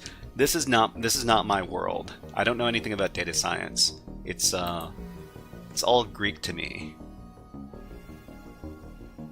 But okay, let's so suppose that there's the husky user, then we could potentially use netexec to brute force their password, right? Let's try that. This is completely my world. This is a cool crossover episode for me. I appreciate having you around because you can explain some stuff to us. The netexec. Where is netexec? This is very okay. So we're gonna go over and do some brute forcing now. We're gonna brute force for the husky user, and we're going to brute force using the rocku.txt list. So user share wordless rocku.txt. Let's start weaseling around. Yeah, maybe. Let's see. I think we need to do ignore PW decoding when we do this one. What does NXC do? So NXC is netexec. It's a Windows security testing program. You can do all sorts of... Why does it come back as a guest?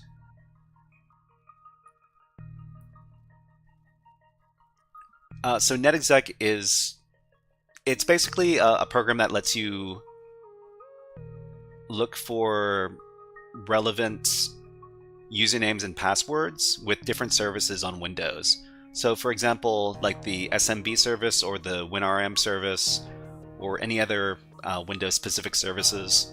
It's a very, very handy little tool. Okay, so husky,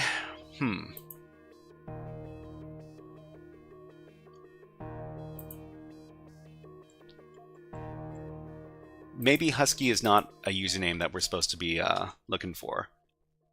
We'll try just giving it the giving the list instead. So users.txt. We'll just look for all sorts of users in that list.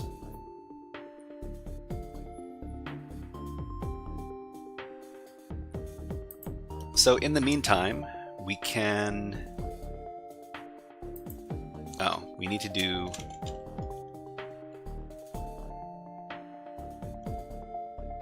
Continue, was it continue on success? What is the syntax?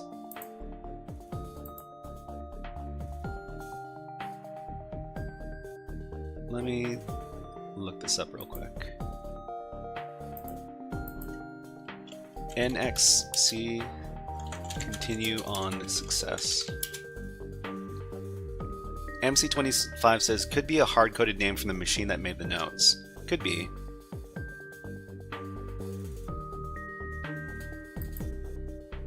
Okay, so password spraying. Continue on success. Okay, it was that easy. Let me just copy this over here. Okay, so I'm just gonna do a lot of password brute forcing over here. Oh, of course.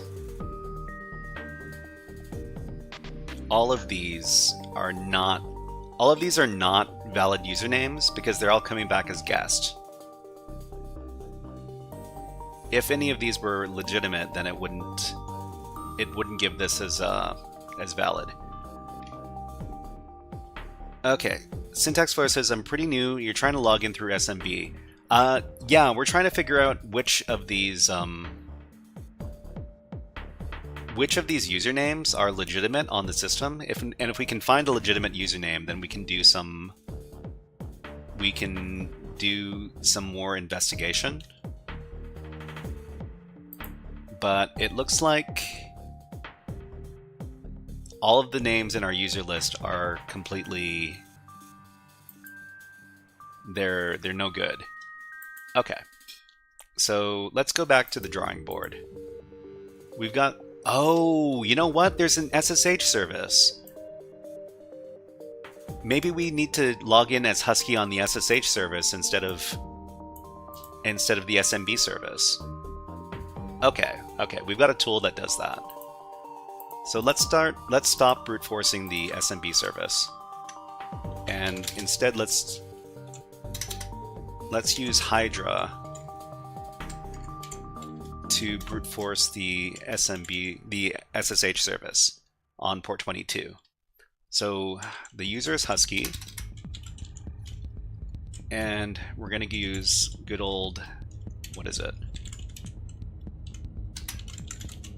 Wordlists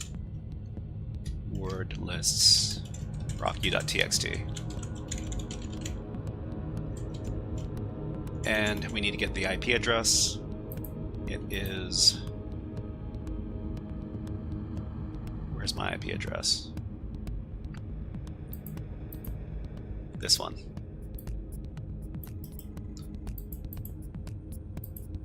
Okay.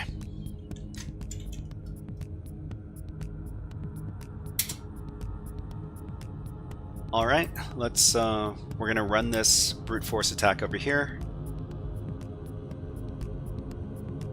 In the meantime, we can probably actually let's just try connecting once the regular way. Husky.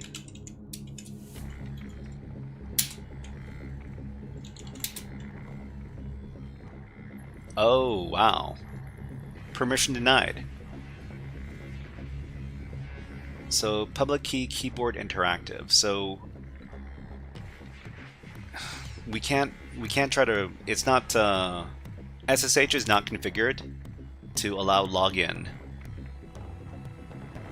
with either a public key or keyboard. So the only way we would be able to do this is if, yeah, so this isn't going to work. We can't do brute forcing on SSH here. What we do need to do is we might be able to log in if we were to find the private key, an SSH private key for the Husky user.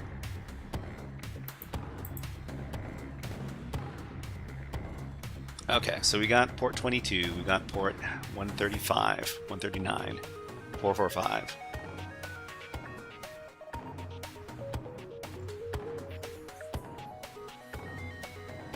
We've got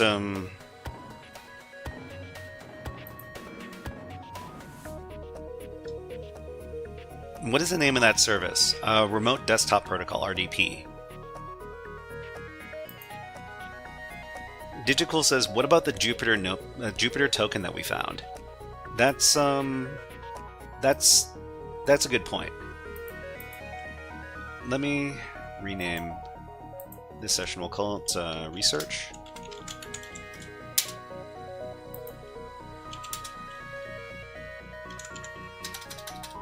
What was it called? Jupyter token.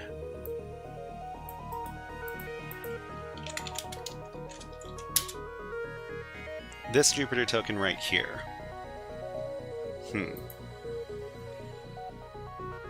Where would we use this Jupyter token? I think, is that private key looking? I don't think so. Private keys are usually a lot longer than this. They're usually about 20 times the length of this file right here. Jupyter token, long-tailed weasel, requirement checkpoint.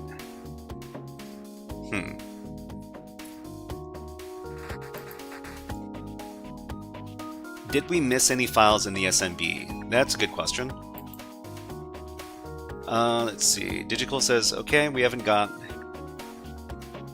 And IDRSA. So this is way too short to be an IDRSA file. We're gonna try looking inside the file share again.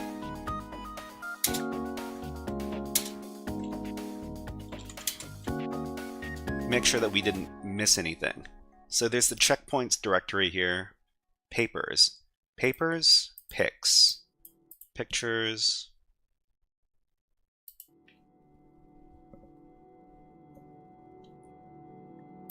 We've got these files. We got this file. Let's try looking inside.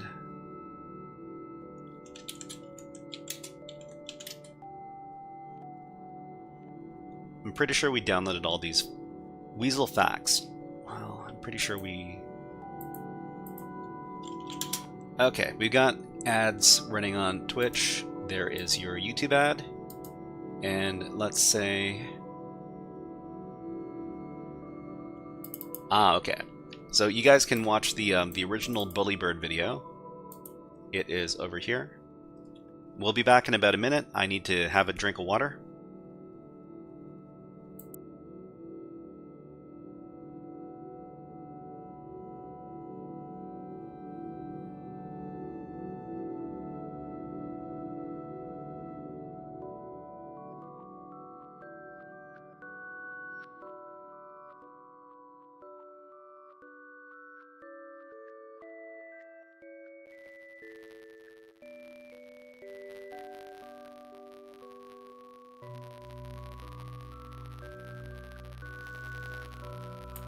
Looks like my avatar froze, so I need to restart my avatar. Just a second. Okay, hopefully you can see the avatar again.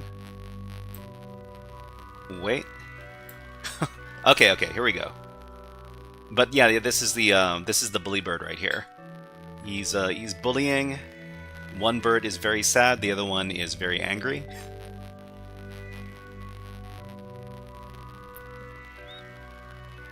They just keep on... It's so sad. Alrighty, anyways, let's put the birds away.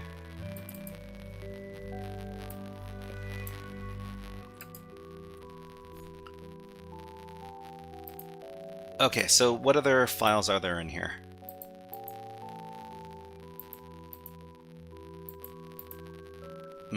Weasel facts, long-tailed weasel. They're the papers in here. Living like weasels and this other file. We took a look at both of these.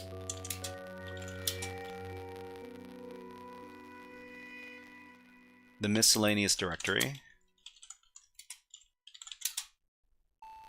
That had the Jupyter token.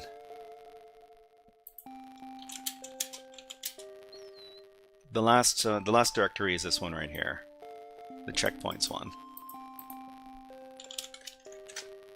Oops.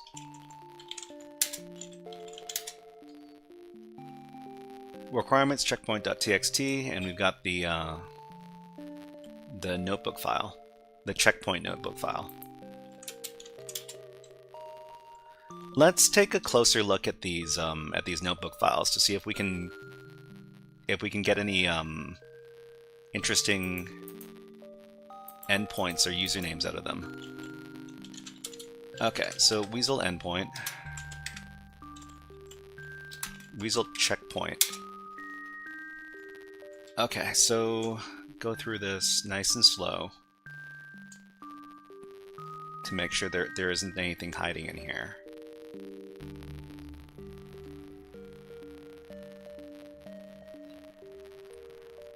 The thing is, these are text files. Well, I mean, you know, they're not necessarily text files, but everything is readable. So anything in here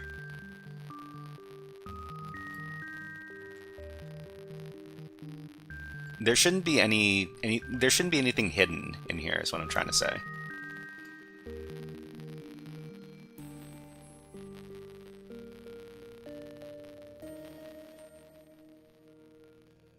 Okay, nothing, I don't think there's anything in here that we haven't seen. But let's take a look at the actual notebook file to make sure there's nothing hiding in there. Digital says, all of that scaffolding on how Jupyter renders those cells and what kind of code each blocks contain. Yeah. Okay, let's make sure that there's nothing... There are no hidden usernames or anything in any of this code. You can run Python or Markdown or Scala or whatever. Okay, okay.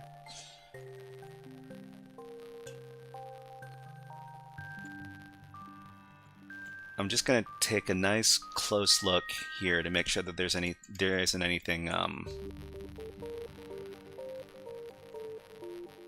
super weird. Okay, so this is where they're talking about the Husky user. So home Husky.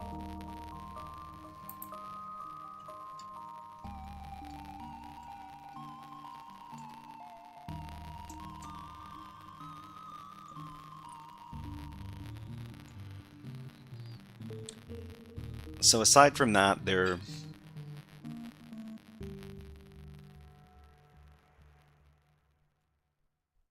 isn't anything super important in here.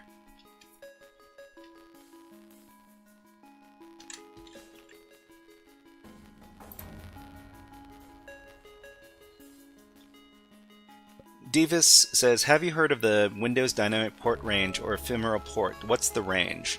I've never heard of Dynamic Port Range or Ephemeral Ports. I have not heard of these.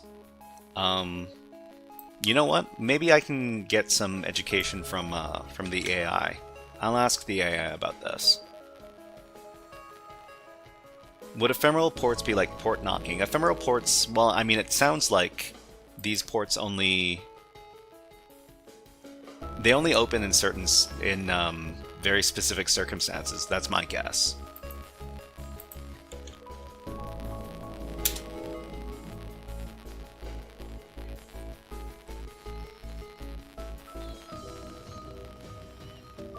Windows Dynamic Port Range, ephemeral ports. Okay, so they manage outgoing network connections, okay. Short-lived temporary ports. Dynamically assigned by the operating system when a client initiates a connection. Once the connection is closed, the port becomes available for reuse. So, the ephemeral port range... I don't know what version of Windows is being used in this case. So, Windows XP and earlier versions... later versions, so we need to figure out what version of Windows is being used on the target.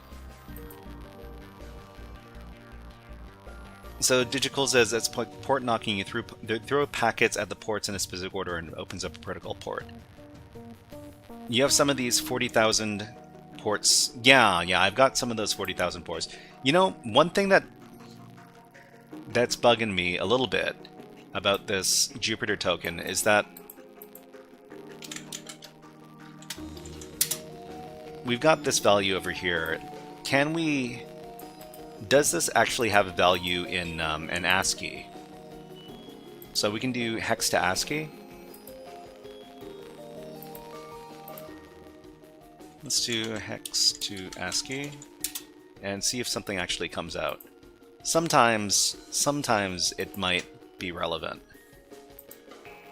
Okay, that's not relevant. So hexadecimal to ASCII doesn't work. MC25 says, hope this isn't a port knocking box. Yeah, I hope this isn't a port knocking box either, because port knocking is really annoying.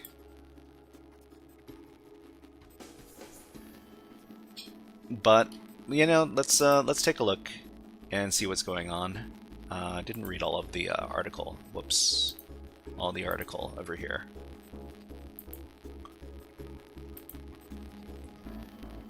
Oh, we need to figure out what version of Windows is being run.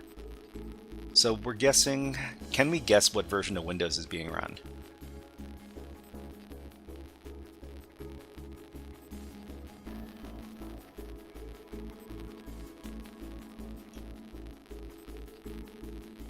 Okay, computer name is this, product version 10. Oh, okay, this is Windows 10. Well, I'm guessing this is Windows 10 because it says product version 10. Alright. So, what can we do from here? So, ephemeral port range for later word. So, start port, end port, total ports. So, everything on the 40,000 range. But it looks like this is the upper 40,000 range. Is the music bugged or is it like that? Is it bugged?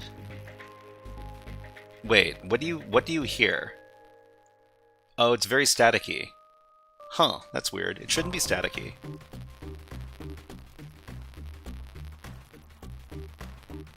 It's a little static. Okay, let me try changing the music and see if it's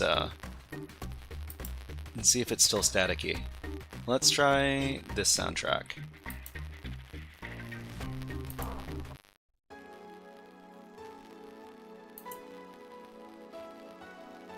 Okay, let me know if the music is still staticky or not.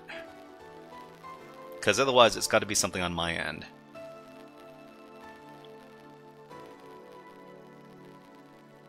Okay, so the range was expanded in a later version of Windows. MC25 says, static might be on my end, gonna reload. If there's static on your end, then my voice should also be staticky.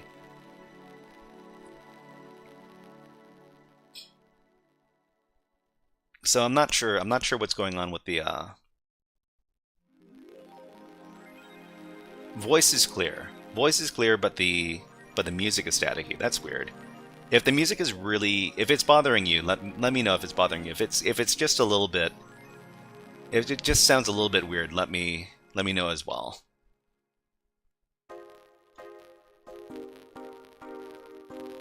Okay, so we got ephemeral ports. Let's take a look at the ports that are open here. We've got the RDP, Remote Desktop Protocol port, here. We've got... Oh, I wonder what... Usually, all these services are kind of weird. Well, it says it's running some sort of HTTP. I should probably check it out.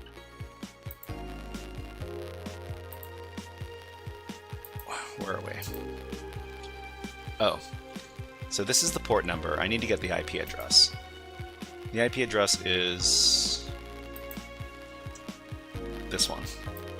And I should probably keep track and make sure that my machine isn't going to run out of time. Where's my machine? Okay, I got 30 minutes left. I'll add an hour.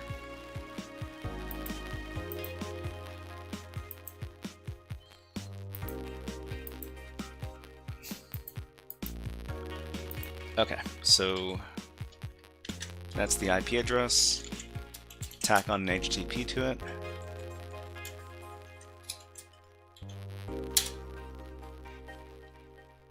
The HTTP, the required resource is not found. So HTTP error 404. Huh. This is a little bit unexpected. Only the dynamic port range is weird. 47,001 is not in that range. That was my biggest learning on this machine. Oh, really? You know, that's kind of a big hint. Well, thank you. Thank you for not letting me spin my wheels for a million years. Let's try doing some Ferrex Buster. So Ferrex Buster, and what should we look at here? So HTML, PHP, potentially from ASP and ASPX. Let's go ahead and feed it this endpoint.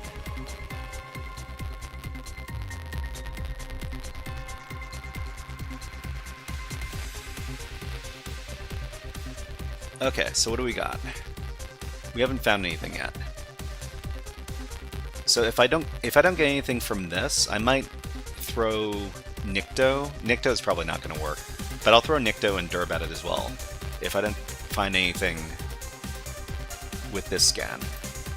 I'll just wait a little bit for this to come back.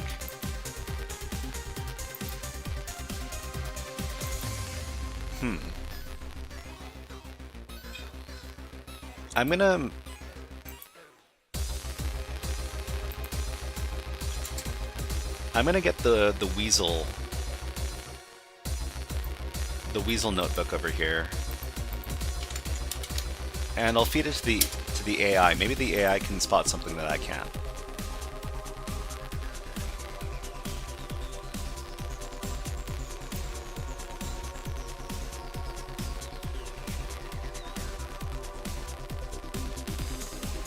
Okay.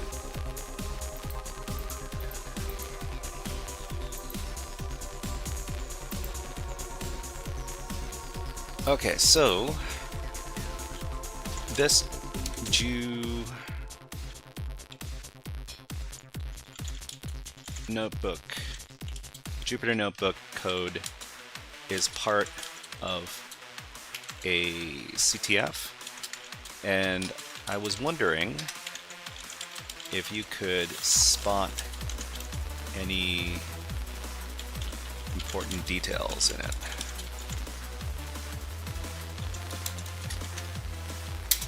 Okay.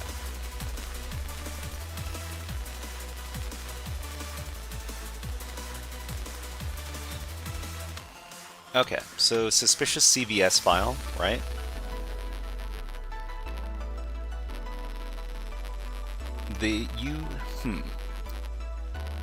Byte order mark, which is sometimes used in UTF-8 encoded files. This could be a hint or a red herring. The data in the CSV seems to indicate the range of the long-tailed weasel, but the numbers are unusually large and might be hiding something. Encoded data or coordinates.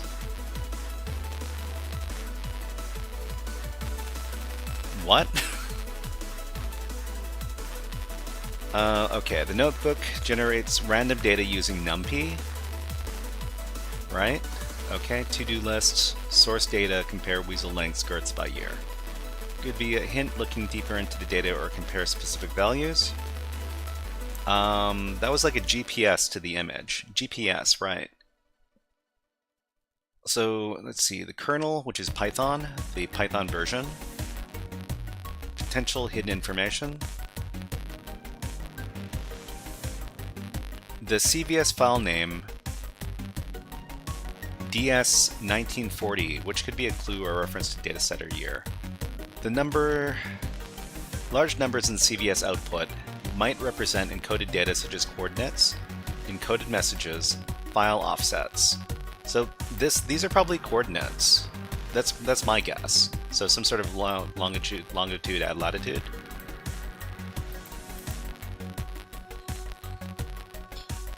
Okay, so you know what? The AI actually doesn't pick up on the username. That's, where was it? Here. It doesn't pick up on this username here. All right. well. So if these numbers are coordinates, where would they be on the planet?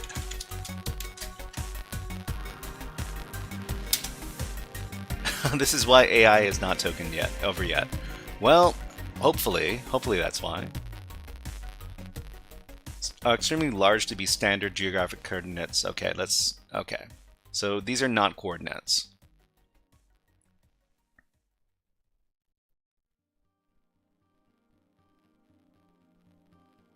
These are encode. Well, I mean, how could these be? I mean, I'm not sure how these would be encoded. Hypothetical location if scaled down. The location would be in the Indian Ocean near the coast of Somalia. Alright, well, don't know if that really went anywhere.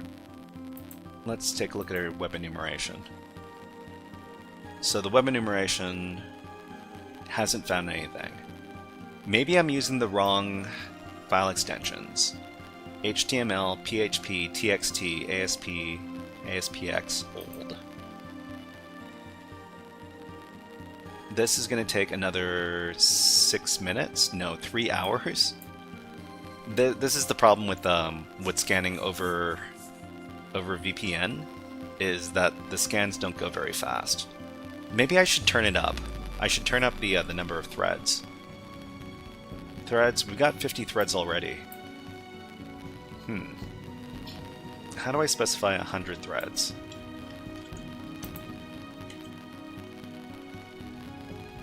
Okay, so T100. Now we've got 100 threads. Alright, well, at least this will take a little less time. So let's take a look at what else is going on.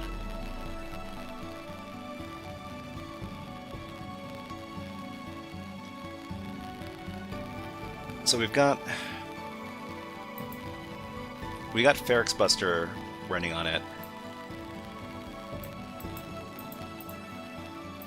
Let's just quickly run some derb and some Nikto on it.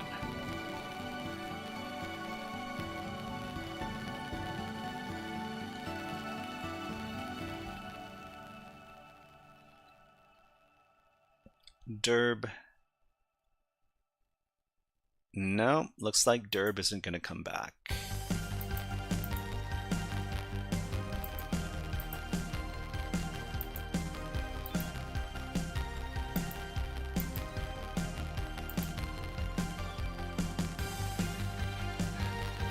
I should also think about the file extensions here. So HTML, maybe we're looking for those Jupyter notebooks. So if we're looking for Jupyter notebooks, then we need to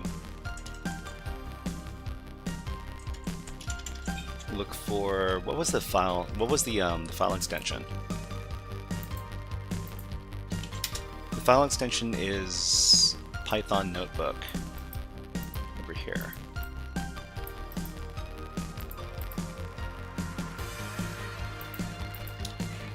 So the Python notebook file extension, and well, we're not going to look for PHP, we'll look for Python files. Okay. Hopefully we can find something.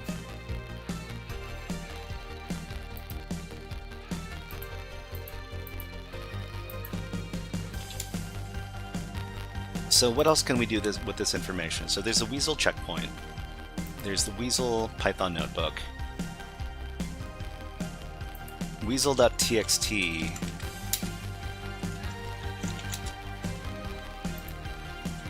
is just the article.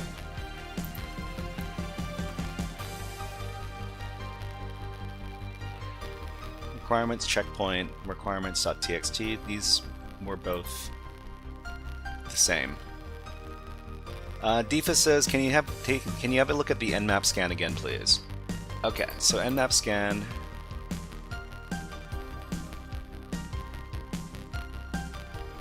We got port 22.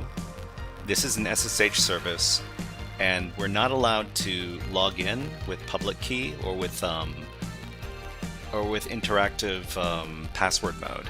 So port 22 not very useful right now. We've got port 135, which is RPC. 139 and 445 are associated with SMB. 3389 is probably remote desktop protocol.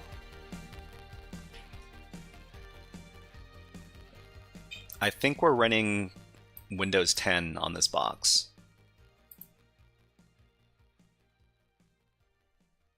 Aside from that, we've got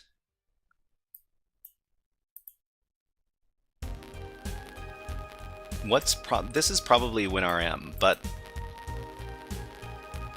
it's possible this isn't WinRM, in which case it would be very, very, very strange. I can check this out manually.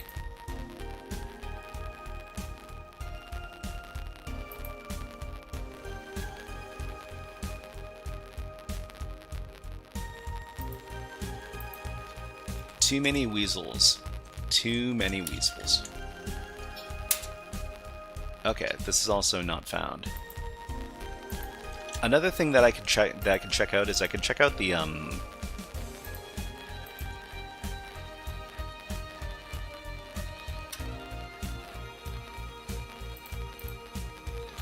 Okay.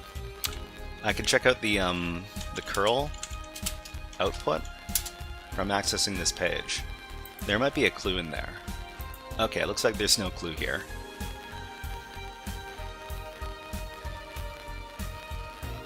So it says server is Microsoft HTTP API 2.0. Not found. HTTP error.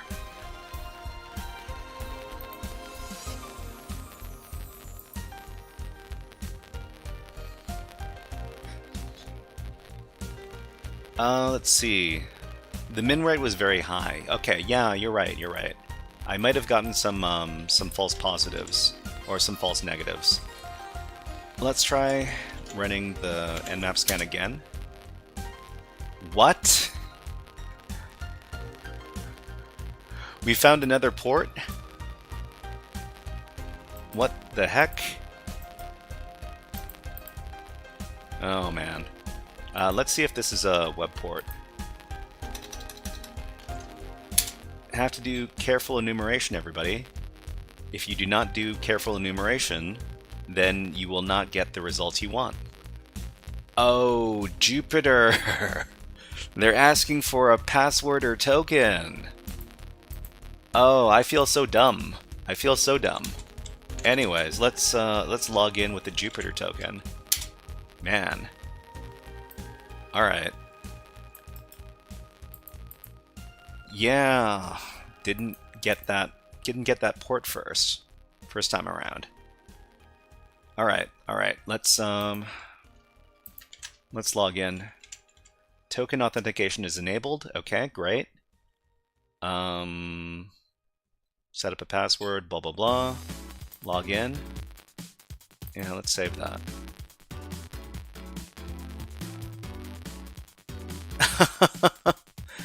No. That is my fault. I'm assuming that everything is gonna be super easy, but I guess this is not an easy box, so I need to pay more attention. So the Jupyter notebook is over here. Okay, so looks like I've seen most of these. This looks like the SMB. This looks like the SMB file share. This looks almost exactly like the SMB file share, but I should take a look at here. Jupyter token, they don't... Hide the planet! Hide the planet! Shut up and get Thank you very much for redeeming Hack the Planet, Leo, and welcome to the stream, Leo. Nice to see you here. Hello, HackerFrogs, says Leo. Hello, Leo, says HackerFrogs. Let's give you a frog song. There you go.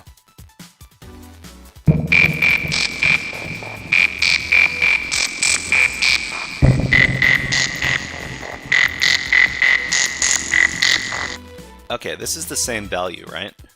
Yeah, this is the same value that we already have. Okay, so what else do we have here?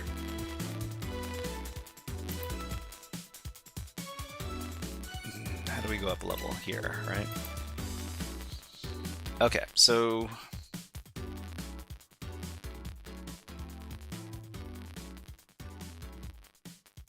is this the same thing too? This is the same information.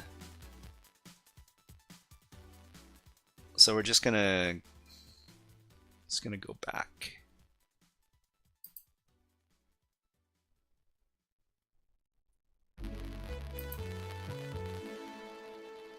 Okay, so we got Hokkaido University. We've got our authors, we've got our citations.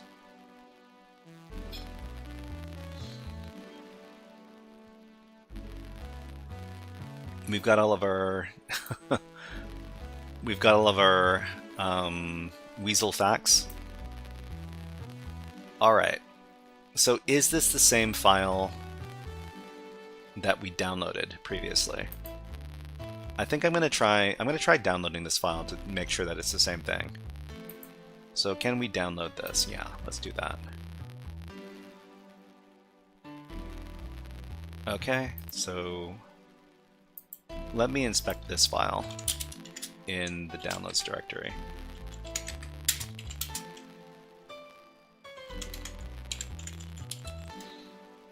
What is the file called again?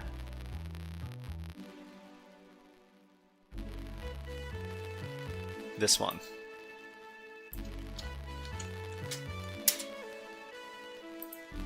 Okay, we got the authors. This looks like this is different. Wait. So the one in the download directory.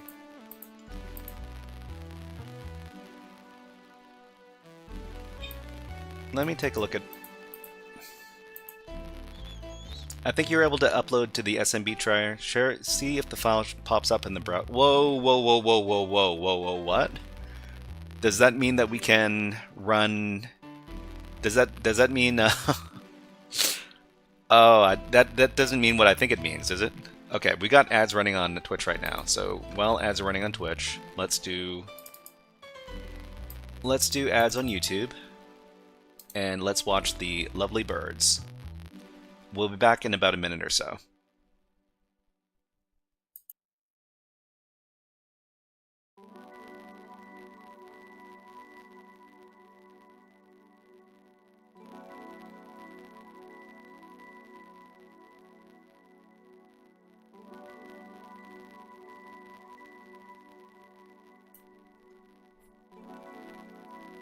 Okay, so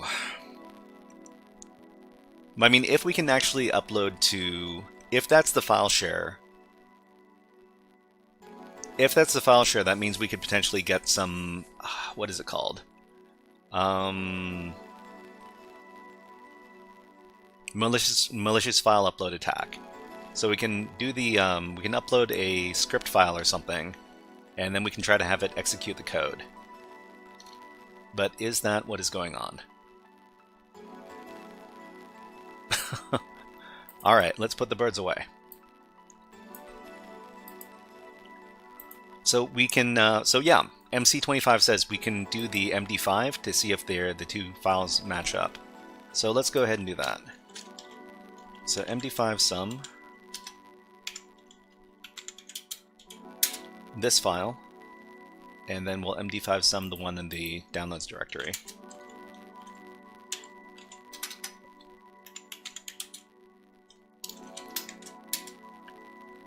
So 26CA and 26CA, these are the same file.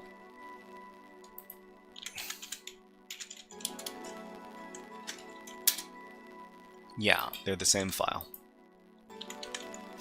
Okay, okay. So that has me convinced that that this is the uploads directory.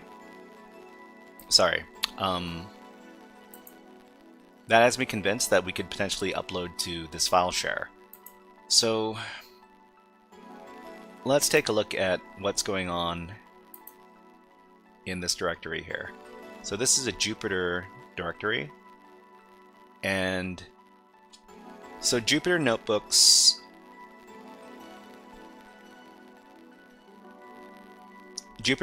run Python,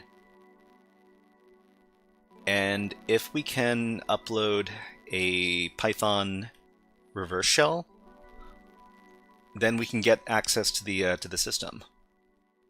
So I've never done this before. Let's do a little bit of research. Let's see.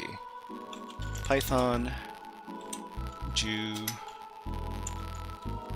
Jupyter reverse shell. Jupyter Notebook pen testing exploit notes. So exploit notes. This is a website that has been suggested by a few people. Jupyter Notebook pen testing. Okay, it runs on 8888 by default. Okay, great. Run notebook server locally. Authorization with token. Common directories. API kernel spaces. Remote code execution. So if the target opens a Jupyter Notebook server, then we can access it from the outside. We can simply execute arbitrary Python script in the notebook. In short, we can get a shell by reverse shell. First, okay, yeah, right. Then create a Python notebook file in the Jupyter Notebook top page. Include the following script and run. Okay, let's do that. let us do that. Okay. So let's make another tab. We're going to call this our reverse shell tab.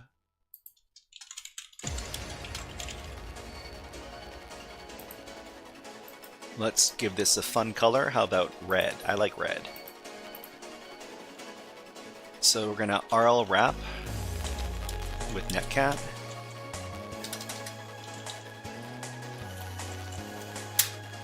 Ah, we don't have RL wrap installed. Okay, let's install it. So to anybody who doesn't know, RL wrap is a program that we can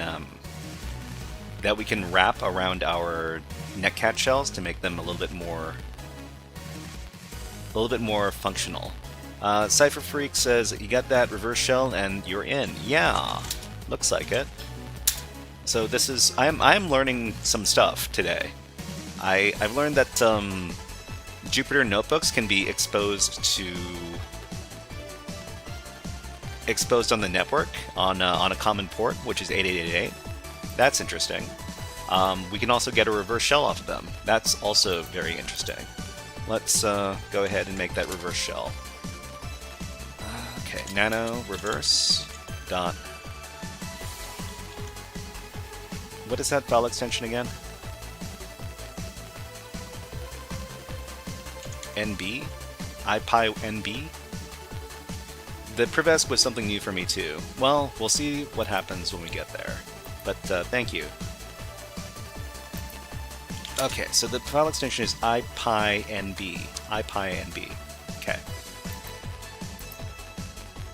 Okay, and we've got the reverse shell from here. So let's. Okay, this is not my IP address. I need to substitute this. Let's get our IP address.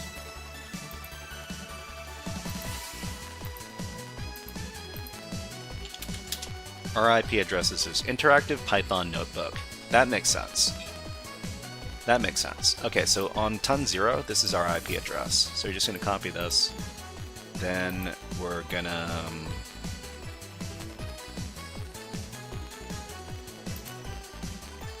plug it into here. Okay, so import OS, socket OS PTY. So socket, we're going to spawn bash. we're going to run some stuff inside of the OS module. Okay. Let's go ahead and upload this thing. So can we upload from here? Can we upload from this? Can we upload? It looks like we can upload.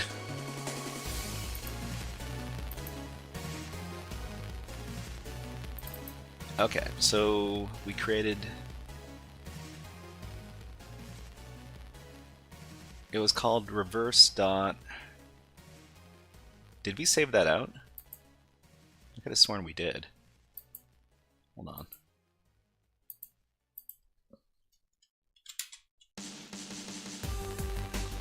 Oh, this is in downloads. Okay, I need to move this.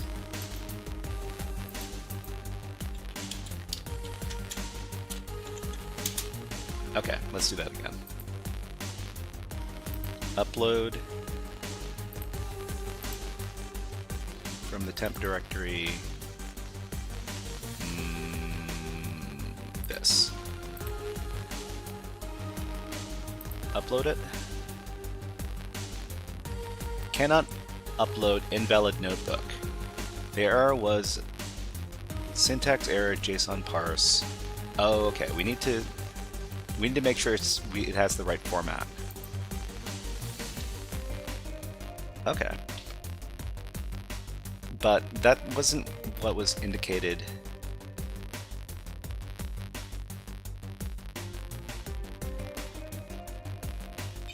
Oh, open some. Okay, okay. We don't even need to. We don't even need to upload anything. We can just stick this code in one of the existing Jupyter notebooks. Yeah. You're right. Okay. Let's get out of here. Cat that out. Alright, so we'll just stick this in another notebook in one of the cells.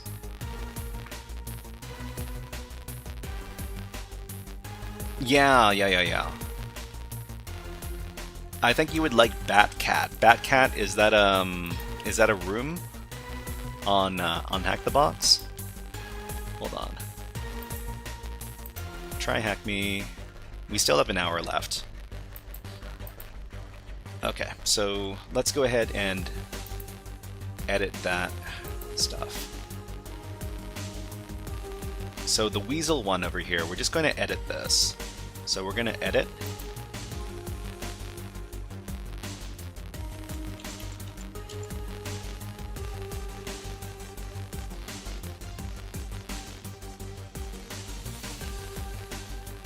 And can we... Actually, no, wait, we're gonna... How do we run this?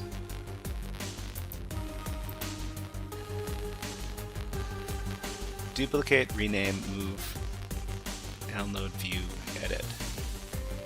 We can view it.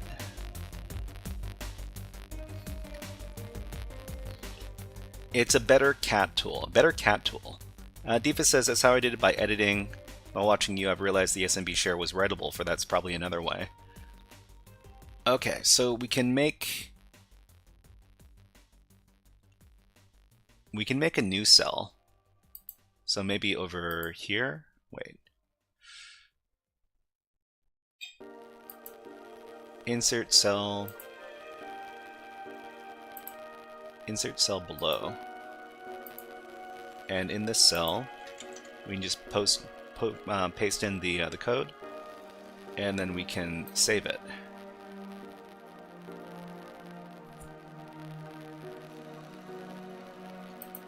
Okay, and we can run this stuff with the Shift Enter, I think. Shift Enter, Shift Enter, Shift Enter, Shift Enter, Shift Enter. So when we do that Shift Enter, we should open up our reverse shell.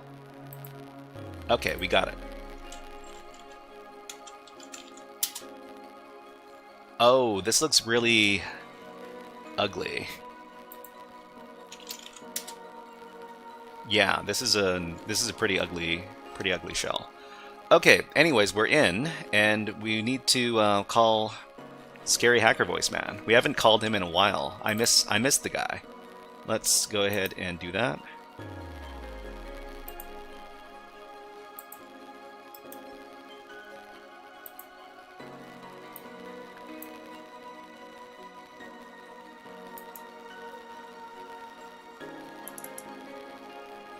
What are you? I'm system root. Hey everybody, it's me, Scary Hacker Voice Man. Scary Hacker Voice Man comes out every time we break into a server, and we just broke into this one. Well, Mr. Weasel Administrator, it seems like your decision to include a Jupyter notebook on your network services was your undoing. You decided it would be okay to let anybody read your file shares and expose your Jupyter key. Well, that was a big mistake. We used that key and then we logged into the Jupyter notebook on the standard port. And then from there, we injected some code into your Jupyter notebook and used it to get reverse shell access. Maybe you knew about these security insecurities, or maybe you decided it was an acceptable risk. Well, you accepted the risk. And now we're in.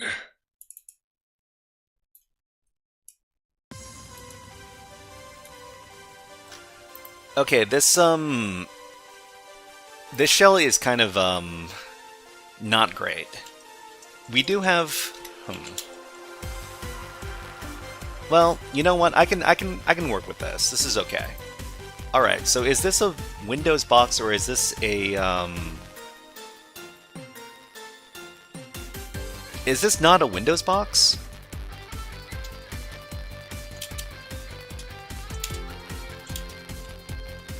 Because it looks like this is a Linux system. Okay, let's go into the home directory and see what's there. So we only have one user, and that's the user that we are, the dev data science user. Okay, let's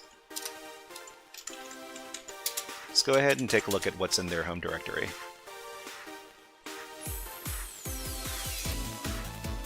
We've got bash history here, so we might as well read the bash history.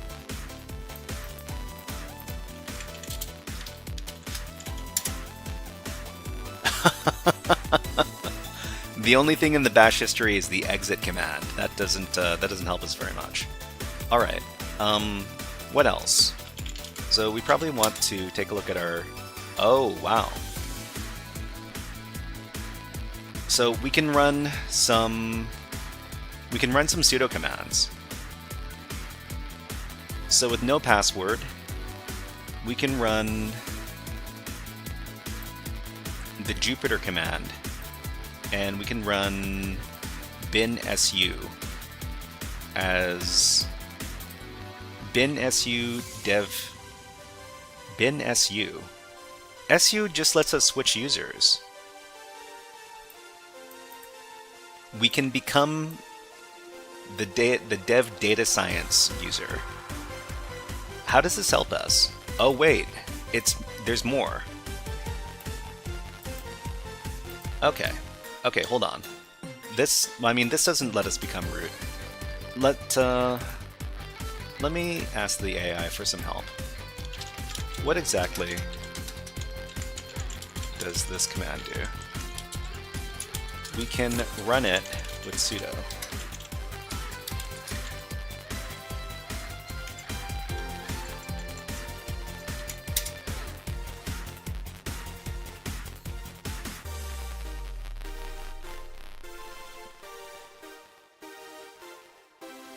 Okay, well, I can explain what it intends to do based on the structure. Here's the breakdown, okay? So this is the switch user command. So it allows you to switch to another user, execute a command as another user. The full path ensures that the system uses the correct binary for switch user, sure.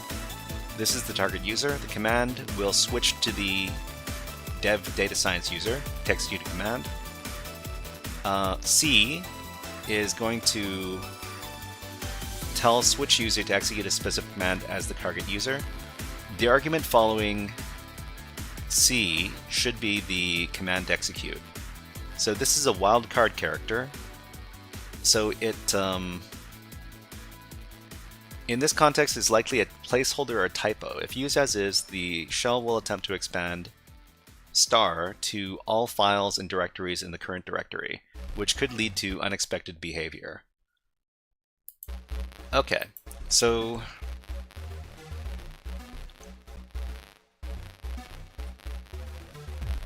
running with sudo. If you prepend sudo the command, it will run the entire su command with elevated privileges.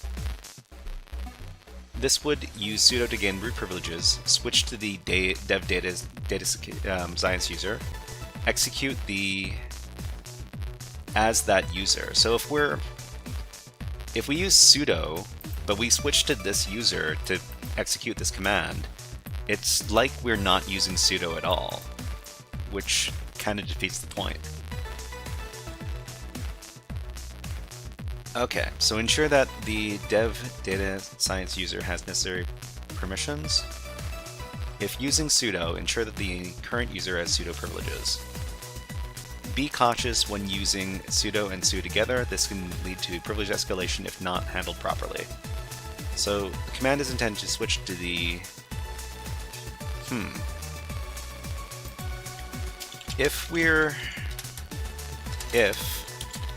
using this command for privilege escalation, can we take advantage of the wildcard character to run additional parameters on the command?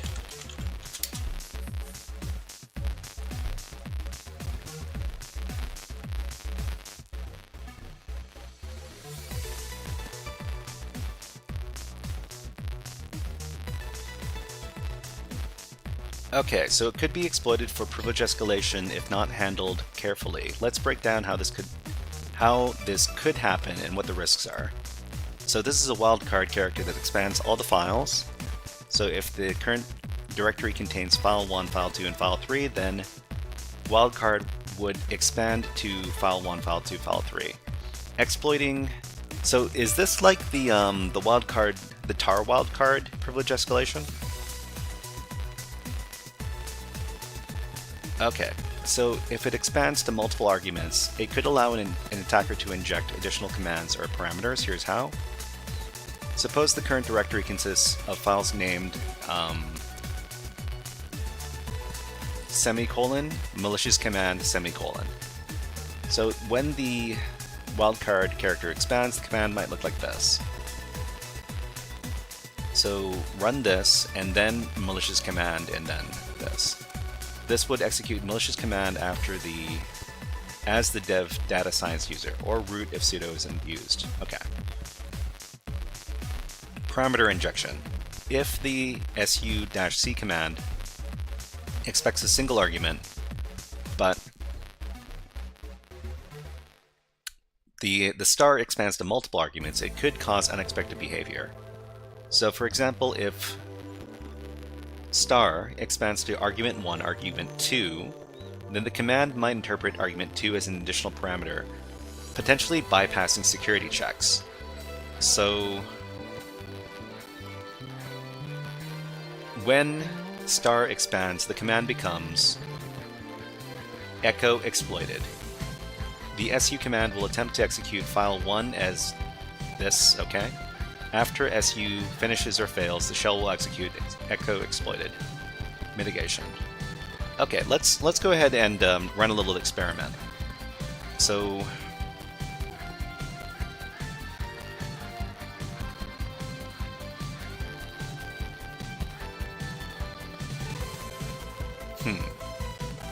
file 1, file 2. Command file 1, file 2.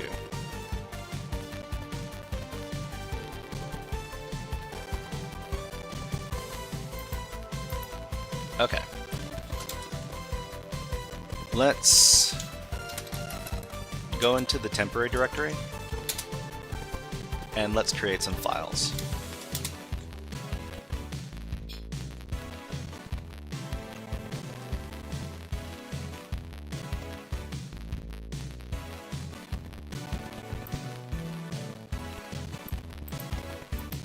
Okay, so we need to create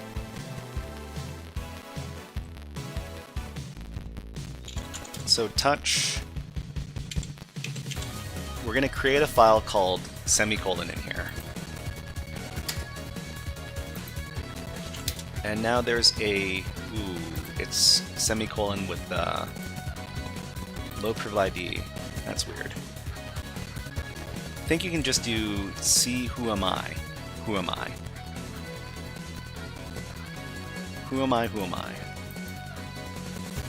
Oh, you know, that makes sense too. Let's get rid of everything in this directory first. And then we will touch who am I?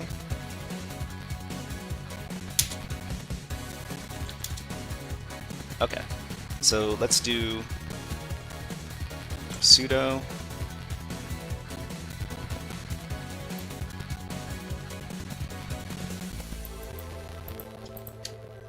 this thing, and then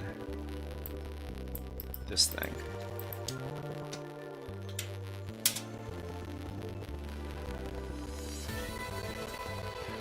Okay, so we are the dev data science user, but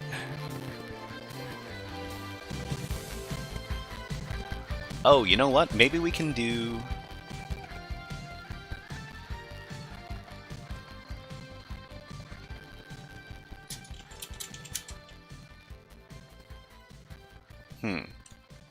let's get rid of this. And we'll do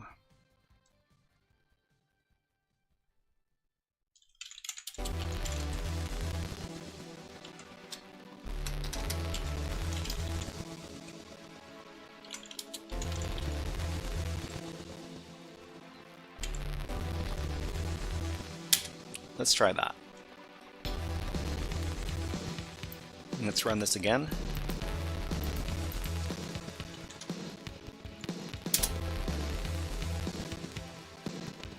Sudo a terminal is required to run to read the password. Oh, okay. So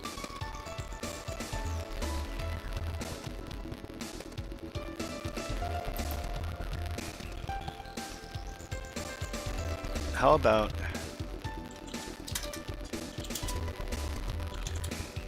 let's get rid of this. Let's do who am I? Who am I?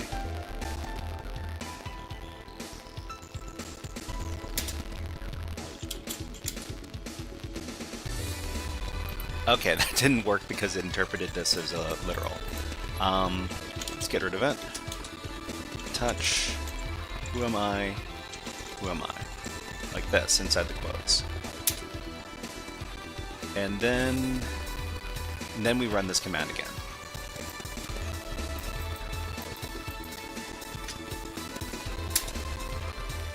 Okay, we come out as dev data science both times.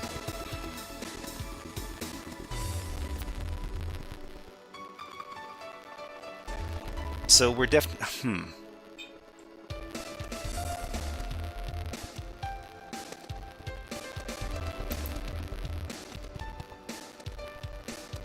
So how do we escape from being the dev data science user in this case? The other command that we can run as root is this, but we can run this. Oh, wait. I need to take a look at this, I need to take a look at this file. Hold on. LSLA. What does this file look like?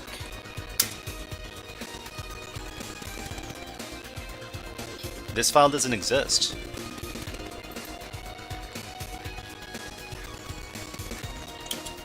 Let me take a look inside this directory.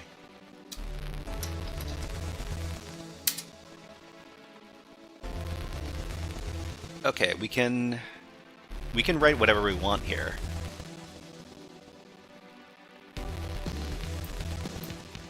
We can write whatever we want in this directory.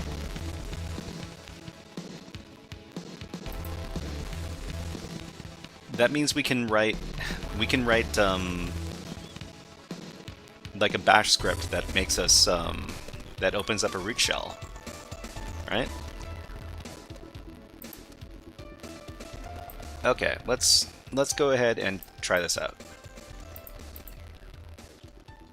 Or, oh right, we could make the yeah. Let me enter the directory first. Okay, there are Python files here, that's fine. What directory is this? We're still in the temp directory. Hold on.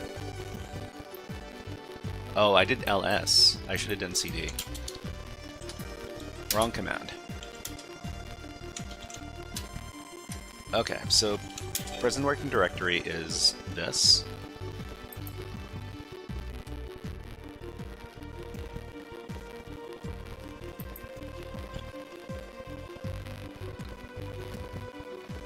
Echo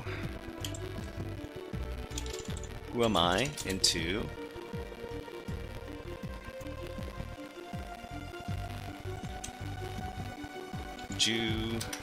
what is it called? Jupiter?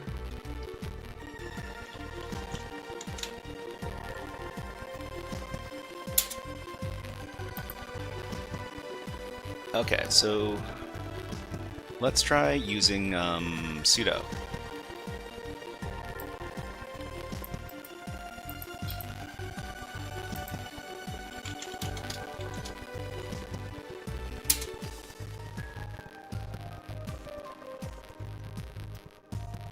Command not found. Wait.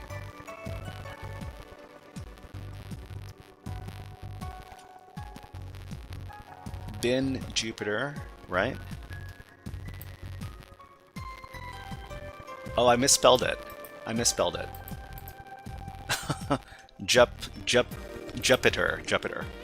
Yeah. Okay, let's do that again. Let's get rid of this last one. So echo shebang. Oh, we've got ads running on Twitch right now. Ads on Twitch, ads on YouTube as well, and let's. Well, I'm running out of birds.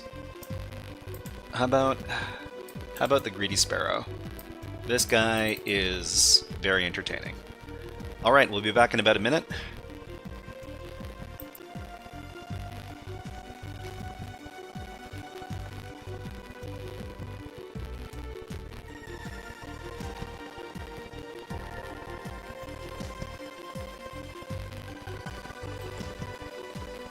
MC25 says if the bird was smart, that they would make that a nest. I don't think they would make a nest in the food bowl. It seems like a very bad idea. Since you want a nest where nobody really knows where it is. But the thing is that everybody knows where this food bowl is. So you'd have a hard time keeping yourself safe. But yeah, this sparrow here does not like to share, so whenever other birds come around, it just gets super aggressive. All right, let's put the birds away and let's try to finish off this box.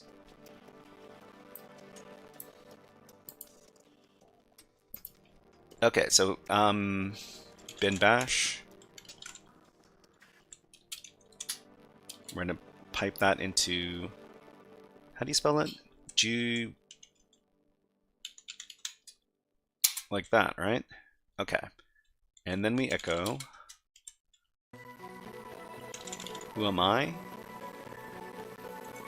Into Jupiter. And then let's run the command.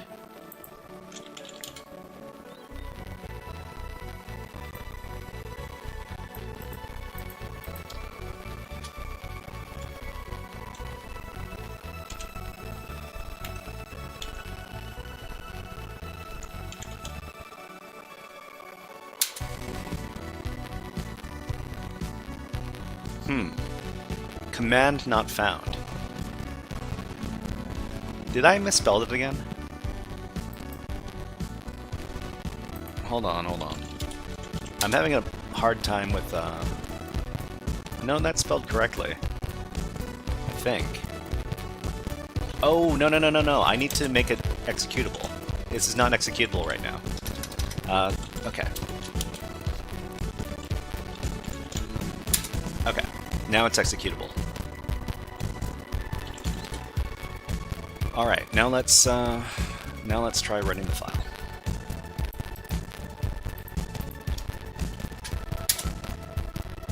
Okay, it looks like we're just about done. Echo.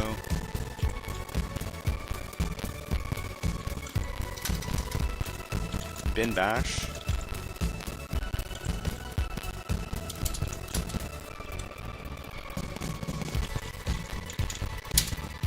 Okay, so we just open up a shell, and then we run the darn command.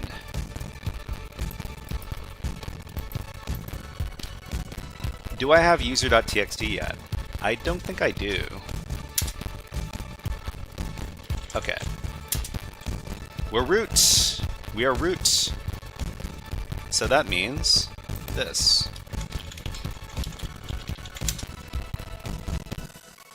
What are you? I'm system root. Alright, awesome. From here, can we just move into the root directory? Okay. We are in the root directory now. Ah, okay, so we might need to escape our container. So this is probably... Are we in a container?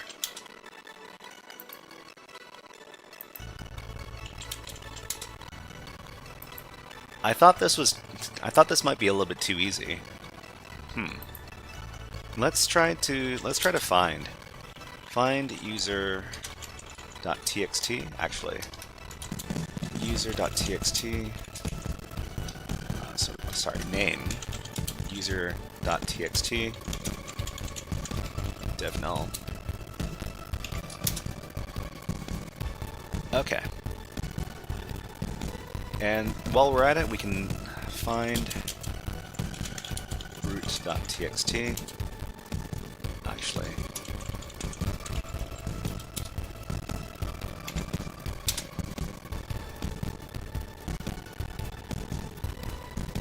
yeah. It so the two greater than / dev null. This is just going to take all the error messages, and it's going to put it into the dev null device, which means we don't have to see it. I can never remember the output piping or whatever that's called. Yeah. So, we haven't found anything. So 0 and 1 are different buffers. So 0 and 1, 0 is standard input, and 1 is standard output, and 2 is standard error. So those are data streams. Okay, so we're the root user, but is there more to do on this box?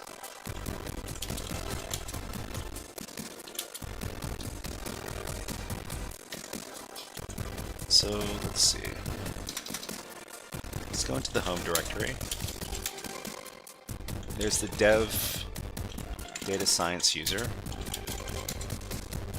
There's the user. There's no user.txt flag in here. Okay, so the room, and I need to update my room to make sure it doesn't terminate on me.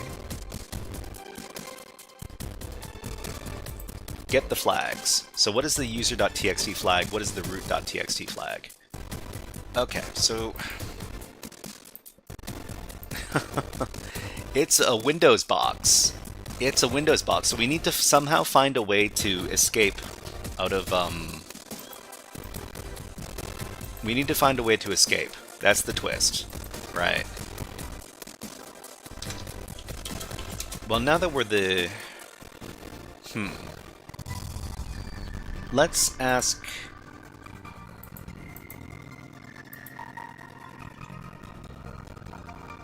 So dev data science Jupyter. So this is not the name of the host. We know that the name of the host is...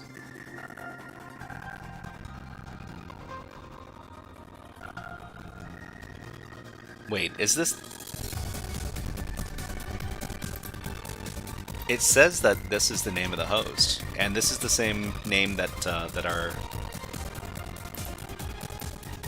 this is weird.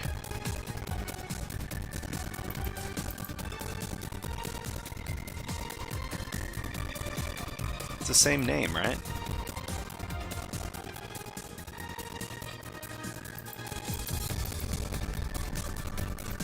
Okay, so... Yeah, if this is a Windows box, we need to find a way to escape the Linux system.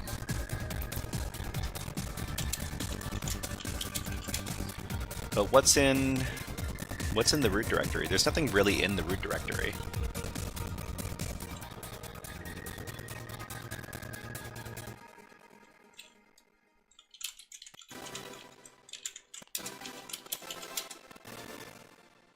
Okay, so there's no regular web page. Did you crack root inside the Jupyter environment? Is that where you are right now? So yeah, we are root inside the Jupyter environment, though we need to find a way to escape.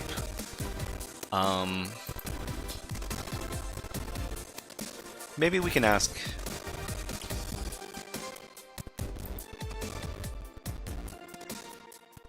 We did scan the VM. Okay, so we are doing a CTF challenge. So I've never done,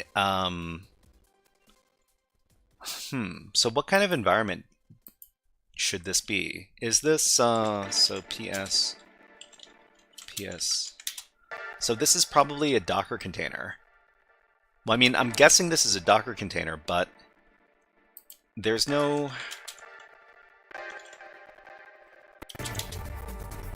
There's no obvious, like, Docker container artifacts here.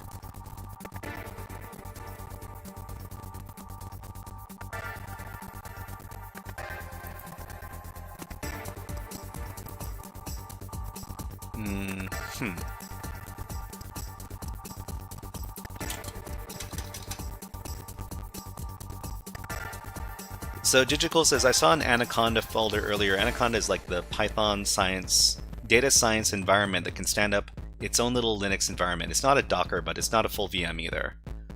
Ah, okay. I mean, it can be run in Docker. I think it can hook into Hyper-V as well.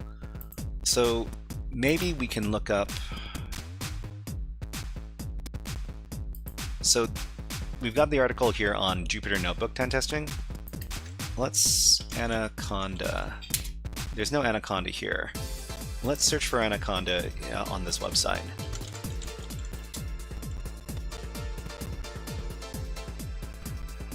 Okay.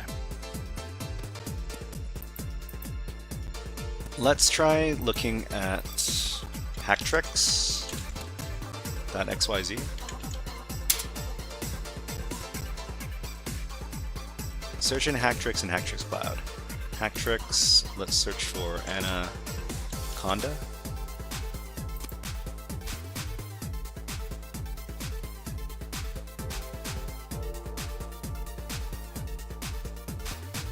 Windows local privilege escalation. Anaconda. This doesn't give us anything. Okay, how about we ask DeepSeek? Oh man. We're doing a CTF challenge.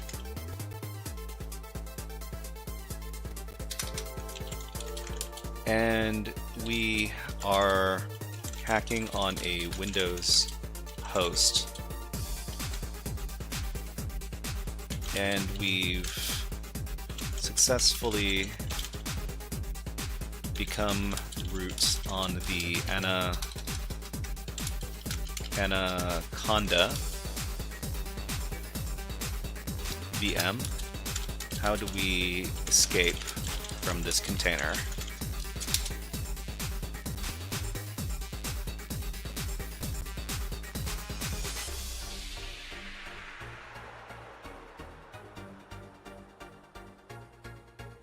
Okay, so Anaconda VM to the underlying Windows host is a common challenge in CTFs.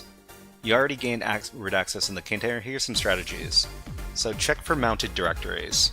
Okay? Look for mounted directories like mnt, host, var, libdocker, or proc.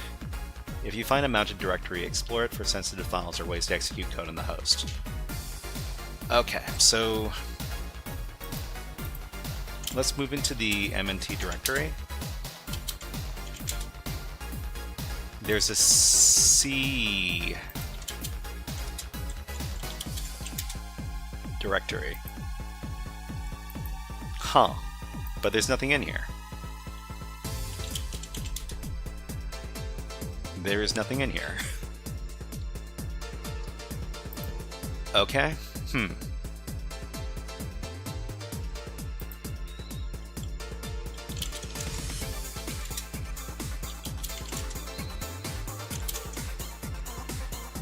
Okay. Let's look for potential private keys. So we know that maybe it's unmounted. Maybe it's unmounted. You know, Divas, you're right. I haven't dealt with privilege escalation with mounting file systems in a while. I haven't. I kind of forgot how to do it.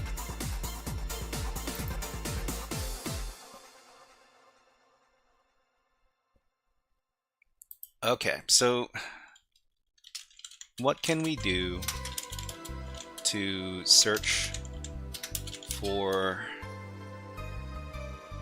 unmounted file systems on the Anaconda VM? If we find some, what command lets us mount the file system?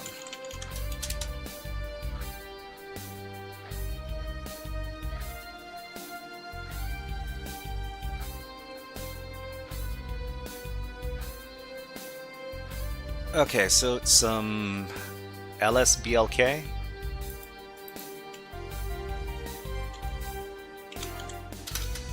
lblk,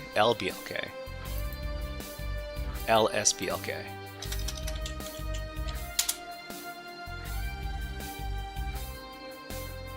Failed to access sysfs directory. Block. No such. Ficklebottom says, hi. Hello, Ficklebottom. Nice to see you. Welcome to the stream. Have a Hack the Planet on me. Hack the planet! Hack the planet! Shut up again! To list all block devices and their mount points. Look for devices without a mount point, those that are unmounted. Check in the etc. fs tab. Okay, so cat fs tab. What is it called? Etc. fs tab. Okay, so it looks like we've got one here.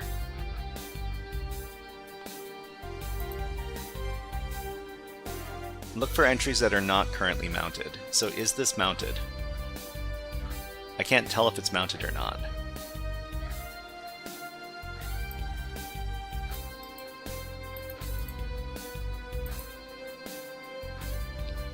Use blkid to list all block devices and their file system types. blkid. blkid. That didn't return anything. Check proc partitions to list all partitions that are recognized by the kernel. Cat proc partitions.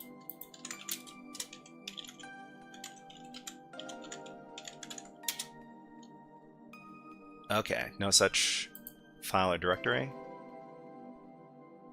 Use fdisk or parted. Fdisk L.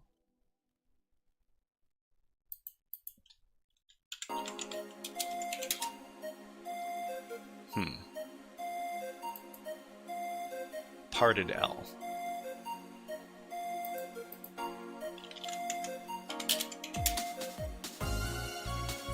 Kernel not configured for semaphores. Mount a file system. Once you've identified an unmounted file system, you can mount it using the mount command. Create a directory to serve as the mount port. Okay. Mount the file system. Verify the mount. Auto boot at boot optional. Unmount the file system. Okay. What did I want to ask? Ah, right.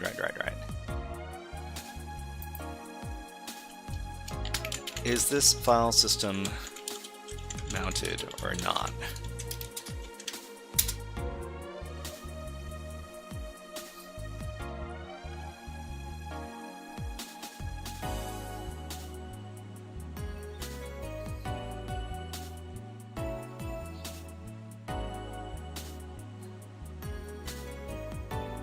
Probably use linps to see if it finds an escape. I'd like to explore all my options manually first before trying linps. Digital says, in a default Kali install, do I need to enable repos or something to add or install netexec? Netexec should be fairly easy to install. It might even come pre-installed. Let me check really quick. So Kali netexec install. So what I would do, unable to locate the package when I do sudo apt install just to get my instance up and running. Let's see.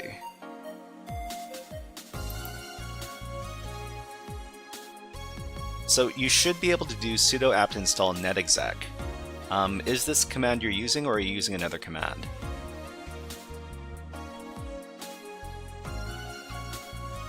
So first of all, you should probably update your repositories first. So sudo apt update, and then sudo apt install netexec. Let me know if that works.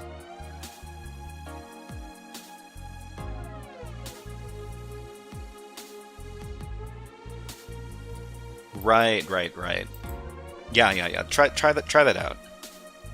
What else? Another thing that you could do is you could just type. This didn't work.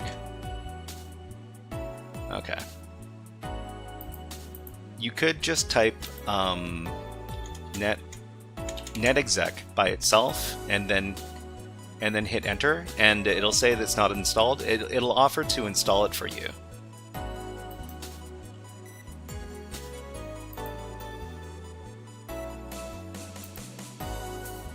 Where are we over here? Okay. So to determine whether the file system described is currently mounted, you need to compare it to the information with the output of the mount command. Let's break it down. Okay, so this specifies the file system by its label. Is the mount point the root file system? This is the file system type. Defaults, these are the dump and fsck order values. So run the mount command to list all mounted file systems. Mount.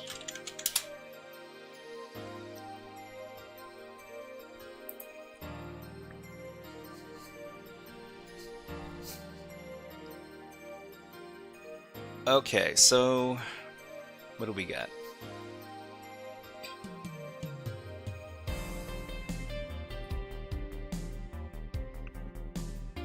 Cloud image root fs. Cloud image root fs.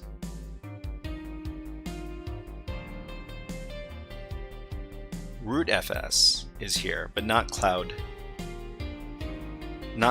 root fs. Not cloud image root fs. Diva says, if you want to do it manually, I'll try to give you some hints. You pretty much know you're on a Windows box installed inside of a Linux VM, and you know it's not Docker. There is no Docker group, and there's nothing to indicate Docker. What other options do you have in Windows to create Linux VMs? So that would be, what was it called?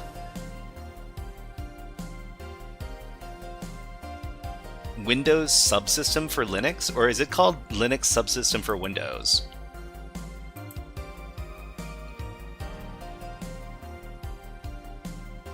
Yeah, that's Windows Subsystem for Linux, right.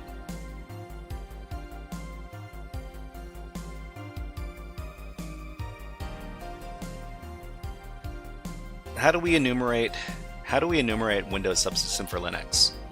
Okay. So let's go to our hacker WSL pen testing. There's a whole article on it. Okay, great. Enumeration, great. Escape WSL to Windows host machine. So if we're currently, oh wow. Wow. Huh. Switch default user. We found this mount in here too. Okay, so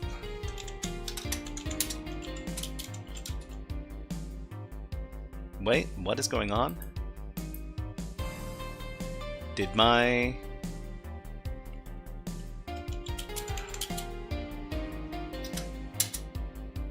yeah, okay, we got the C file share over here.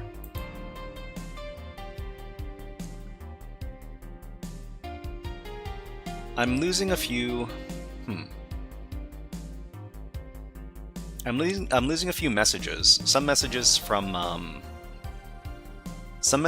Twitch are not coming through onto my chat here. I'm gonna have to monitor both chats. Kind of annoying. Checkbox time to about that time. About that time? Which time is that?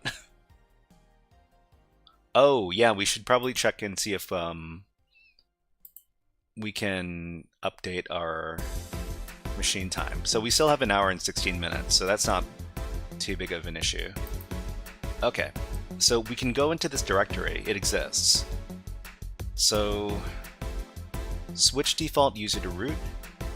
The following command changes the default user to root when booting WSL. This could potentially be used to elevate privileges. Run it on PowerShell. Run what on PowerShell? Okay, so escape WSL to Windows host machine. We can access the Windows host machine as below. CD to this directory.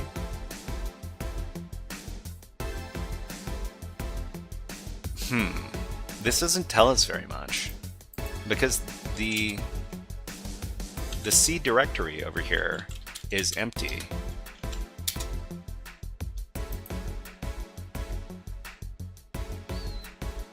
Okay, so let's give the AI a little more information. It tells you exactly what to do. It tells us exactly what to do.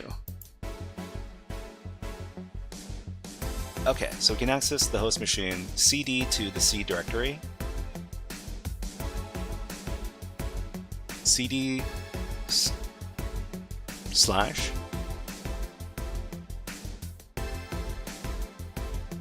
oh, okay. Specify the Windows root. Mount this thing. Mount T. T is limit the set of file system types. This is the plugin for WSL. Specify the Windows root. So we can mount the file system like this.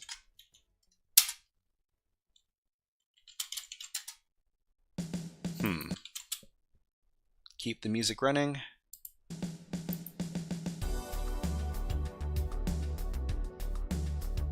Yeah, add more if dir was okay. Oreo Byte is raiding with a party of 15. Thank you very much for raiding, Oreo Byte.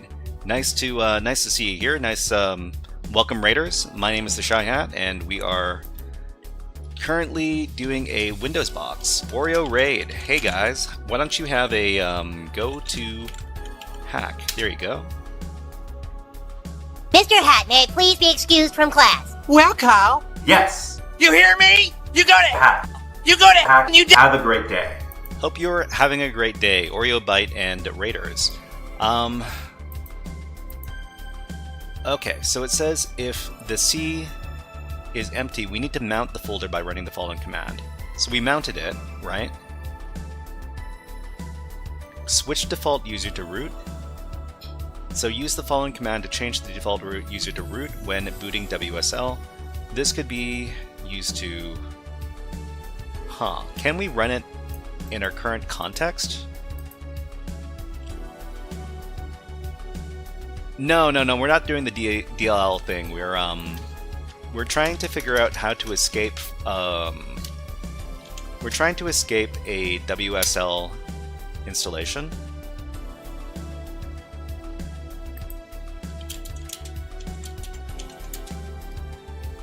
So we've this is a Windows box, but it's got WSL installed on it, and we just need to figure out how to access the... Oh, okay. Now we can access the file system. Okay. All right. CD and try the mount command. I think we're okay now. So we can actually access the file system. We're running as root, so we should have access to every directory. So we can go into the users directory. We can go into the administrator directory. We can go into the desktop.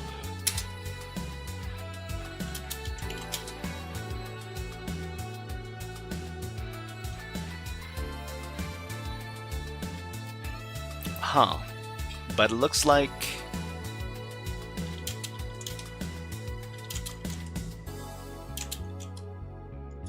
let's try finding those files. So find name root.txt. Digital says wow, lots of messages. It says cd/ and then mount the folder. Go into cd/ then try the mount command. I'm sorry.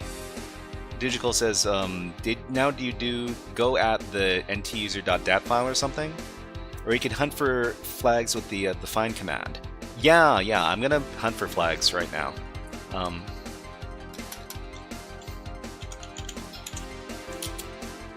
So we're gonna look for name root.txt. Oh, we've got ads running right now. Okay, so here's an ad. Here are some birds, and we're all ready to go. I need to finish my stream pretty soon, because it's already pretty late over here. We're gonna look for those flags, and hopefully we can get out of here in the next 15 minutes or so.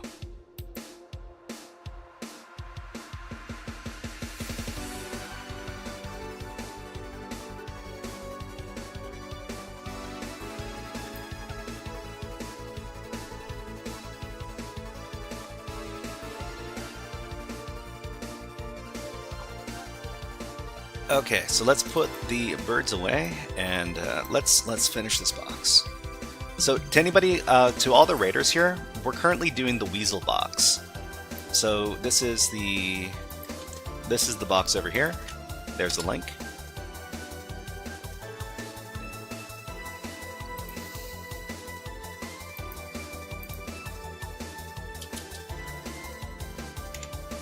Okay, let's look for that root.txt.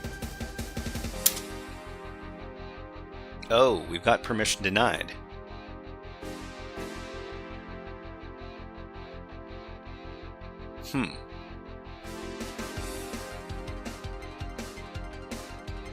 Okay. We found it. We found it in the administrator directory. There's the root file. Great. Let's go ahead and cat that out. Oops. No. Let's cat that out.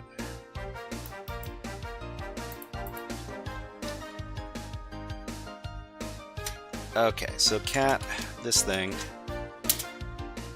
Alright.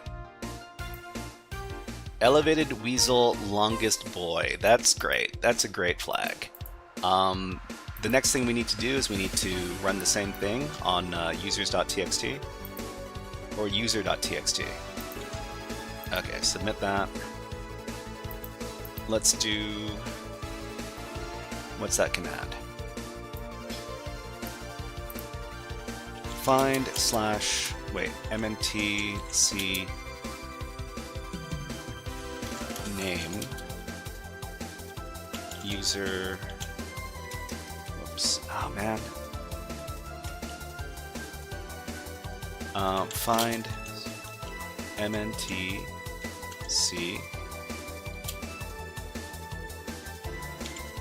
name user .txt to dev null. Okay, so we found it in yeah, we found it. So we just need to cat that out and then we're done.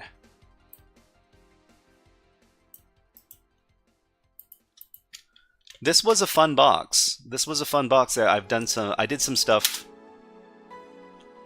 I did some stuff here that I've never done before.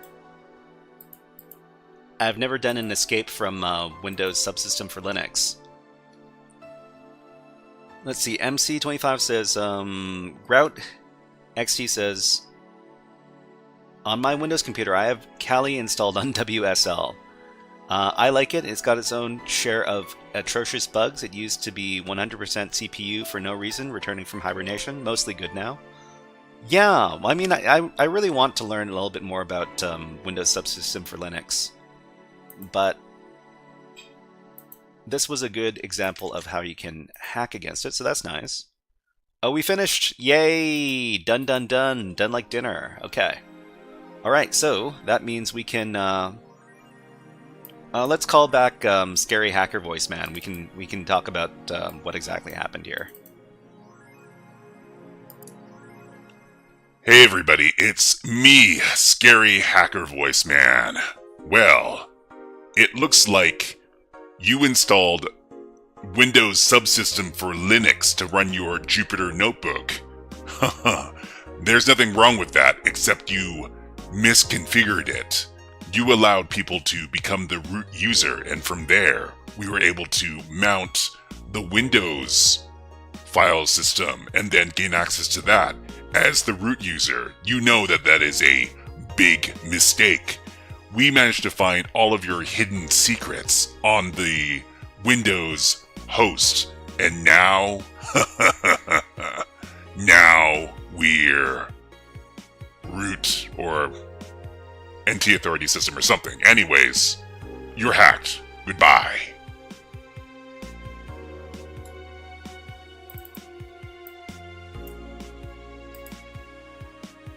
Alright, so... Alright, what do we do from here? Let's find somebody to raid. Let's see if there are any quality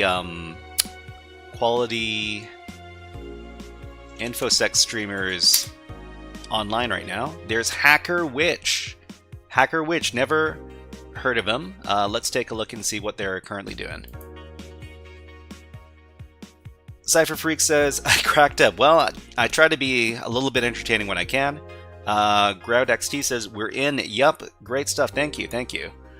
We got Hacker Witch over here. They're not online anymore. Okay, so I guess we just missed them. We're gonna have to find somebody else to raid. Let me refresh this. Yeah, they're not on. Oh man, let me check Twitch to see who is online. Just a second.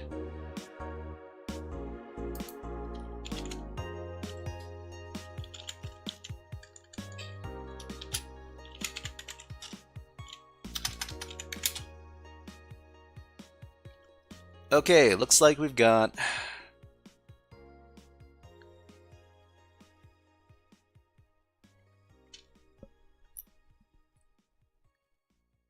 the science stream. Okay.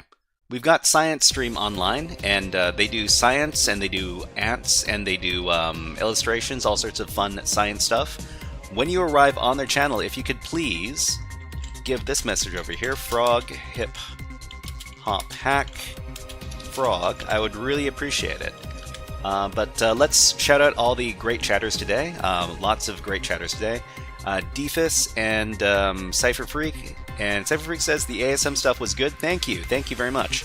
It's something I'm trying to improve at. MC25, thank you very much for coming by to chat. GroudXT on the back end, no problem. Defus, of course. Oreo Bite for the raid, thank you very much. Who else do we have? Let's see, Figgle Bottom, that's a great name. Digical, thank you for all of your help with the Jupyter Notebook stuff. And if you want to be shouted out yourself, this is your chance. Leo, thank you very much. Okay, I think we're all caught up, and let's start the raid in just a little bit. This is Friday. We're gonna take the weekend off for streaming, but we'll be back on Monday with more hacks, more education, and more overall fun. So let's start the raid on Science Streams. That's the name of the channel, right? Yeah. Okay, we're gonna start that raid. And everybody, thank you very much for coming. We will see you on Monday. Remember to hack the planet. Remember to have fun. Remember to have a good weekend, and we will see you next time.